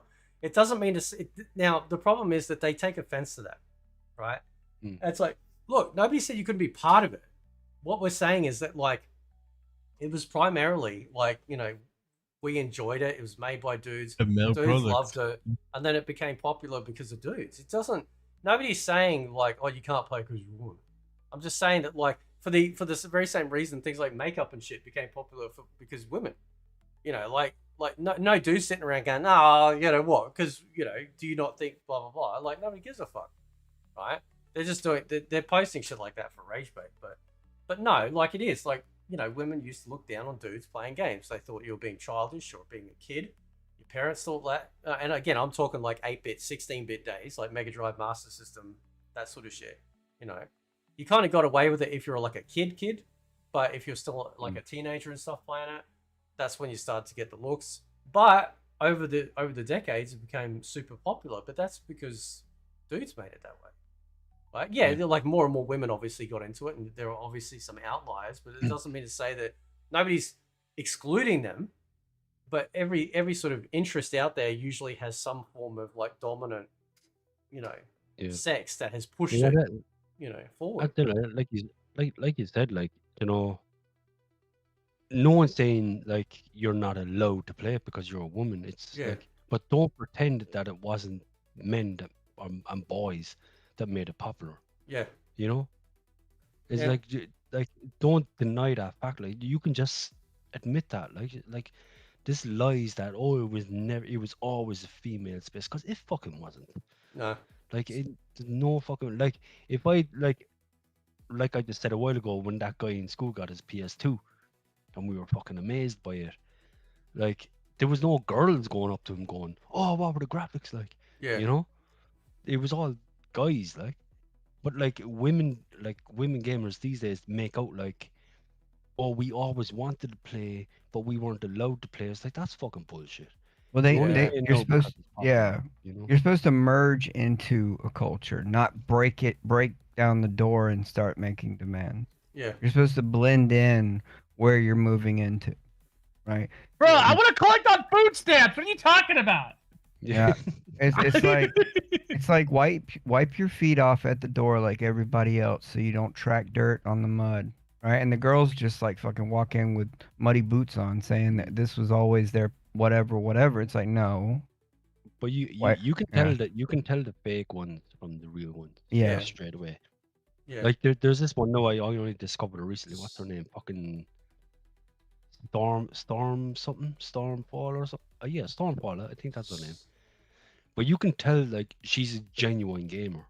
Yeah. You know, because she seems to know what she's fucking talking about. Like, but then you have these fucking Twitch / OnlyFans fucking girls that are just pressing buttons and hoping for the best. You know. You Yeah. you notice you don't hear us screaming culture vulture and other gay terms hey. like that, right? Mm. Hey, don't be talking about my Twitch mommies like that, okay? Hey, Oh, sorry, bro, sorry. My bad. But that's I think there's an important thing there of like gatekeeping games, your hobbies and stuff like that. You know, not gatekeeping from stopping from people to come into it, but gatekeeping stopping people changing it to suit their own interests. Like the reason why things get popular is because of what they are, not what you think they should be. So they should absolutely just, you know, it's like the funniest one is the 40K universe, right? When they're trying so desperately to make like, you know, female space marines. It's like, just stop. Like you can't, like they have women in 40K. They're the battle sisters, right? And they are lethal. They are so powerful. they are badasses, yeah. They are badasses, and it's nothing to do, like they have next to nothing of the armor and protection and everything that a space marine does. Because anyone that doesn't know, like a standard space marine goes through this really, really horrific change, and you know, they I think they end up with like 17 internal organs or 19 internal organs or something crazy like that. You know, like they are literally modified for combat. Whereas the battle sisters, their power comes from the light, comes from their faith, right? So that's why when you see a lot of their artwork and stuff, they might have like angel wings coming out because they are literally tapping in to like holy power, you know, and they can like they are just as lethal as the space marines in their own right. But they're like, oh no, we need to have a female space marine. It's like, no, women cannot endure that change. They can't. They physiologically can't endure the change that a male space marine. It's not every male either. Some of them die during the process. Yeah, I was gonna say, don't they have a high failure rate, if I remember correctly, right, for becoming a space marine or whatever, or a chaos marine, whatever? Probably, yeah. I mean, because again, you think about what they're doing, and so, you know, but that's another thing. It's like just leave it as it is. Like, go write your fan fiction or whatever, but like, you don't have to change the source material.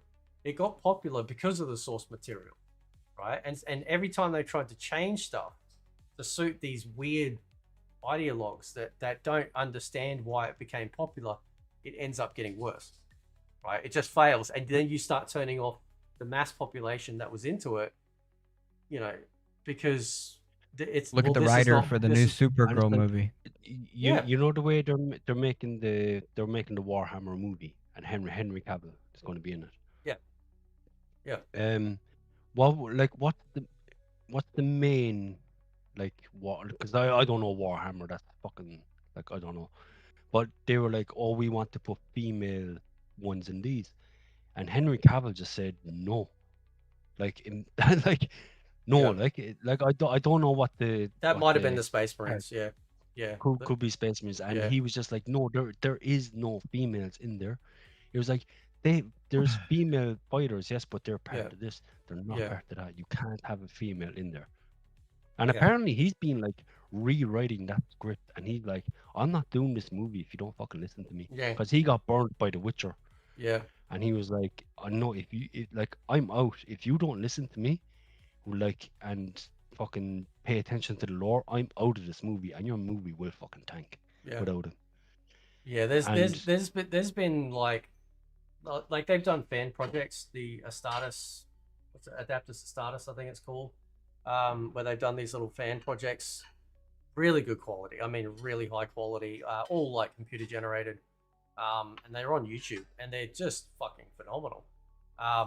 But we like to see an actual Warhammer film or TV show, like live action, with the type of like graphics that they can do now would just be insane.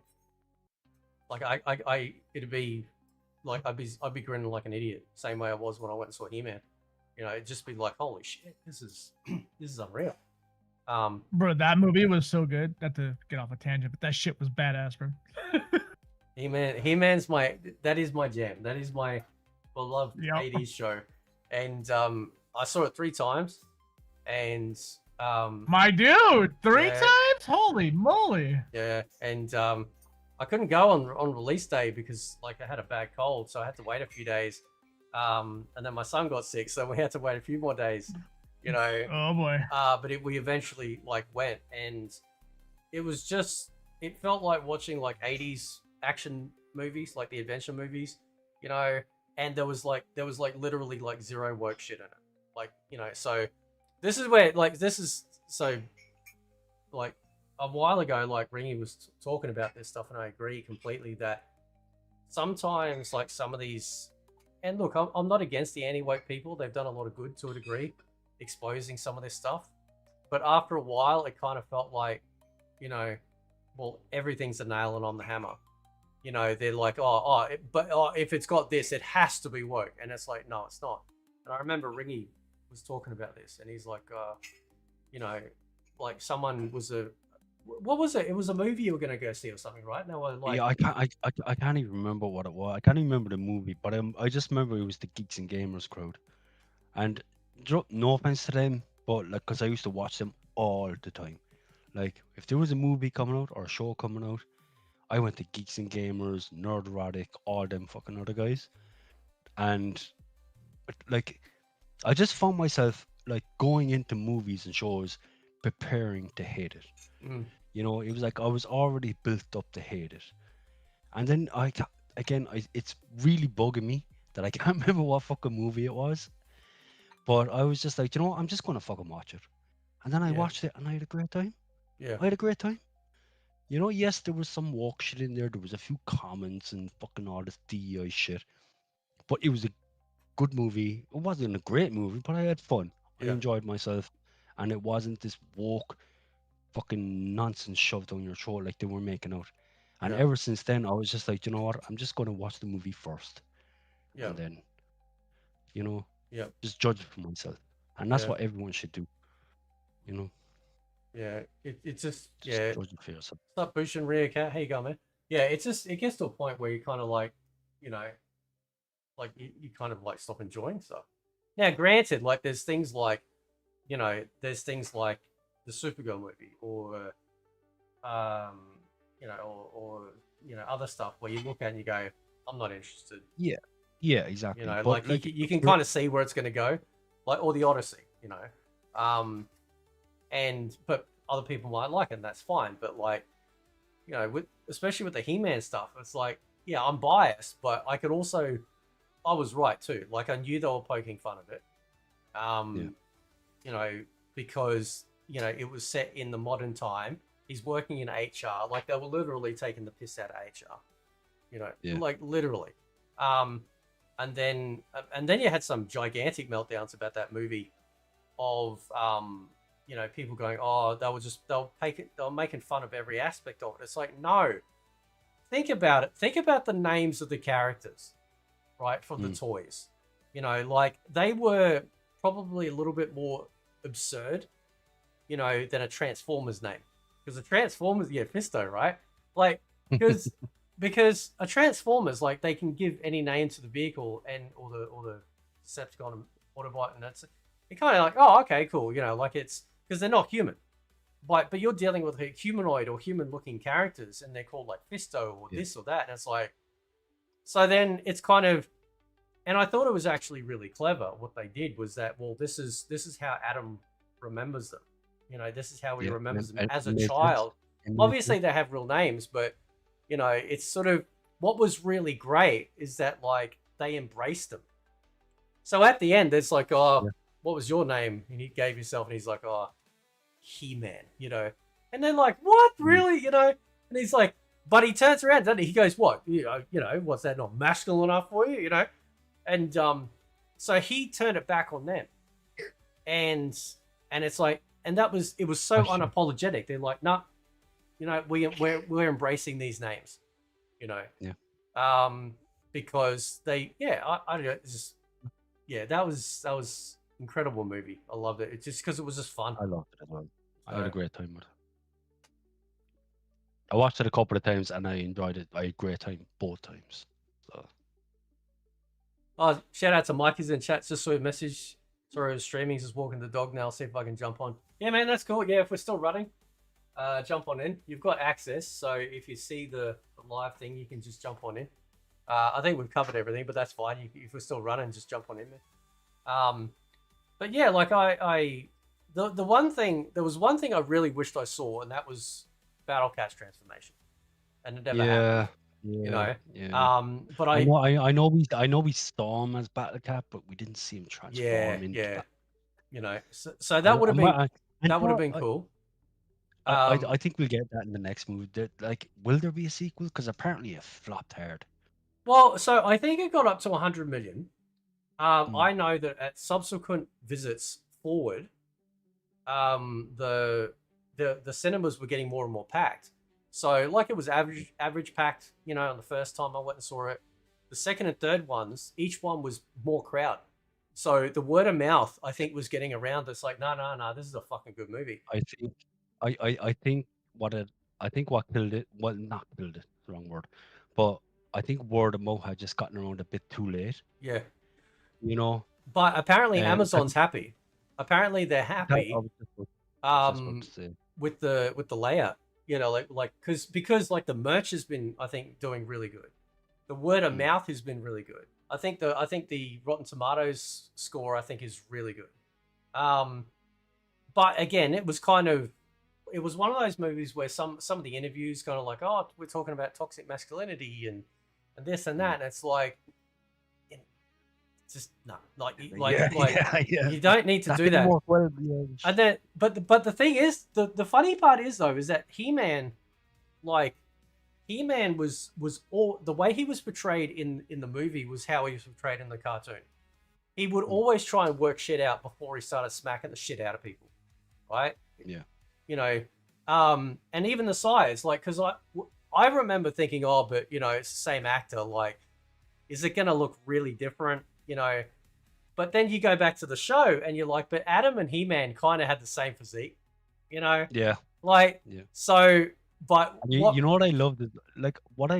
Sorry to interrupt, but no, you're right, man. What I loved was the attention to detail. It's like Adam, he had the pink shirt. He wore the pink shirt just like he did in the cartoon. You know, the attention to detail is what made the movie. And Skeletor, like, I hate Jared Leto. Yeah. I fucking hate him. But this is his best role. Absolutely best role. Absolutely nailed it. And he nailed Skeletor as well. When he did the whole ha ha ha ha. Yeah. And it was like, that was awesome. That was the crescendo. It was just, and they were like, you know, it was like, that's Skeletor. Like, you know, he's evil, but he's also a bit of an idiot, like. Yeah. You know, but he's a dangerous idiot. He's so full of himself. You know, so he's That's like cool. but because Skeletor, like, he's lethal. So like, people that don't know, like, so Skeletor like, he's lethal, but Hordak, which is from Etheria, which is where She-Ra currently is, that's his master. So Hordak is actually technically the greater of the two. So seeing, and the good thing is, like, Skeletor was like, in the 1987 movie, we didn't really see a lot of Skeletor cracking off. But in this, he was like zapping people. He turned Mossman into a puddle of like mulch, you know. Like, but he's so egotistical. Like he is literally like just so full of himself, you know. Yeah. And what I really like too, this is one of the things like I really love, is that too much now they try and get you to humanize with the villain. Oh, he's this way because he wasn't loved.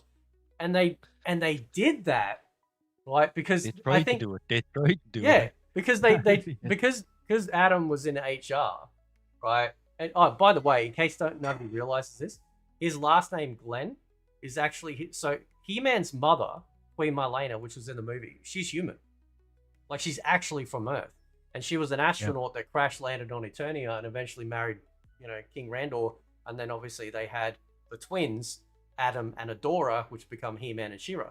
So her last name is Glenn. So that was kind of a nod that when they had Adam Glenn on the placard, that was like, okay, yep, they know their shit, right? That was cool. But he's in HR, so he's like, oh yeah, I'll figure it. I'll talk to him. I'll figure it out. It's all good, Yeah. And then of course, I got the joke with the placard that had him. yeah, That shit was pretty funny. That was funny. Yeah. Really should have had He-Man there. You really should have said He-Man. Yeah. Even though it wouldn't have made any sense, but like I mean, there's this whole controversial, this whole pronoun shit doesn't make any sense. Yeah. Anyway, it should have said He-Man, or would that have been too obvious? I think yeah, because nobody's saying man as a pronoun. They always say like he, him. So it's kind of like Wait. we get the joke because it's like he and then slash, but they're missing the man part. So we get that they're kind of like they're going, oh yeah, like, this is He-Man, but nobody else knows that. So it's kind of a What do you mean we don't use man as a pronoun? My pronouns are the man. Oh, okay, yeah. We got him. Yeah. Started. Jesus. What? No. What? What? No, I thought it was good, and like because I was talking to on the stream yesterday with Mike, because Mike's hasn't seen the movie, so I think we should all unsubscribe to Mike right now because that's terrible. I'm just kidding, right? But he's seen the clip at the end. You know that clip where He-Man and Skeletor are battling, right? And the impacts of all of that, and it was just like I think he was. By the sound of it, he was like very impressed with like when he was being punched, and you literally see like Skeletor's face like crumple and his jaw will poke out, and he's kind of like he's punching him around the pole, and the camera would spin around and stuff like that. It was just like it was incredible. Like my biggest gripe with the movie was what they did to fucking oh my god, drawing a blank. No, that's all right. What's his name? Healer's dad. Oh, Man at Arms. Man at Arms. Yeah. Man at Arms. Sorry. Yeah. Like, I don't like the way they made him a drunk. You know, he could have just been a down on his luck. Oh, I failed my mission, but it was just He was the redeemer of the story. But you didn't have to make him an absolute fucking bum drunk. Yeah, true. You know, it's like he's like, hey. You want to talk about your personal feelings? No. I'm not the guy. I just don't like the fact that they made him an absolute like bum. And he redeemed himself pretty quickly. I mean, they like that was over pretty quickly. But it was just like, really, it's like, you know. Maybe it was like maybe it was one of those, maybe I'm just sort of thinking outside the box here. Maybe it was one of those little lessons of like, don't turn to this, or something like that. Again, I have to watch it and sort of figure out whether or not that's an angle, but like it's like he was pretty messed up, and maybe that was kind of a thing of like, this isn't going to help. I don't know. But see, the He-Man cartoons were all about lessons. That's what I was just going to say. I think you're right. That could have been their way of putting in there. Look, if you're down on your, if you fuck up or you mess up or shit is going bad, like alcohol isn't going to help you. Alcohol and drugs, like they're not going to help you. Yeah. If we had gotten a Man at Arms in his prime, if we had gotten a man in this movie, if we had gotten a Man at Arms in his prime, then there would have been no light to shine on his daughter. Well, we did. We actually did. Because like in that when they start attacking Eternos, which is the name for the castle and whatnot, right? The city. Man at Arms cracks the fuck off. Like Yeah. he cracks the fuck off. Like he is showing exactly the reason why he's the head of the army and stuff like that. You know, and that fight with Trapjaw was like really, really good. And sort of but it was so good. You got to see him in his prime. You got to see him fall, and that's where I think he becomes this is why I love the movie. There's so many of these characters which you're seeing, you know, like you're seeing Adam, you know, not wanting to give up on you know, wanting to go home and who he really is and all that sort of stuff. You got Man at Arms who's failed and trying to come back and redeem himself and hiding himself in a bottle, which was not good, you know, and then going through that process. And like even when He-Man, like when he tore off the arm of Trapjaw and then shot all those bad guys, his first thought is like, oh my God, what have I done? You know, and then later on Man at Arms, it's like, no, it's who you've protected. Right. Yeah. I see it a lot on X, but I've seen a lot of people go like, fathers take your sons to see this. This is actually a very, you know, there's a lot of very good messaging for men. It's the 1980. It's the 1980 cartoon, like brought into live action perfectly. Yeah. Because at the end of every He-Man, like you said, at the end of every episode, there was a moral lesson. Yeah. And that moral lesson, they weren't telling the parents that because the parents were watching. They were telling the little kids. Yeah. They're like, hey, kids, look, if you do this, bad things will happen. But if you do this, then, you know, things will get better. And there was always a moral lesson. You don't get that in like TV shows or cartoons anymore. Yeah. See, have you ever watched that? This is one thing. Sorry, but this is one thing I want to. Have you ever heard of Peppa Pig? Yeah. So one of my daughter's birthdays. Yeah, we had is the most obnoxious fucking cunt on TV, and she was getting blamed for a lot of kids growing up being obnoxious. Because I remember there was a couple of episodes because my son used to watch it when he was like 2. Yeah. You know, I think it was just the loud noises and the fucking bright colors. Yeah. But I remember watching it and I was going. They went for a family picnic, right? Yeah. Daddy Pig drove the car up the hill, drove them all to the picnic, set down their picnic, and they forgot something in the car, or they forgot something back home, or whatever it was. And then it was, oh, Daddy Pig will go back and get it. And then the whole family gave his picnic to the ants. And it was just like, why would you do that to the man? He bought you here. He went home because you forgot something, you little shit. Because you forgot something. He went home to get it for you, and you gave his lunch away. You gave his food away to ants. Yeah. And that was one thing I was like, those little bitches, man, they did Daddy Pig fucking bad there. You know, why would you give his lunch away? But that was just one thing. But then another thing I picked up on was whenever Peppa Pig was talking on the phone to someone, she would just be like, okay, come over now, bye. And she was like completely rude. Just so fucking rude. But then I started to notice, like, you know, you see kids online and that's how they were acting. There was no like, okay, see you, okay, bye, see you later, thanks for calling. It was just, okay, come over, bye, or not even bye. She wouldn't even say bye. She was such an ignorant, rude little bitch. But it was influencing little toddlers and you know. Yeah. And I was just like, Peppa Pig, fuck Peppa Pig, man. Fuck that. Fucking cook that bitch on a barbecue. Bushin Rio Cat says, do you want the same director of He-Man to do the remake of G.I. Joe? No, I want someone else that thinks like the director of He-Man, because I want the director of He-Man to do more He-Man. Right? Like, we need a sequel. We need a sequel. We need to start talking about that. We need to, you know, because the He-Man universe is really rich, like extraordinarily rich in lore. And I'm not including the 2002 cartoon series or anything else. My He-Man is the 80s, and that's kind of where I want it to come from, you know, from that sort of like that feeling.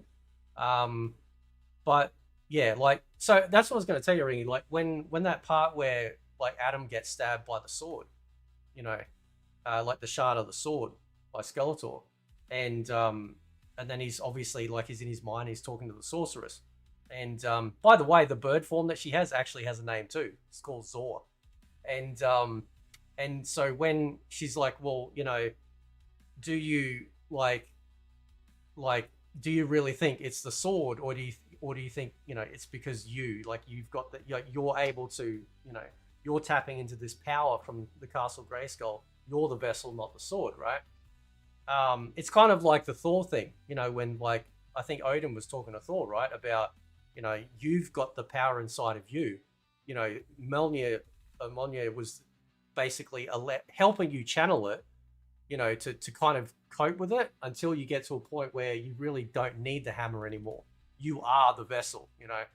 And I like that, because she said something. She goes, you know, you above all the previous ones is different because you also have empathy.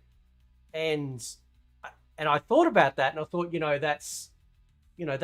I think that's very true when you think about the way He-Man is.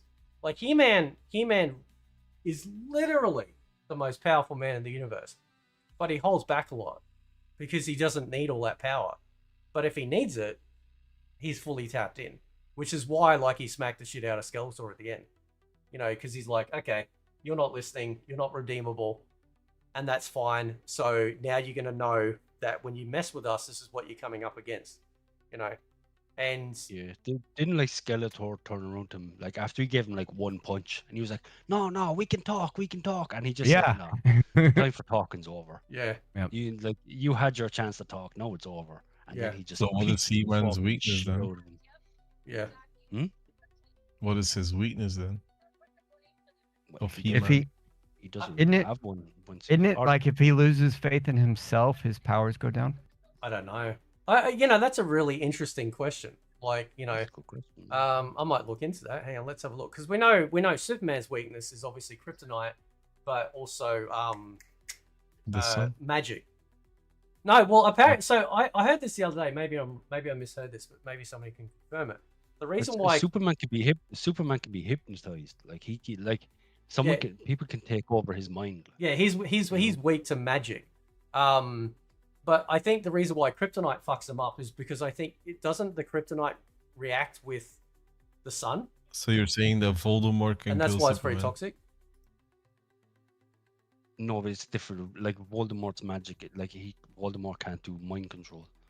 It has to be like no, but he's weak to magic in general, right? Yeah, but not abracadabra fucking magic, like, you know. I mean, you said magic. Mind control. Abracadabra. Like, he can be like Superman. The Mad has to be Hatter mind is controlled. tricked. He has been mind controlled. He's been tricked. He's been fooled to see hallucinations and shit. You know, and obviously kryptonite. But yeah, they're like Superman's biggest weaknesses. Like Superman's been tricked into killing Lois Lane. Like, yeah, you know. That's one of the things I really like too. Actually, just going back to the movie was. So yeah, that's what I was going to say too. So one of the things I was worried about was like, how do they deal with the secret identity stuff? Because in a cartoon, it's very easy, right? They run off screen, right? But if you're in the middle of a battle and everything's going to shit, He-Man can't just duck out to the local bush and go, all right, just hang on, one sec, you know, off he pisses. Like, so gotta go take a bush poop. Yeah. And then I had this theory a while ago. I thought, well, what if like when he transforms magically, it makes everyone not realize that there was a transformation, you know? And that it was actually like suddenly there's He-Man and they don't realize that there's a connection. But they just basically went, no, you know, like this is who he is. And obviously because he's He-Man, like, I mean, the fact is Skeletor would always attack anyone around him regardless. You know, like it wasn't just always He-Man. He'd go after, you know, the people at the castle or the other heroes or whatever. But at the end there, because I see this clip being shown a lot, where he runs off with Cringer. He's like, come on, Cringer, you know. And then no, it's not you. No, you didn't say it. Ram Man said it. He goes, no, was it? I love the way you said me. He was like, you? I was like, what the fuck did I say? Yeah, and Smith, Can I though, show you? It was one of the two. They go, he goes, does he think we all forgot that he transforms, right? And then like Man at Arms is like, let him do his thing, and I don't know why that line means so much to me, right? Yeah. Because it's like, you know what? It doesn't matter if it's silly. It doesn't matter. He's happy. Just you know, and so they were able to still keep that in the movie, you know, and nobody was sitting there going, "Oh, you're an idiot. You fucking blah blah blah." It's like, no, it was good. So, sorry, what were you saying, Drew? Again? I was gonna share something with you regarding to He-Man and his weaknesses. Yeah. What I said is actually one of them. Hold on, let me send it to you real quick. Oh, okay. Here we go. I found something too. Just steal his sword. I'll just put it in the bubble chat. So yeah, He-Man does have a few weaknesses, but unlike Superman or whatever, there's no magic rock that's gonna take away all his powers. Yeah. I think I've just seen this stuff too. Yeah, He-Man's power is an infinite. If he takes a massive amount of damage, it's caught in a cataclysmic explosion. Expends too much raw force all at once. Yeah, his superhuman stamina will deplete, forcing him to automatically revert. Loss of the power sword. His access to the power of Grayskull, to the power of Grayskull is directly tied to his weapon. Yep. Although obviously they slightly modified that. Now. A strict moral compass. If he is separated from the power sword, or if it was stolen during his transformation, blah blah blah, and then of course strict moral compass, and then vulnerability of magic and science. So we saw in the movie that Skeletor like Steel clubbed him, right, and he fucking got knocked out, and then he reverted, you know. So obviously, like that's a thing that can happen. What else I found? So what is it like if he's after transforming into He-Man and he loses the sword, then he'll revert back? Is that it? I think so. Because he lost the sword in the movie, didn't he? When he was He-Man. Yeah, but that's I think that's where I'm assuming that's a little bit of a change that they've decided to make. So that way, you know, it's like, yes, the sword's important, but like it's the man himself is the true, you know, source of the power. he like if he transformed back in the middle of battle, like he's never getting that. Yeah. What I found too, yeah, like same thing. He can revert back to his human form if he uses too much strength. He lacks deadly ranged weaponry. Not very experienced and limited experience with violence. So when you think about like the way Snyder was portraying Superman in his movies, especially in Man of Steel, he wasn't the most proficient fighter, right? Like he eventually got there, but he wasn't laying out Zod or anyone else. Like he was still getting smacked around, you know, and it was basically almost like a battle of attrition. Like, you know, he was learning on the fly how to fight, versus like obviously Zod and the other Kryptons, like they know how to fight. You know, they're literally bred for war and soldiering. He may revert back to Prince Adam from Extreme Force. Yep. Lacks deadly ranged weaponry. Hang on, they're doubling up here. Uses combat as a last resort. So yeah, if he kind of, I don't know, maybe held out too long, perhaps, you know, and he got overwhelmed before he could fully tap in. Yeah, that's probably maybe what they mean, you know. So real quick, gentlemen, I have to run. It's been a lot of fun, but I gotta bounce. I've had so much fun, but yeah, I hope y'all have a good rest of the stream, and thank you all you guys who showed up in the chat. That's all right, man. That's cool. Do it the next week, man. Oh wait, black flag is going. Flagging is going. Oh. He's referring. There we go. Yeah, you misspoke. Now you got to cry, right? Oh yeah. Yeah. You got to cry and stuff. Yeah. So there goes my whole YouTube channel. Thanks. I'm just kidding though. No one's going. I mean, I'm black, you know. So. Yeah. That's he's already run off. Yeah. So yeah, it's yeah. I thought they did a great job. And it was sort of like it was closed, you know. So if that was the only movie we got, at least it's sort of closed. But then they also had the end scene credits, like the 3 of them, as well, which is cool. So I actually didn't know there was anything credit because I watched it completely legally, and like it cut off as soon as the movie ended, so I didn't get the Yeah.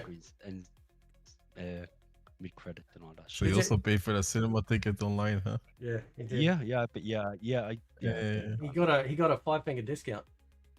Mm, So, mm, but arr, Bring your kid to the movies. yeah. mm, mm. But so did you manage to catch them online though, like on X and stuff? Like Yeah, they I were? saw him. Yeah.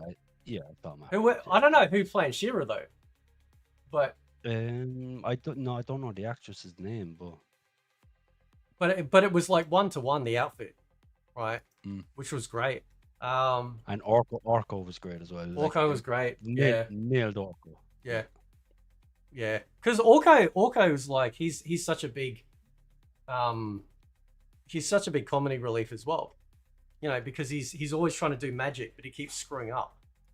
You know, like he'll try and do like a bubble spell and then suddenly make it rain. You know.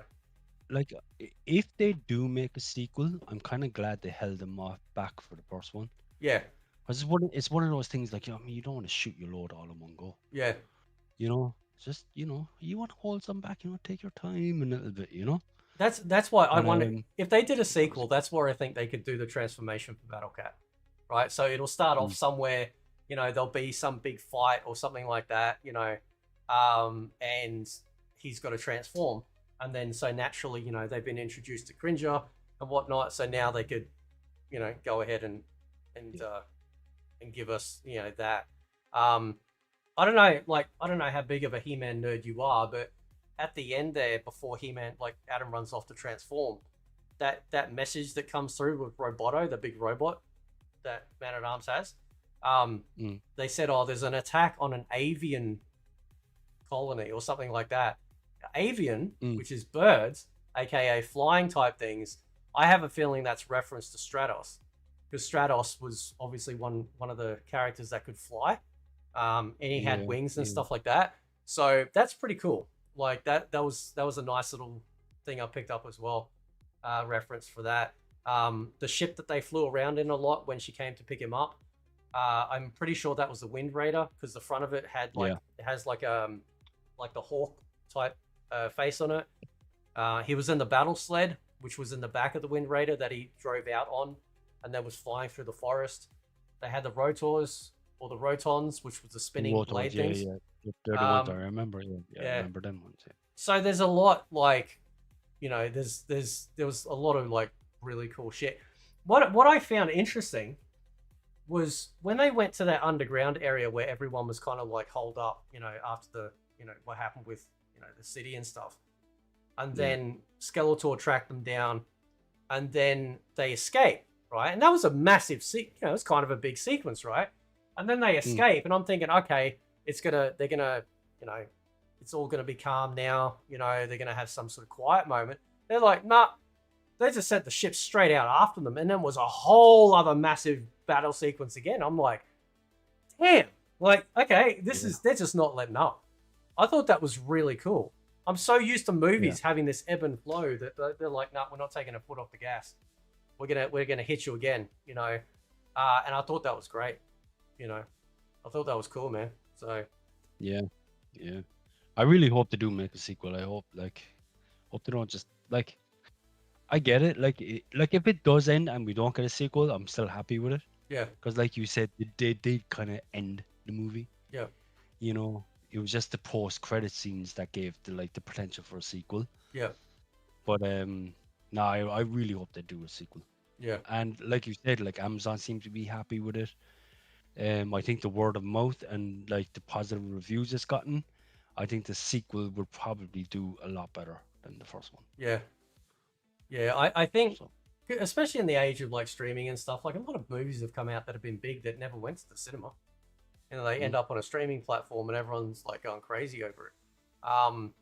But I think like obviously there's a lot more that's going on like that we're not seeing. Like, like getting that power sword before the movie came out was almost impossible. It was really hard to find. There's tons of He-Man toys, that you're seeing around. Some of them Like I finally managed to hunt down a Trapjaw, figure. I've never seen him Oh, this whole time. and like I like the figures as well. Like they're like the Skeletor figure they bought in Yeah. for the movie. Fucking awesome, man. That's the Yeah. best Skeletor Isn't figure I've ever seen. Yeah. isn't It's a- Playmates also launching like a line for He-Man? Oh, Like what- the same one that does like the Minor Morphin Zords. Remember? Start again. Say that again.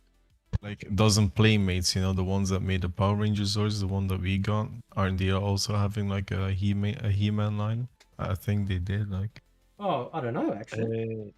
They did have one, but it was more based off the Netflix show, the Netflix cartoon.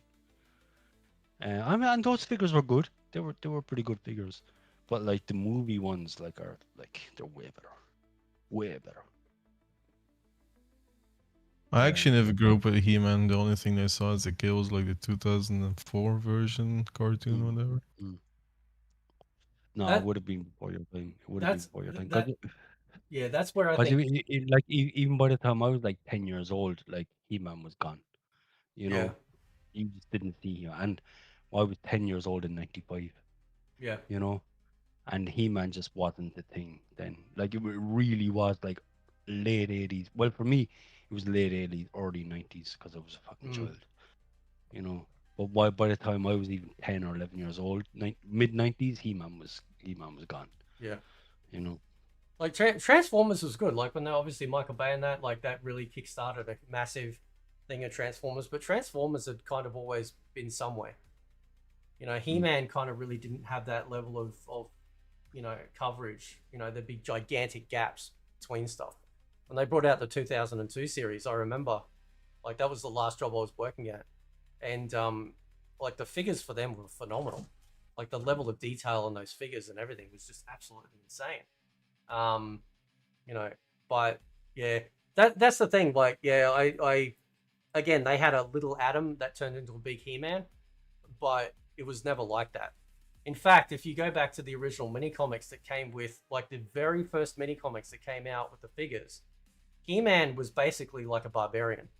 Like he was this roaming barbarian that left his tribe, and then eventually the sorceress, which was essentially like, so it doesn't look like the sorceress that we have now. It was basically looked like Tila, but with like a snake hood over her, like a garment. And she's like, oh, you need to get the power sword, and then Skeletor was, yeah, like it was even more basic. And then obviously the cartoon, and then they sort of started changing, like the true origins of how He-Man worked and stuff like that. And that was, that was good. But yeah, like, I mean, I like the transformation scene because, like, yeah, you could see he was muscling up, but he didn't go from like this weed to whatever. I thought that when he played Adam, he played him as that bumbling, that bumbling guy. I like the comment as well. It was like, where did you like? How did you get your clothes back?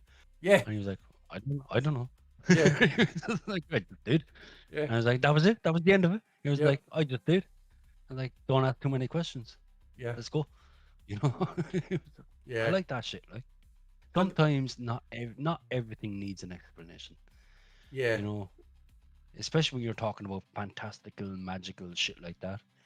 Like not everything needs an explanation. It's just it is what it is. Yeah. You know. Yeah, but yeah, no, I know a lot of people worried about Idris Elba being cast, obviously because it was a race swap. But Idris, I've always liked him as an actor. He's always been great in anything that I've ever seen him in. And I thought that, like, and apparently he's a massive fan as well. He used to play them when he was a kid. So, I thought he really carried that very gruff, sort of no nonsense, but he's also got a good heart in there. And and I think that was really good. And I know, like, because some people will be like, some people that don't know will be like, well, why is Tila calling him dad? Well, it's not her real dad. He never was. He never was her real father, right? Tila is actually technically the next sorceress, right? That's her mother. She's the daughter. Yeah, that's her mother. Yeah, I was going to say, yeah. So, but Yeah, no, I thought he did No, a great job. Yeah. Yeah, he did a great job. Yeah, he smashed it as always. He Yeah. just about always does. You know? Yeah. I can't remember the last role I've ever seen him in where he was bad. It might have been a bad movie, but what he did in it was good. Like he's always good. Yeah. Always. But there's some villains that they like, forgetting the Horde and the Snake Men. There's some villains that they haven't even tapped into yet, which like would look amazing in CGI, like Whiplash, Clawful, Webster, Too Bad. Just trying to think what else is there. I think we haven't got Merman yet. You know, that like he was missing. He was one of the original. Well, he was in the background in the post credit scene. He was in the background of Orko's post credit scene. Oh, was he really? He was, yeah. Oh, shit, I'm gonna have Yeah. to I didn't spot him, but I've seen things going. Oh yeah, Merman was in the background. Yeah. So yeah, he's there. Yeah. But Trapjaw, like in this movie, he I think Trapjaw was the biggest villain. Yeah, he was fucking ruthless. Yeah. He was ruthless, man. He was a proper. Whereas Skeletor was like your, like Skeletor. Yeah. But Trapjaw was just like, no, I'll fucking kill you. Yeah. He was just a blunt instrument. 100% just blunt instrument. You know. He did not give a fuck. Like he was just like, I'm just gonna kill you. I'm gonna kill all your friends. I'm gonna kill everyone. Yeah. You know, he was ruthless in this movie. I wish, like, because Triclops was in there, the guy with like the red eye, and one of the cool things I liked always about Triclops is that like the original toy, like the like the thing that goes around here spins. So in the original toy, it had like just like a generic eye that was all peaceful, and then it would swap to another one which looked slightly annoyed, and then it would swap to another one which was like angry as fuck, right? And that was kind of like part of the appeal. But obviously, like, you know, in this, like, and other stuff that they've done with him, it's basically he's like a sniper. Like, it's basically his vision range. They didn't swap it, but he did do an eye blast from it, which was kind of cool. And the way that like He-Man, like he grabbed him, and as he was like lighting up to hit him with it, he just puts him into the ground, and then he explodes and bounces, you know, from the blast. But it'd be good. Like, I can see why they killed off.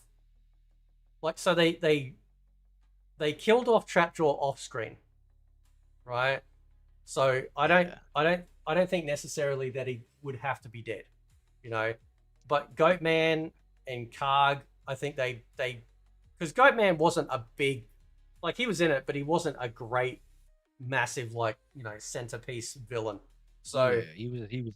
Yeah. So they kind of had him and Karg, which was a reference to the '87 movie. Karg was made for the '87 movie, so they kind of had him in there as a throwaway. But they had Spiker in there. Like, Spiker was and he great. didn't die. He didn't die either. He got stuck to a wall, wasn't he? I'm pretty sure, yeah. I think he just got stuck to a wall and he couldn't get off the wall, and then Yeah. he just cut away, and that was the end of him. Yeah. So that was. So that. And Spiker was potential always for- he was great too. Yeah.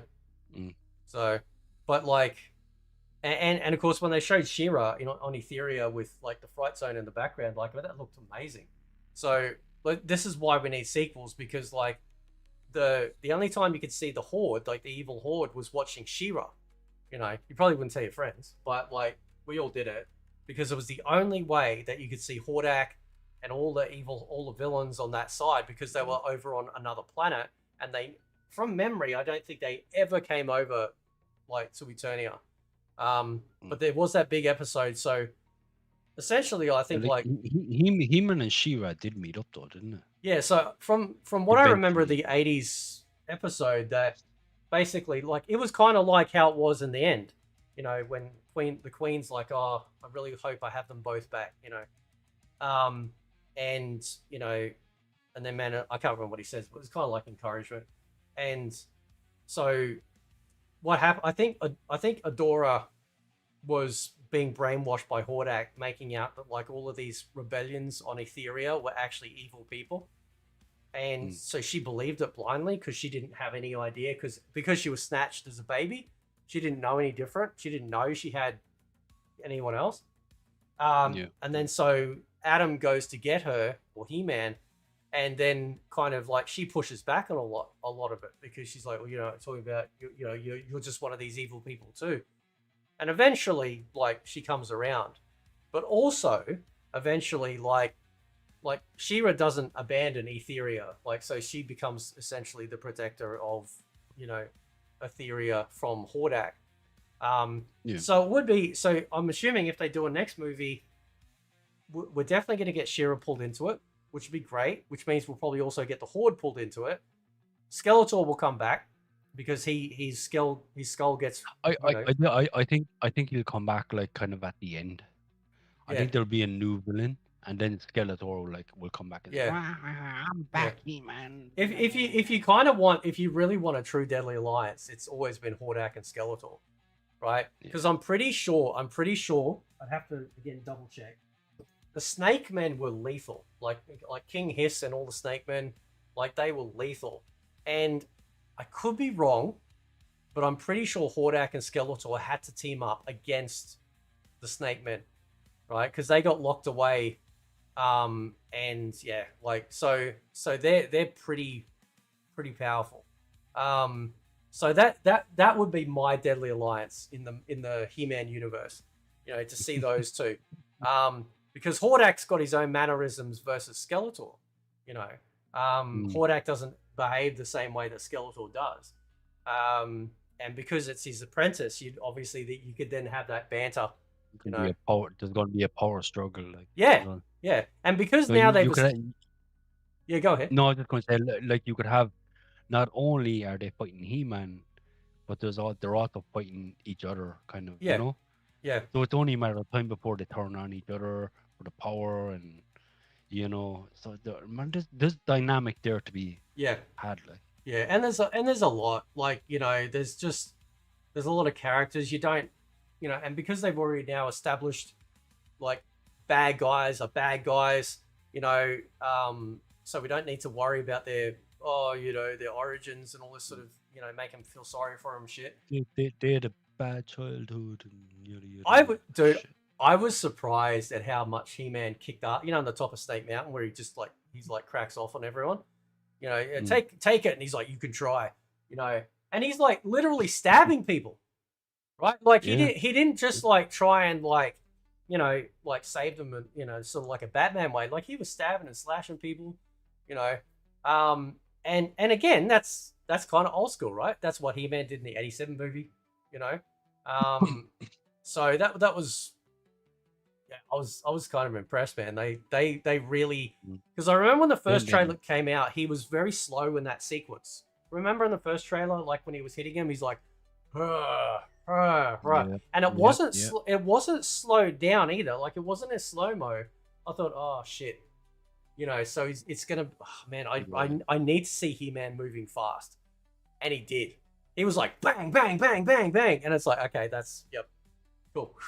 That's the reason why you should never like base your whole opinion on a trailer. Yeah. You know, like you have to remember, like when trailers are released, like they're showing you they're showing you unfinished clips. Yeah. You know, especially when they want to show you a big action scene, and when there's CGI and all this shit, like that's an unfinished clip. Yeah. And like you said, like that might have been the original speed that he was moving at. Yeah. But they obviously sped it up for the movie then, you know? Yeah. So like, and even like his friend, like on Earth, you know, right? Exactly. I don't know if anyone's ever said this, but so like in the '87 movie, like, you know, you got that, you know, remember the bald cop, and you know, he's like, he's sort of like struggling to come to terms with the fact that there's like this alien force wreaking havoc and shit like that, you know. And then near the end of the movie, they activate the cosmic key and they transport, you know, part of the car and the set, like where they were sitting, and Lubric went with them.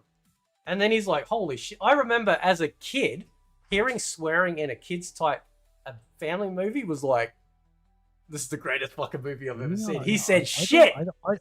I don't remember that. I don't remember that. Like Lubric, like he's standing You there, thought- you, and you, all you're the talking about the Doppelganger movie? yeah, like they all teleport in, and then like Yeah. like all the stormtroopers like move their guns towards like whatever they're called in the movie, shock troopers or whatever they're called, like towards like all of them, and Lubric's like, holy shit, and it's like, damn, like that was, as a kid, you're like, yeah, that was cool, but in the end of this movie, like the new one, he brought his friend to Eternia. So I wondered if that was kind of a nod. They took the guy that was like not believing a word he was saying and going, see, I wasn't bullshit. And then in the 87 movie, Lubric was like, because I remember like the boyfriend of Courtney Cox is like, Lubric, this is for real. This is really happening. And Lubric just was constantly trying to deny it was happening. Like he just couldn't. Yeah. He's like, no, I can't deal with this, And eventually it's like he gets teleported there, and then it's like, fuck. Yeah. Homie Shit. ends up staying. Yeah, he ends up It's gotta staying be again. over. He gets himself an Eternian, right? He gets his own little wife on Eternia. So I kind of wondered if that was a nod, It's at gotta the be. end there, It has to be. But that's why I want Travis Knight to do more He-Man, because he really gets it. Like Bumblebee was a great movie, but this one, he got every single aspect right. Every single aspect. Loved it. So good.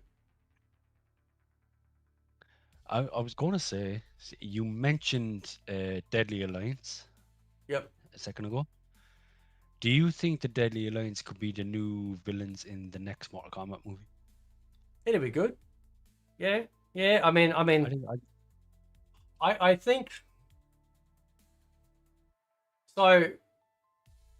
They could do the Deadly Alliance and then pull off a Naga showing up at the end, just like the intro in Deception, but they put that at the end, right? So maybe the whole movie, eventually the crux of it ends up to Raiden basically having to face off with these guys, and then the cliffhanger is a Naga, just stomping down the hallway, and then it's just like you see Raiden and their faces, and they're like in shock, and then it just cuts to black. That would be good, because it could be maybe they're trying to resurrect him. They were trying to get the army from memory. They were trying to resurrect the Dragon Army. And they've got the amulet. Or do they have the amulet? Who has the amulet now? It doesn't get destroyed. I think it kind of disappears. Oh, Yeah. it went into the Netherrealm, wasn't Yeah. it? Noob Cyber. Yeah. So they could again. I don't care actually about some loose plot holes. Sup, Jay? What's happening, bro? You interviewed Simon McQuaid. Oh, did you? How'd that go, man? How'd that go? Oh, it's Thursday. All right, cool. Make sure you hit me up with the link in case I forget, man. I'd love to see that. Yeah. I think what was he? He was the producer. I think for MK, like the Mortal Kombat movies. Yeah. I think it was the producer. So yeah, that'd be cool. Like, and yeah, like the movie could be like they're trying to resurrect the Dragon Army or something. I don't know, working together. I mean, I think we didn't get a lot of Quan Chi, but I think he was pretty well established. They did a good enough job. And then Kano teasing the piss out of him was just fucking hilarious. Like that was funny. I mean, as shit. Kano is that whole star of the franchise. Yeah. Like, in terms of the new movies, Kano is the star. Like, everyone wants Kano on screen. Yeah. And I think that's why they made him a good guy. It was like, well, we can't kill him off. Yeah. We killed him off once, and everyone wanted him back, so we brought him back. And now he's working with the good guys. Yeah. It's like, and obviously I don't think he's going to stay a good guy, but everyone wants Kano. Like, he fucking steals the show. Yeah. Every scene he's in, he steals. He's fucking hilarious, man. It's brilliant. Jay said he's apparently he's dropped an MK bomb on him, so we might find out some new information. That'd be cool. But like, yeah, I wonder if Kano kind of becomes like the anti-hero. He's like I don't want to fuck up here, like, all right. As he said, Because he said it in the movie. He was like, "The fuck out, world, man. I want fucking coke. I want whiskey. I want coke and whiskey. Yeah. I want fucking strippers. Have you seen what world?" It's like, fuck that shit, man. I don't fucking want that. It's like, yes, I'm a bad guy, but I mean, I want when I want to go back to my old life. Yeah. You know. Yeah. So And that's the thing. He might be like, he might still be like the bad guy underworld, thing, but he realizes too that it's like, look, like I have to fight for Earthrealm. Yeah, I can be a bastard in my own realm, but when it comes to protecting my realm, then yeah, he kind of has to put his big boy pants on. I don't. Yeah, he's like, I don't want to be walking around with shadows, and there's no fucking alcohol here. There's no fucking. You can't do fucking anything here. Like, it's just everyone walking around pissed off. Yeah. It's like, fuck that shit. Like, what do you reckon of Street Fighter? I'm kind of hoping Street Fighter does really well too. Yeah, I'm looking forward to it. Really looking forward to it, actually. But again, like, I think they're going down the He-Man route. Yeah. It's just like, let's just embrace it. Let's just embrace the goofiness. Let's embrace the fucking silliness of it all. Yeah. These giant guys fighting each other with superpowers. Yeah. Just fucking embrace it. Like, let's not try and make it normal or trying to explain why they have powers. They just fucking have them. They just have them.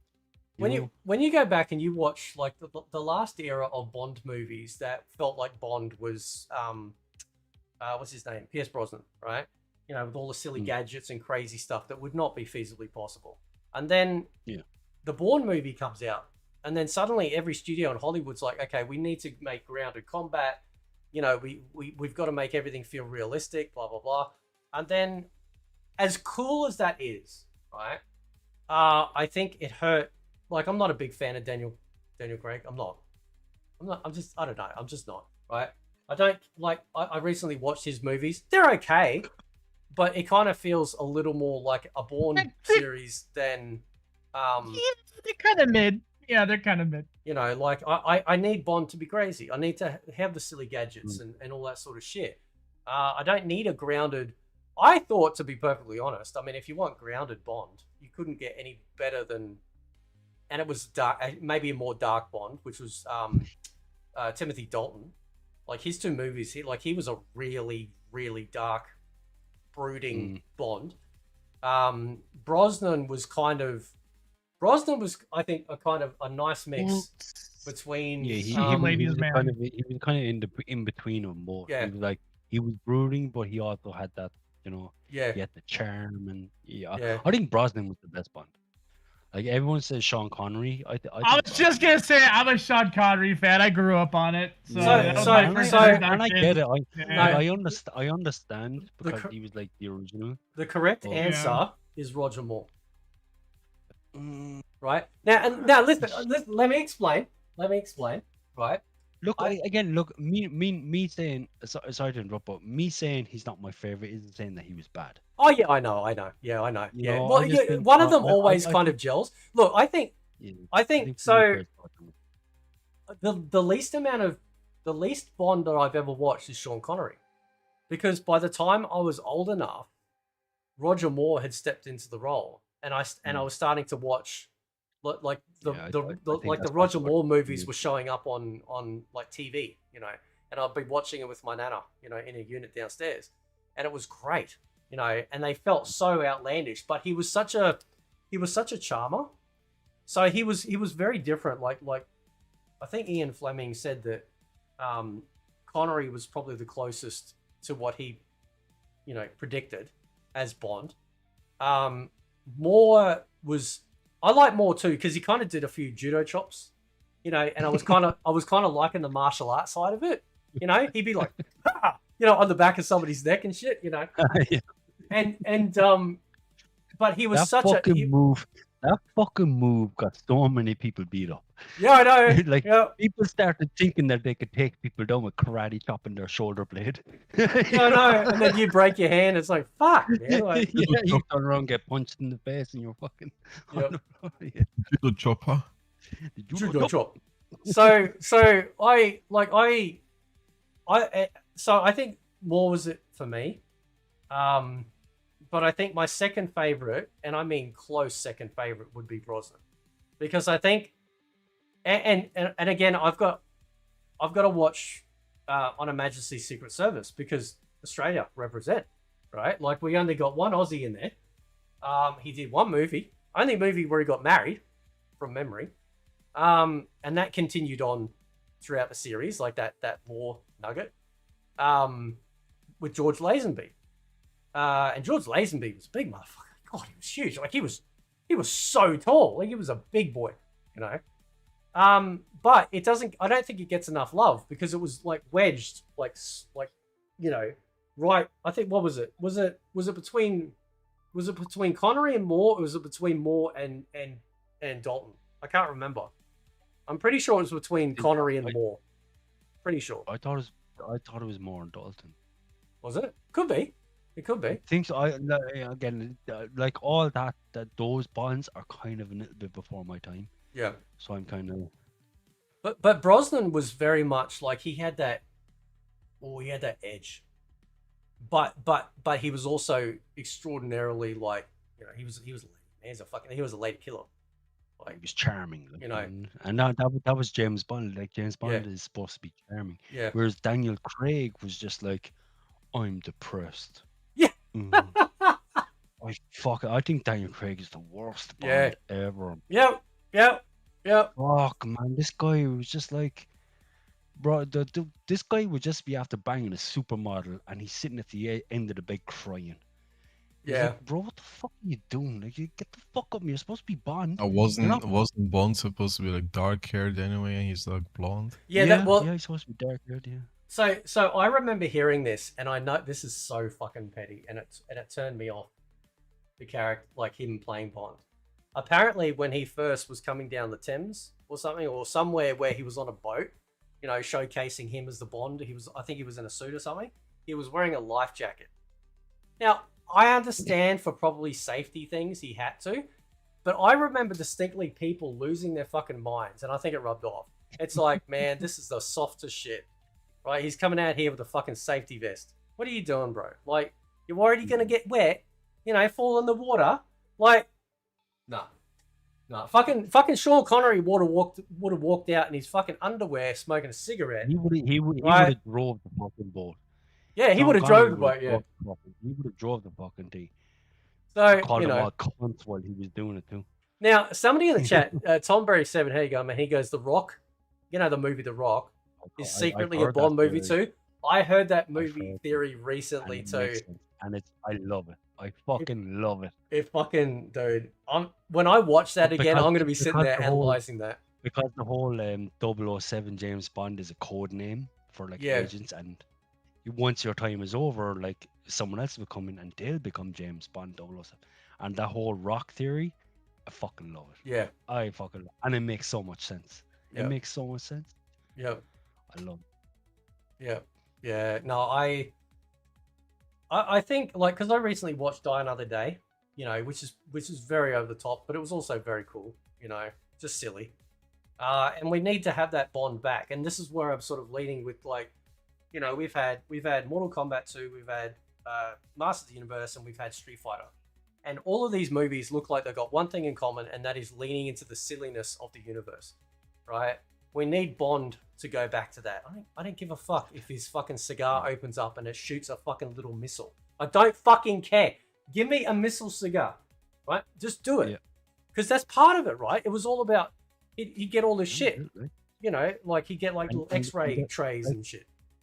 Even with the cars, like the new cars, like where are the rockets? You know, no, it's just a nice Aston Martin. No, it's just a fast, super sleek car. It was like, no, like where are the rockets that come out the side and the fucking jet skis that come up from underneath? And you know, that was the whole point of the Bond car. That's what made the Bond car. It's not because it was a fucking Aston Martin. It's because it had the gadgets built in. Like there was rocket launchers, ejection seats, skis, rocket launchers at the back to give you a boost, you know? That was the Bond car. Like, even the swap over in the Brosnan series with Q, you know, because they went from like that old guy that's been doing it for like 1,000 years to was it John Cleese? That was a hell of a handoff. Like, you know, they couldn't have picked a better cue. I thought. I thought that was really good. You know, Yeah. still had the same 'Cause then- banter and everything. Yeah. Because I mean, eventually, when you have a franchise that old, eventually characters are going to have to get replaced. Yeah. You know, you're going to have to get new actors in. You know, and it just That's one thing I respect. Idris Elba came out and he said, "No, Bond's a white guy." Like yeah, 'cause even they were pushing for him to be Bond real hard. Like, he could be he could be in the movie as an agent or something, like, but like Yeah. but this is the thing, like, you know, when you've got it'd be like making Blade a white guy. You can't do it. Like you're never gonna make me suspend my belief that Well, much. he originally was a black guy, then he died, and then he got resurrected, and that makes him a pale white vampire, you know? Yeah. So there you go. There's your plot. Oh, okay. Yeah. This is why you don't write movies. Right, what? But like, it's like the way they bought Sean Bean in to be 006. Yeah, You know, exactly. You could bring Idris Elba in, he could be 009. Yeah. Or something. You know, Yeah. he could be another 00 agent, just not Bond. Yeah. You know. Yeah. Yeah, it's too there's too much like well, there's too much history in groundwork. It's like them having Snape as a black guy now. It's like it's like what are you doing? I'm not even a Harry Potter fan, but like I can see like what the fuck. And you know what the ironic thing is? I'm not even a Harry Potter fan, but even I know that Harry Potter's dad, when they were children, hung Snape from a fucking tree. Yeah. As a joke. So are they going to do that in the new series? Are they going to do that? Are they going to turn Harry Potter's dad into a fucking KKK member and hang a black kid from a fucking tree? That's what worries me, right? Because know? like there's no logical reason. Like you have Adam Driver, who they've been like sort of doing up with makeup and shit in pictures as Snape, and it's like literal perfect casting. Like you could not ask for a more perfect casting. But it's I don't know. I think like the thing is though. Oh, shout out to Bush and Rio Cat for the $2. Thank you so much, brother. He says Robert Pattinson as Bond a few years down the road. Now, what's really interesting? Let's talk about good old. Let's talk about. I wouldn't be against it. I wouldn't be against it too. Let's talk about Robbo, right? So when you know, because obviously he got big from his Twilight days, right? But he has grown as an incredible actor, and absolutely when he was cast as like as Bruce Wayne and Batman, obviously for the Batman, you know, like I was like worried, not super worried, but I remember he was like, look, I don't want to go work out and turn myself looking, you know, cut and stuff, right? You know, and he's still nailed it.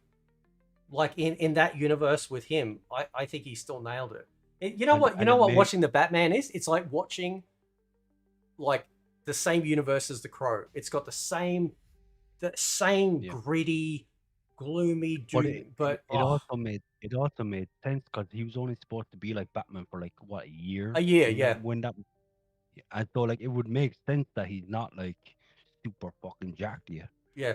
You know, so I actually the one thing I didn't like was like when he was Bruce Wayne, he was too emo. Yeah. He was a bit too emo when he was Bruce Wayne. Like he should have been a bit more cocky and a bit more, you know, I'm a rich boy, fucking yada yada yada. I had fucking Tobey Maguire scene from Spider-Man in my head, like, oh, a Goblin Jr. gonna cry, but that was like Batman.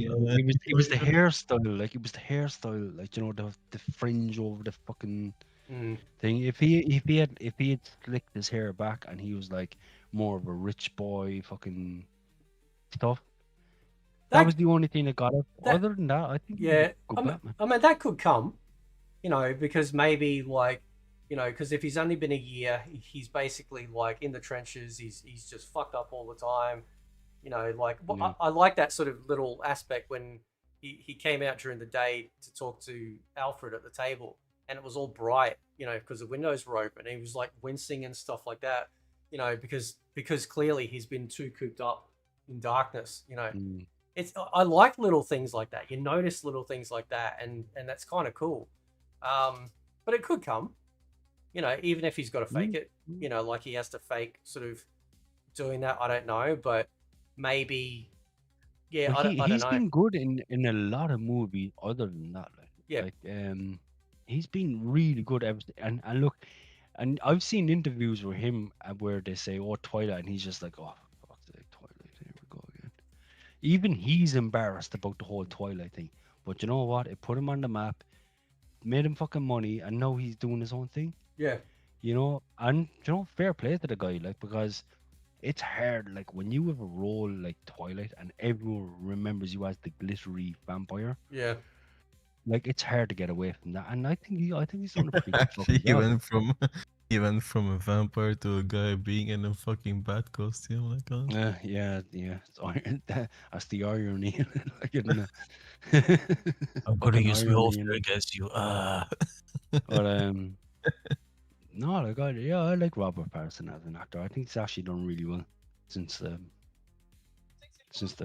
And I never, when I first heard Robert Pattinson as Batman, I was like, oh, for fuck's sake, no way.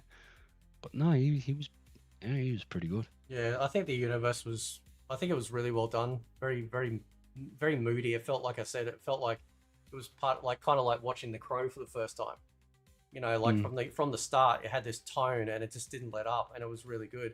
The only thing I didn't like was when Catwoman's like, "Oh, these rich white assholes." Like, okay, just fucking relax. Like, you know, lots of people that are rich that just aren't exclusively white. You know, you know, that kind of bugged me a little bit, but you know, and yeah, she was. I mean, she was alright. You know, she was alright, but it'd be interesting. I didn't like Catwoman. Like she didn't even act like Catwoman in that movie. No, like she did like a couple of her flips and shit, but like, you know, and some kicks and stuff, but yeah, I don't know. It'll be interesting to Have see. you watched the Penguin? The show. I've got it ready to go. I haven't fired it up yet. Good. Really good. Like it's completely, well, it's not completely separated, but like it's in the same universe, but and it's set after the movie, or is it? I'm pretty sure it's set. I'm pretty sure it's set after the movie, isn't it? Yeah, I think so, because he's got the scars in his face. I think he got the scars from the crash or something. Yeah. In the movie, I don't know. I can't remember, but it's a really good show. Yeah. Yeah, I haven't. And you would never know it's Colin Farrell in the makeup. Oh yeah, I know. That's crazy. That's the scary part. What are you doing, Flaming? So I was auditioning for my Batman. Yeah, go on, give us another blast. Here's my. Oh. Is that bad? You got the part, bro. You got the part. That's it, man. That's it. Don't even need to know what you look like. You got it. Fucking hell. Yeah, boy. You boy. With the wise words of Toby.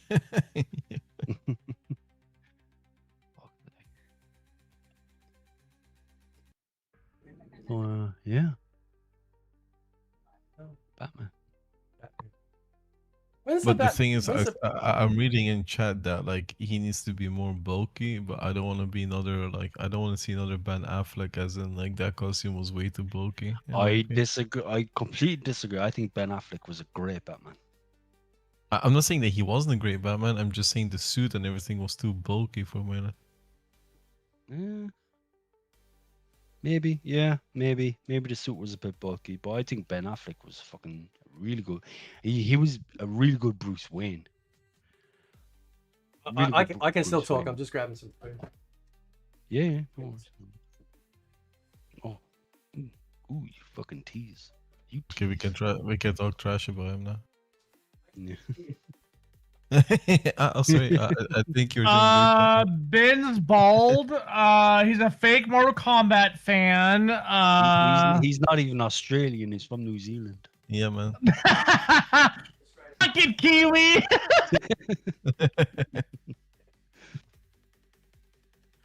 Oh, and his teeth are crooked. Yeah, that's another one, right? That's another one we can pick on. Yeah. Oh, wait, I'm not being liberal enough. Oh yeah, Ben's white. Did you guys notice that? White? Yeah, he's white. That's crazy. And then I never noticed. You never noticed? No, never noticed.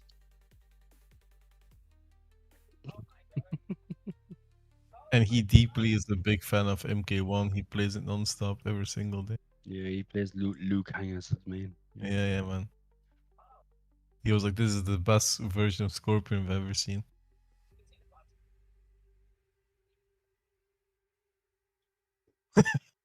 $800 hours later.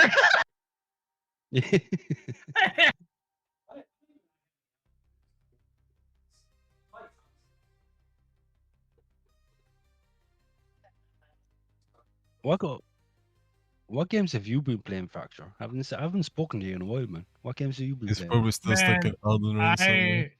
I have been cracked out on Valheim again. Like I recently just got back into Valheim. Yeah, man, it's fun. Like I've been yeah, I'm on that crack on. Yeah.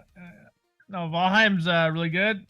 We're like me and the community that I'm playing with, we're trying to get the stuff set up for like the new season, or not the new season, but like the new patch that's coming up. It's full 1.0, so like the game's getting massive updates, a lot of fixes, a lot of new gear, a lot of new biomes and stuff. So yeah. I don't know if you like Valheim or those type of games, but yeah, that's pretty fun. Oh wait, are you talking about Assassin's Creed Valheim or? No, the game is actually called Valheim. Yeah. Oh, my bad. I thought you were talking about Assassin's Creed one. I thought you were talking about Assassin's Creed game. What about the? I know that's what I was thinking. I was like, fucking. No, I'm right there with you guys. I like to crack on fucking Dragoon over his fucking Ubisoft shit too sometimes. Yeah. No, I'm right there with you. When I heard Valheim, I thought you were talking about Assassin's Creed. I saw you looking up. I saw you looking away. You're like, oh fuck, another one. Yeah.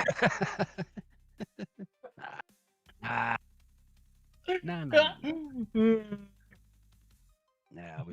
yeah. If you like, it's all good, mate. All good. If you like survival, like crafting your own shit, fighting a bunch of mythological creatures in a forest, getting your ass beat, and all that stuff. But yeah, Valheim's a lot of fun. Yeah, I do like a good survival game, to be fair. What about the Hello Kitty Online? Bro, I told you, I am not going to have e-sex with you in your new place that you made in that game, all right? It's just between you and me, man. Bro, that was a private DM. Yeah, man. I told you gotta offer my fat ass food if you want me to come into your house, firing. My brother is leaking my DMs here in public.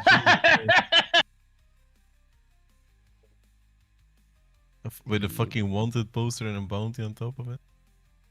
A bounty? What are you talking about? I'm kind of happy about it. I'm a little, you know me, dude. Like, it's the same that we were with like Guild Wars 2, right? We were kind of hyped, and then when we finally got a hold of it, and then we criticized it, and then they finally made it better. It was like, I have a feeling we're gonna see that again. You know what I mean? Like, it's gonna probably happen again. But overall, I'm excited just because the MMO market right now is kind of dry. There are games that are just, they haven't changed since launch, like Lost Ark. They finally cut the Lost Ark releases up. I haven't touched that game in forever. I tried to play it recently and I couldn't get back into it. I was so bored. I've done everything in that game for so many times. Yeah, you know. Oh, Neverwinter. I've been playing some Neverwinter. You know, for as far as MMOs go. But like I said, you know, Guild Wars 3, I'm looking forward to it. I hope it's good. Guild Wars 1 is still better than Guild Wars 2, in my opinion. Well, yeah, the way they handle the dual classes, yeah. I don't like how they locked that to leveling up your character and then your weapon. Yeah, like it's kind of weird. But it's like, as soon as I saw it was like bounty or weapon, I was like, nah, I'm out. Well, you can mix and match almost all the one-handed, right? Like almost all the one-handed. Yeah, but I don't care. Like in Guild Wars 1, it didn't matter what weapon you used. You could just use all your spells that you want. Well, you had hammer skills and you had axe skills and swords and whatever. I could have sworn they actually affected your cooldowns and stuff in those weapons on Guild Wars 1. No? Like, wasn't there like certain weapons that had better cooldowns for stuff than others? No, I could have sworn that was a thing. I could be wrong. I mean, I can't remember because like the last time I actually played that game was with this man in here. Me and him ran through it. Like that was years ago. That was back when I was in my apartment. But the thing old is, school like when I saw YouTube. like the Guild Wars 3 trailer, it reminded me of Genshin Impact, like the environment, like what the fuck, like the color scheme, everything. Yeah, yeah. Well, like the arts. I'm It hoping. feels like a I'm MOBA really game. It looks like I'm a hoping MOBA. that's not going to be the case. Yeah, I'm hoping that's not going to be the case. Yeah. Like I was like, am I the only one that thinks like this? Like and you know what's crazy? So you have like Guild Wars 3, right? But they also have like Ion 2 that's coming around the corner.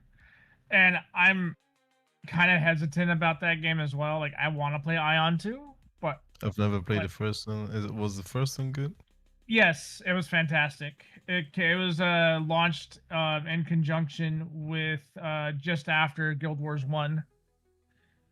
And it was I would say a Ion for me at the time for the type of MMO that I was into. I thought Ion 1 was better than Guild Wars 1 in the sense of the way it played, but I liked Guild Wars 1's system better because of how they did the classes. So yeah, if you would have given me Ion 1's combat with Guild Wars 1's class, that would have been like the perfect MMO for me.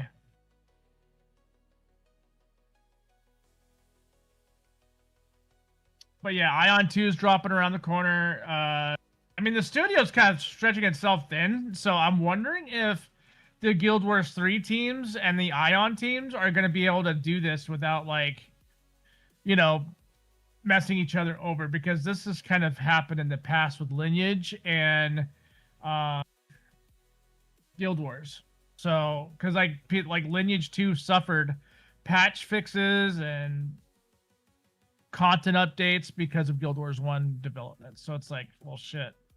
I don't want that to be the case, but that could actually turn out to be a problem if they do this again, where they're releasing more than one MMO at around the same time frame. So I am a little worried about that. Imagine if they remastered Guild Wars 1, Master Togo in high definition. I don't think they'll do that. Master Togo. What was the monk again that was always running with him? Oh, the bald Menlo. guy. Menlo. Yeah, Menlo. Yeah. I reckon. It could be like a Monster Hunter style game. Oh fuck no. Just a feeling. Fuck no. Then I'm out. Like I'm definitely out. Like.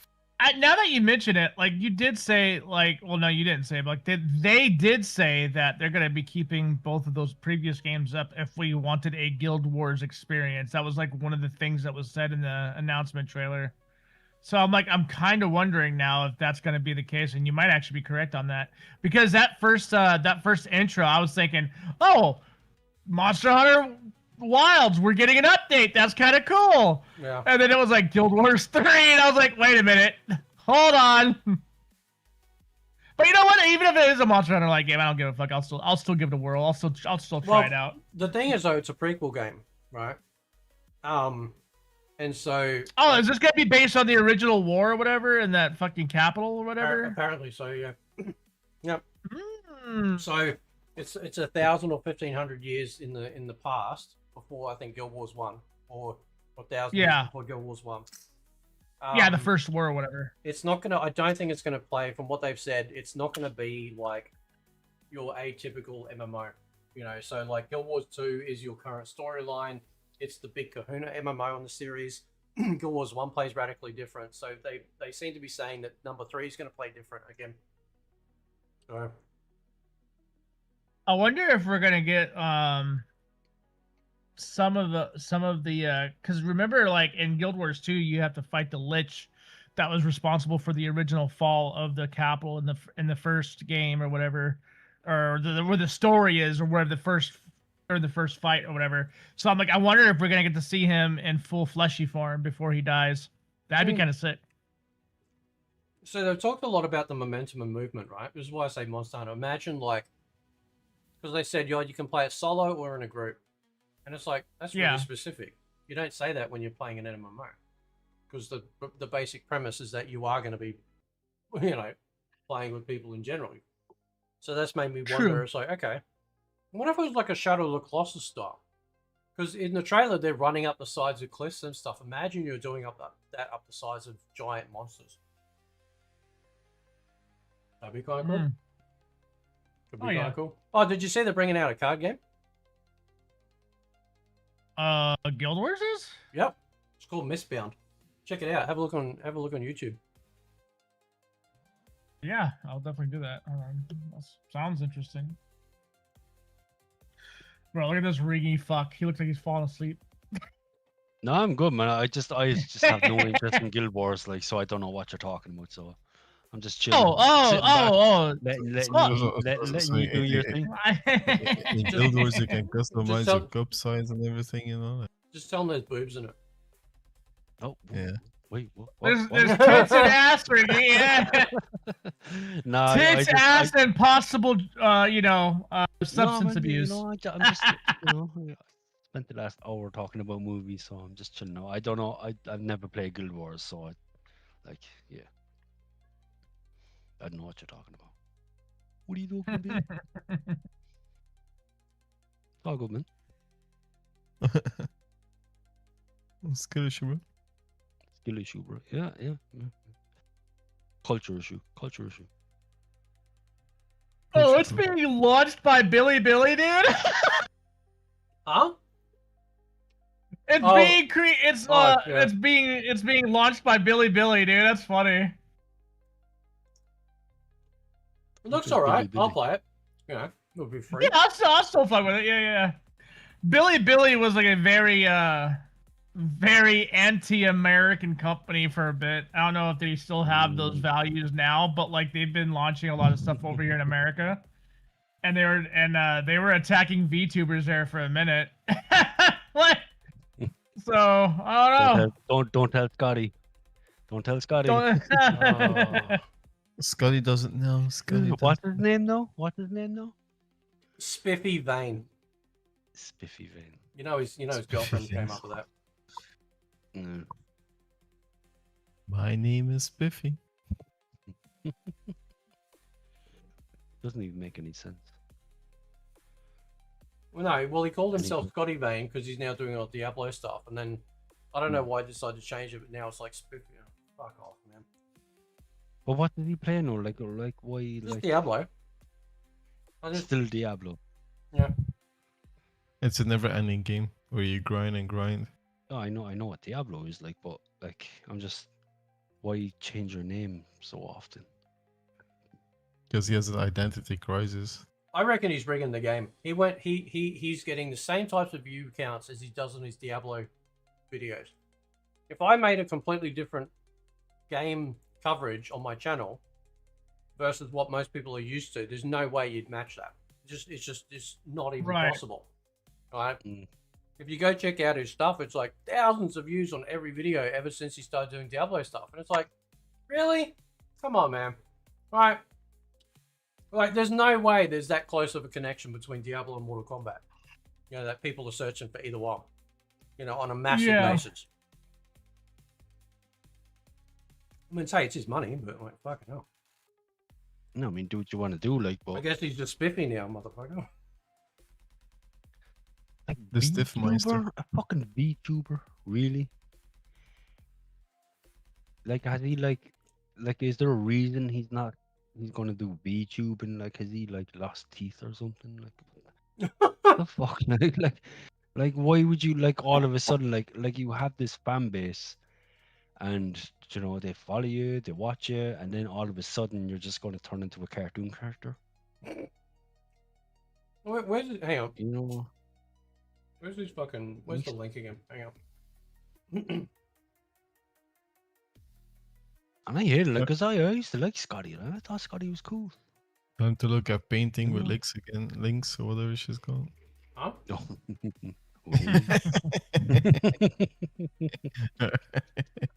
Okay, yeah, okay.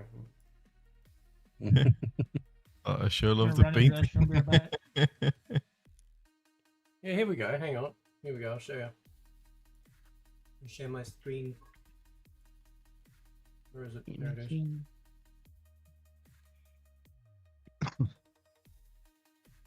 I give up.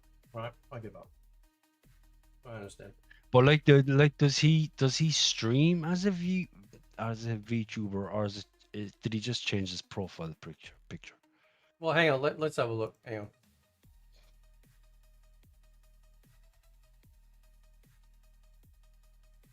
Where's it? Yeah, there we go. Oh no. Confirmed VTuber. Oh, Scotty. You didn't have to stoop that low, bro. You didn't have to stoop that low, bro. Well, that's what you get for fucking embarrassing me online. So fuck you. And no sympathy. Hang on. If that's what you need to resort to. Hang on a sec. Wait a sec. Hang on. This is live. This is one of his live streams, right? I'm pretty sure I saw some jump cuts. Hang on.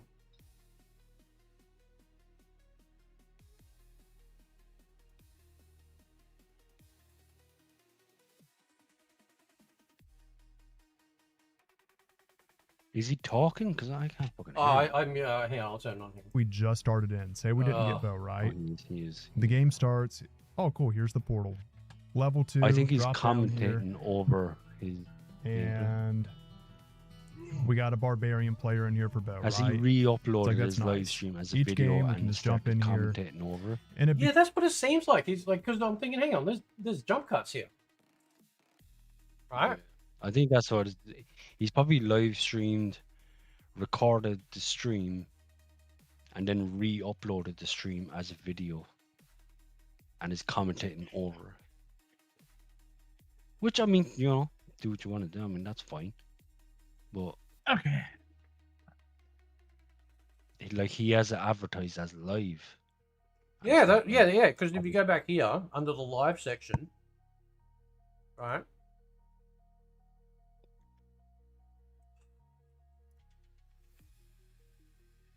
Panic you, bro.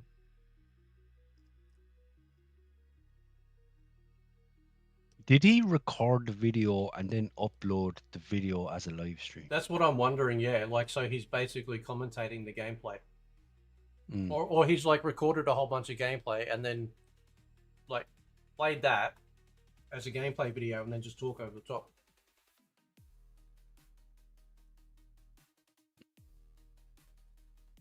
That sounds like an extra Isn't it? step. Yeah, Okay. it sounds like a whole lot. It sounds like a whole lot of work for nothing. Well, not for nothing. Like, he's obviously making money off it. Like, but it's just weird. Like the sudden like changes and transitions and shit. Transition. No, who is it? Who is this spiffy person again? You said who was this? This was was Scotty this Conroy. was formerly known. This is like he's changed his names more than fucking Prince. I was just going, yeah. The artist formerly known as Was- Scotty. Yeah. Fucking hell. Maybe we should just call him Spiffy Symbol. You know. Mm, Fair enough, I guess. Shit. yeah, hey, whatever you're into, bro. Alright, go for a piss. 2 minutes. Whatever floats the old boat. Mm-hmm. Shizzle So when why you pull. why did he change over? Did he get like I don't was there know. a bunch of drama or something? I don't know. No, he was covering Mortal Kombat stuff, and then it just suddenly stopped, and then he started doing like Diablo, like looks like Diablo 2 stuff, and then like he changed his name then to Scotty Vane, right? And then the other day, like the boys are like, "Oh, check this out! It's now Spiffy Vane." I'm kind of worried about what the next change will be. So.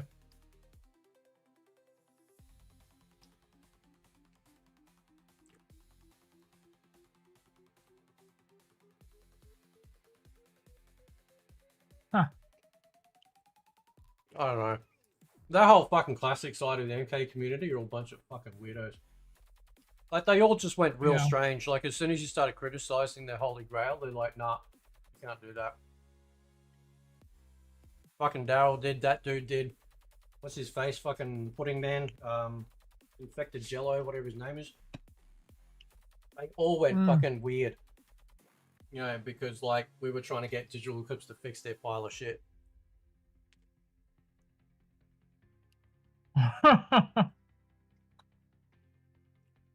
War never changes, does it, brother? It's the same way back in the day, man. You remember? Yep. Yep. So I mean, they like to rub their mouth. You get somebody that's equally sized or smaller than them that can keep up with what they're saying. They tuck tail and run. That's usually how it goes. You fucking stupid. So bro. like, what was that one guy? Who was that one guy you guys were talking about? Like where we were watching their videos. The guy that, like, he kind of came off as like a super positive dude about Mortal Kombat. And you guys had a few back and forth videos. I actually watched it on stream. Oh, Infected And, Jello? Was he a is that young what guy? his name is? Yeah, was he a young guy? Probably. I remember it sounded like a super positive dudes. Oh yeah. Oh yeah, I'm yeah, looking yeah. at you. Yeah. Yeah. Interesting fellow here. And then you like all you did was you didn't even really say anything bad, really. He was just, but like my thing to him was like, oh, you're being harassed. Who's harassing you? Give me a screenshot. Let me see this. Yeah. And he just never responded. So I was like, okay. So this was just a bunch of woe is me, fraudulent bullshit. This is a trust me, bro.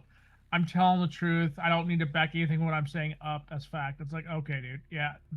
Sorry, that's not how the world works, man. Yeah. It's true. What's up, Jay? Next Thursday, July 9th, you're doing a Terminator 2 director cut watch party. Oh, really? Ooh. And director's cut. Oh, you know which nipple to twist. Holy shit. All right.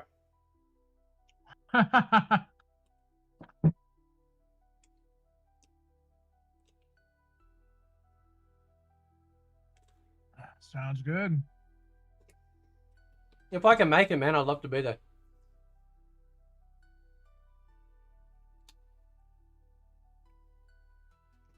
That's cool. I wish these dudes that like do this kind of stuff, like I just wish they were honest, man. I think they were more honest back in the day, bro. And it was harsher. Yeah. Yeah, I think so too, yeah. I mean, and this is why, even though I don't disagree with this kid, but I always respected him because I believed that he truly believed it. And I don't think he was putting on an act. And that's Black Bond, right? He would always say what's on his mind. He was like, yeah, you guys are fucking peasants. Or he would say, you know, you're bots. I don't need to fucking talk to you. Like, he would just say it. You know what I mean? And like, yeah, even though I disagreed with his shit, I respected the kid because he was speaking from the cup. You know what I mean? And they don't make kids like that anymore, man. We got these fucking soft-ass kids out here crying and shit behind avatars and shit. Yeah, it's weird. Yeah, mommy. Did you, like, I follow Black Bond on Twitter. He's based as fuck, man. Oh, yeah. Dude, I told him I was proud of him the other day because he had a video up with, you know, him starting his life in his apartment and his girl and shit. I'm like, yeah, I'm proud of you, dude. Like, hell yeah. You've come a long ways. He's got to be close to 40 now, huh? Mm-hmm. Yeah, he was under us, yeah. And he's never changed. He's never changed direction. He's still the same Bond, bro. Yeah. But like I said, man, yeah, I disagree with his points, but you know what? I respect the kid. He was consistent. Yeah. And he spoke the truth, what his truth is, yeah. His truth. My truth. Much? My truth. I remember. Anyone who says it's my truth means it's not the fucking truth. That's what like pissed me off with Daryl. He's having a fucking meltdown because people are like calling this shit out and wanting it to be a better product. Then he goes, well, if my truth is better. It's like, okay, it's fine that you like it. Nobody's saying you can't like it. Hell, I like it, but there's problems, right? And the only way you get problems fixed is when you speak up. It doesn't matter if it's forum post, Discord, do a video, tweet, whatever. Right?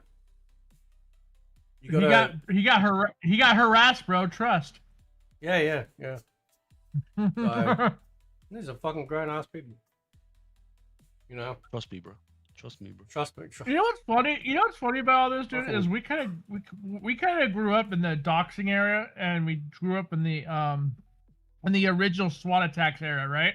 Yep. And we never once sit there and said, "I got harassed. I need help. I'm gonna call the police." Like, what the fuck, bro? Have you seen the girl that she got? I don't know what the fuck her name is, but she got killed in an online game, and I think this guy kept trolling her. He kept killing her or something. Oh yeah, isn't that the one that she told him to like report or ban or whatever? Like, No, was she it? she rang the police on him Oh yeah. for being Wait, for real? harassed. Yeah, Yeah. Wait, that actually happened? yeah, it's a real true story, bro. No He was like way. screaming us. Look she it was, up like, and screaming. look it up and you'll find it. He killed her a few times in game. It was like Call of Duty or something, Yep. and she rang the police. I on think it him was for harassment. Fortnite. I think. Oh, yeah, I don't know what game it was, like, but yeah, she called the police on some guy for killing her multiple times Oh, in the game. yeah, I was gonna say it doesn't matter the game. It's just the fact that that is literally the most. That is the most like I don't know. That is like on a list of on a list of things that never happened. You would think that would end up on them. You know what I mean? Yeah. Mm. No, it happened. It happened. It's true. That's True some, story. That's crazy. that's some True beta story. behavior. Oh yeah. And then women complain why fucking they're annoying in the game and fucking. And I won't finish that sentence, but you know what I mean. Oh yeah. Oh yeah. Yeah. Yeah. I love it. That that's why they're bringing out women simulators. Yeah. True. He's preaching. Women simulators? Like, what is this? This is how you find the G spot, Volume 1. Like, what the fuck? Don't you know about that game? Woman's... No, I'm It's a serious. real game. There is actually a We're game not coming out joking, called that's a Woman real game. Simulator. I was just kidding. No, dude, it's No, on it's a Steam. Check it real out. game. There's a fucking demo. Yeah, you have to keep your abusive husband happy. So that's the whole point of the game. No. Fucking hilarious. Fucking based as Dude, fuck. me once check the the store. once the feminists find that, Oh, they're fucking. Oh, they're that gonna- game is gonna be GG, bro. That game's GG. I Yeah. find out about that.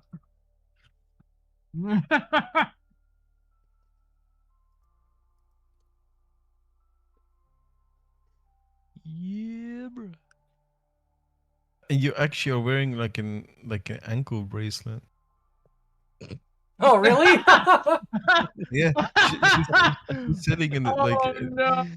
like when you go to Woman Simulator and you like press on the first clip that you see, she like towards the end she's like sitting on the porch, and she has like an ankle bracelet.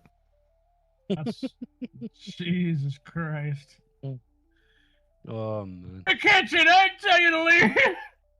PC has no games though. There's no games for PC. There's no games. You for never get PC. that That's shit what on the a console PlayStation. people say, Right. yeah? That's fucking funny. Bro, It's that is hilarious. Yeah. Add to wish list. I mean,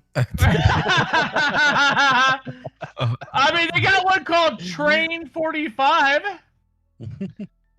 There you So go. this is, this is what the woman is. That's an Switch game anyway. For sure. Dude, I'd fucking stream that. That'd be funny as shit. So this is what a woman's supposed to do, huh? Oh Good wife, no. That's what a good wife does. Huh? Who's a cuckoo?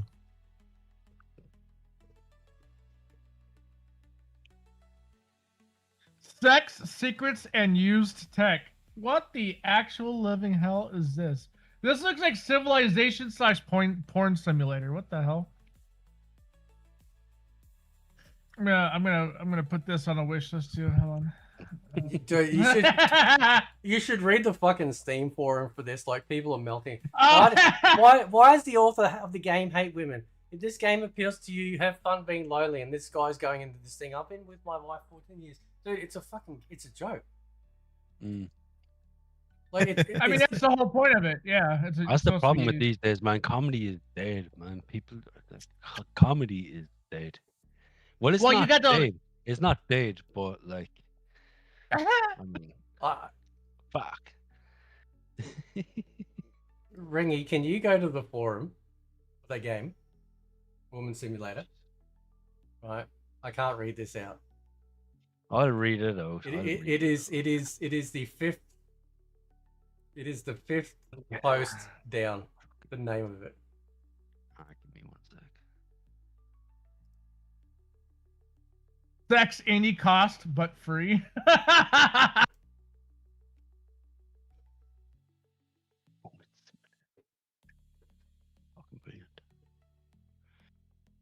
All right. So where did you say go again? Sorry. Into the discussion forums, so you can see all the posts.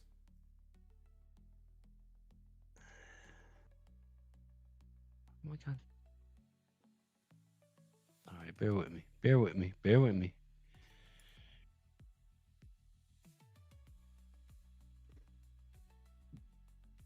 Oh. I can't find the discussions forum. Okay, so if you're on the game page, right? On Steam, you just where are we going? At the top right, there'll be like a community hub. Oh, the community. Oh yeah. Click that, and then there'll be like all discussions, screenshots at the top. Discussions. Okay.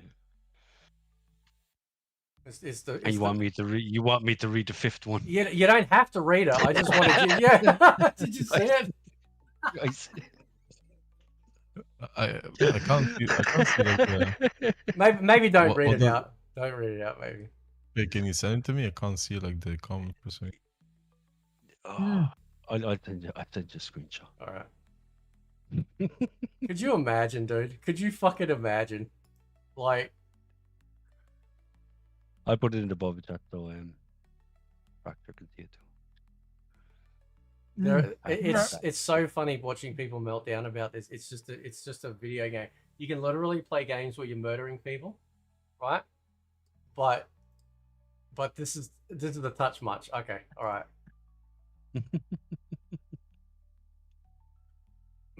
How you going, Mr. Ben Spastic? Okay. Oh, Jesus. Haven't heard that word for a while. Oh, you need to read the comment. Oh, so it's co-op mode. What? Jesus. Like the response to that comment, the thing I did you. There's one further down, so it's co-op mode then, yeah? Fucking. Oh man. God. Thank you, Steam, for having the balls to release this game. Could you imagine like you know what I should do? I should print it out, the cover on a PlayStation disc, and then put it in the shelf at the shop, and just walk away. Oh my god! Right, and then some feminist customer will like take it up to the counter, like enraged, you know. Bro, that would actually be hilarious. And just stand there with a camera and just wait for a feminist to pick it up and go. The third. What the fuck is... Dude, the third comment is hilarious. The dishwashing has been fixed. We are also currently selling out our game. Yeah, dishwashing now fixed, guys. Don't worry, we're back in business. Oh my god, dude. I'm gonna 100% this. I'm gonna 100% that game on stream. Has it got achievements? I have to see now. It's gotta. It does, man. It fucking does. It's gonna have achievements. So there's another game called Touching. There's one more discussions. STD achievement. Jesus. man. This There's another game called Touching Married Women similar. Oh God, really? Oh no. God, God bless Steam. God bless Steam. Guys, you ain't getting that shit on the PlayStation Store. This is worth. Digital or This is worth physical. giving up all physical games. This one game. Yeah. Just all. That's it. We're done. We're good. Oh man, the fact that this game is even getting released, like, is fucking. And there's a demo. I didn't even know there was a demo. I'm downloading that. There's a demo. Right now. Download it. I'm downloading that demo right now, man. Oh my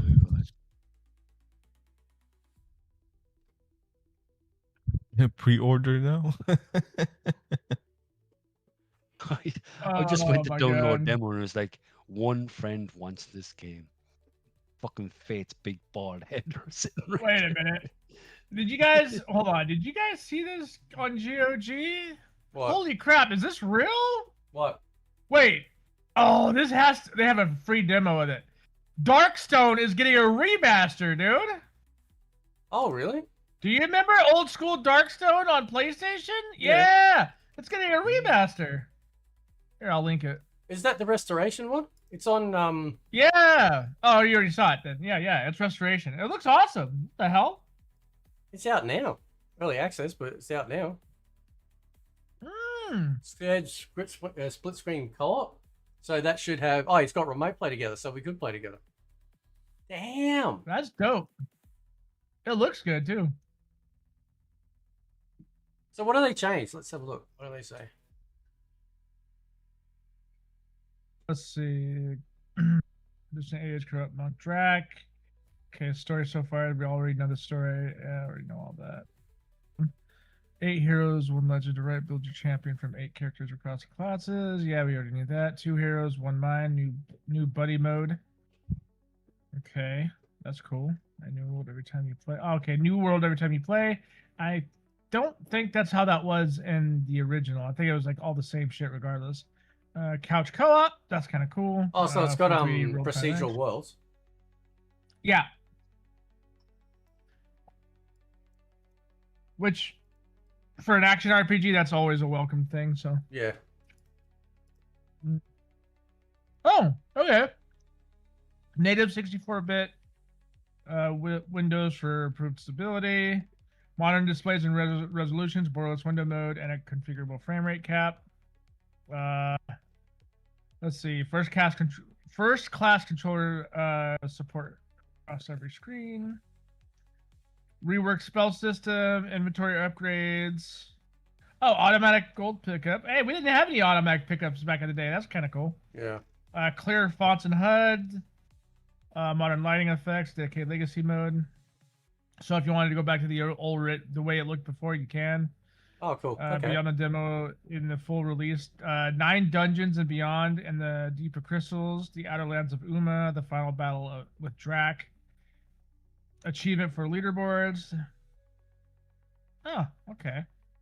That's dope. I just saw this in my other friend's server, and I was like, what the fuck? I'm like, that's real? Because I remember playing Darkstone a lot back in the day. When I was a kid back. Yeah, fuck, 1999. Damn. Yeah. Hang on, I forgot. I'm assuming the original was on Steam. No. I don't think the original was on Steam. No. No. That was PlayStation.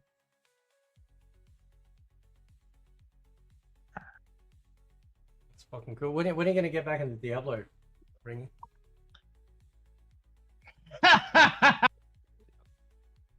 Oh man, it's not the old days no more. You're safe. You're safe. We'll be safe. No, I put 3 or 4 years into that fucking game, and it says you told me fuck off at the end. All my data, all my fucking shit. Yo, this gone. shit is $1. You see this shit, Ben? For what? Darkstone on Steam is $1. Oh. I buy that for $1.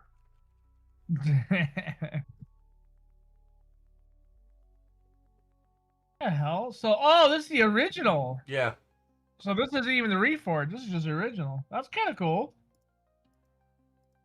Is it worth getting the original? I don't know. Because you said you can swap back to the old one, yeah? Yeah.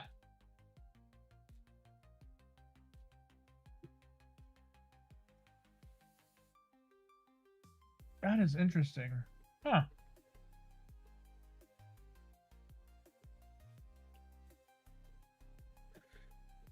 And not to mention, like, how much of this is going to be, like, emulated, right? So.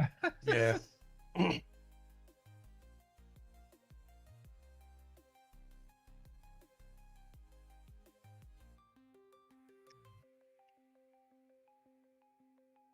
Oh, Fiction's back. Fiction's back in the chat. That's the Delphine software. What else have they done? Oh, yeah. Okay. Yeah, I just clicked on their stuff too. I was like, wait a minute, like, why do I know this name? Black Sad. I remember that game.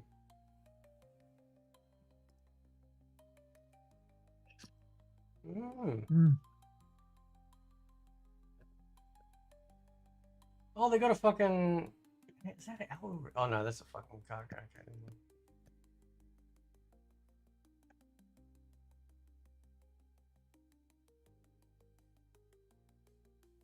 You got a few games on it, Bill. Mm-hmm. Damn. Yeah, I don't think I could go back to console gaming if I tried. There's just too much choice. There's too much shit out there. Where else are you gonna play Woman Simulator? I wonder if they can come out. They should come out with a sequel. The demo. That's funny. I'm gonna stream the demo tomorrow. They should come out with a sequel after this one hits it off and be like, you shouldn't have to say it twice. Woman Simulator. I said it twice. The revenge.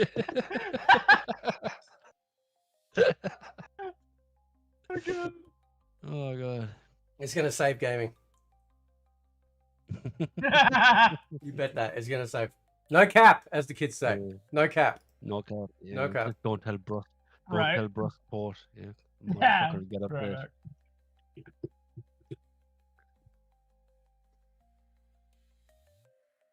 Man, a lot of people are dragging Max for his take. So He fucking deserves it, like. Mm. You know? It was so like it makes no fucking sense.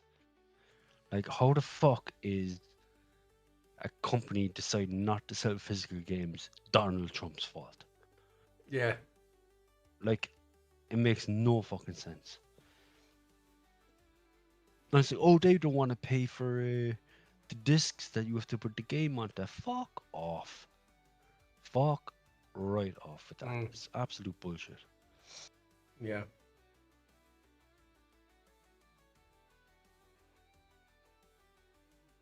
It's just him trying to jump on the anti-fucking Trump train and, you know, I don't know, maybe get an extra sponsor or two from it. It's fucking pathetic. You need the fucking haircut as well. Someone needs to, if he had real friends around him, they would have told him already. Bro, Okay, he's got back. cut your fucking hair off. It's gone. Let it go. Like, it's gone. Like, you know, the hairline is gone. Why and doesn't he? everything's Why doesn't he? Hairline. Like, he has money, right? Why doesn't he go for like a hair transplant? Because no one around him is telling him that he needs it. That's why. No one is telling him. He's just surrounded by fucking yes men. Yes, Max. Yes, Max. You're the best, Max. Love you, Max. While all the meanwhile they have him walking around looking like a fucking crackhead. Do you know? Sort your fucking hair out, bro. What is he, like 50 years old? Was he like 50 years old?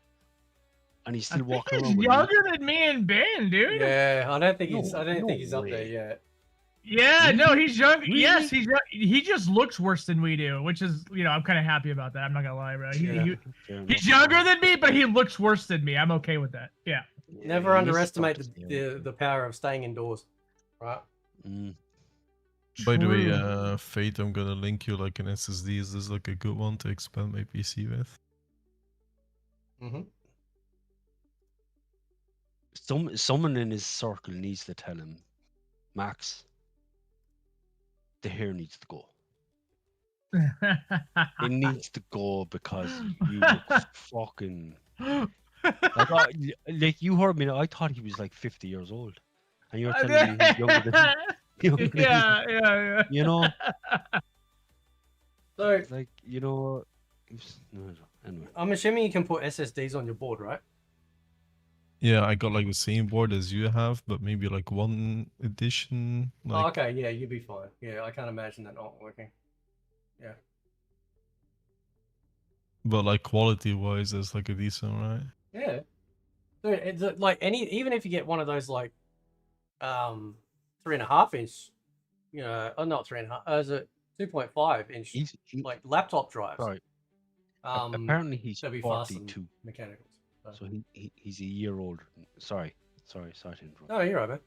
How old is he? I was 42. just responding to 42. He's a year older than me, and he looks like he's 20 years older than me. Does he, or am I just? That's. I mean, it's the power of drugs, bro.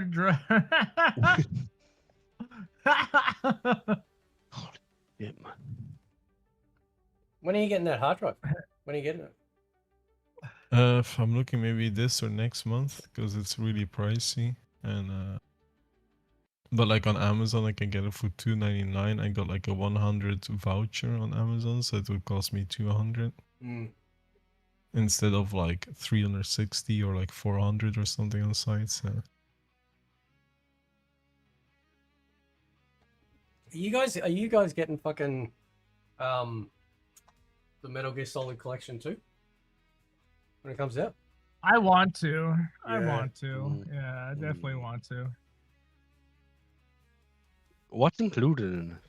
Like what games are coming in? Oh, just MGS4 and Peace Walker.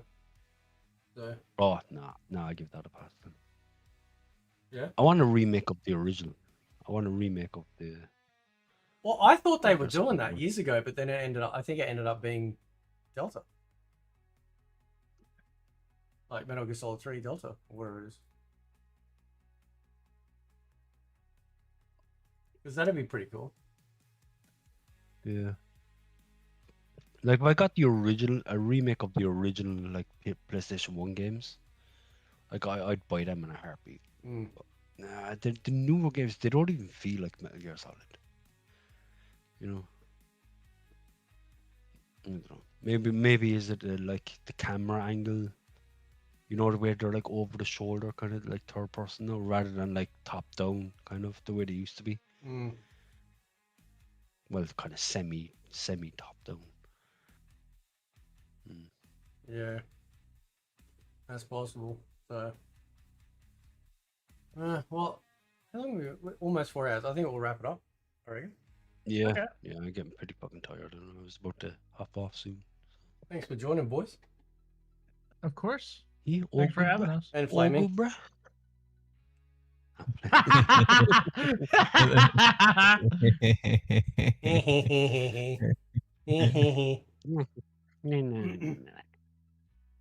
He likes to single me out, huh? I know I'm special. You're the runt of the litter. So I'm the what? you are the runt of the litter.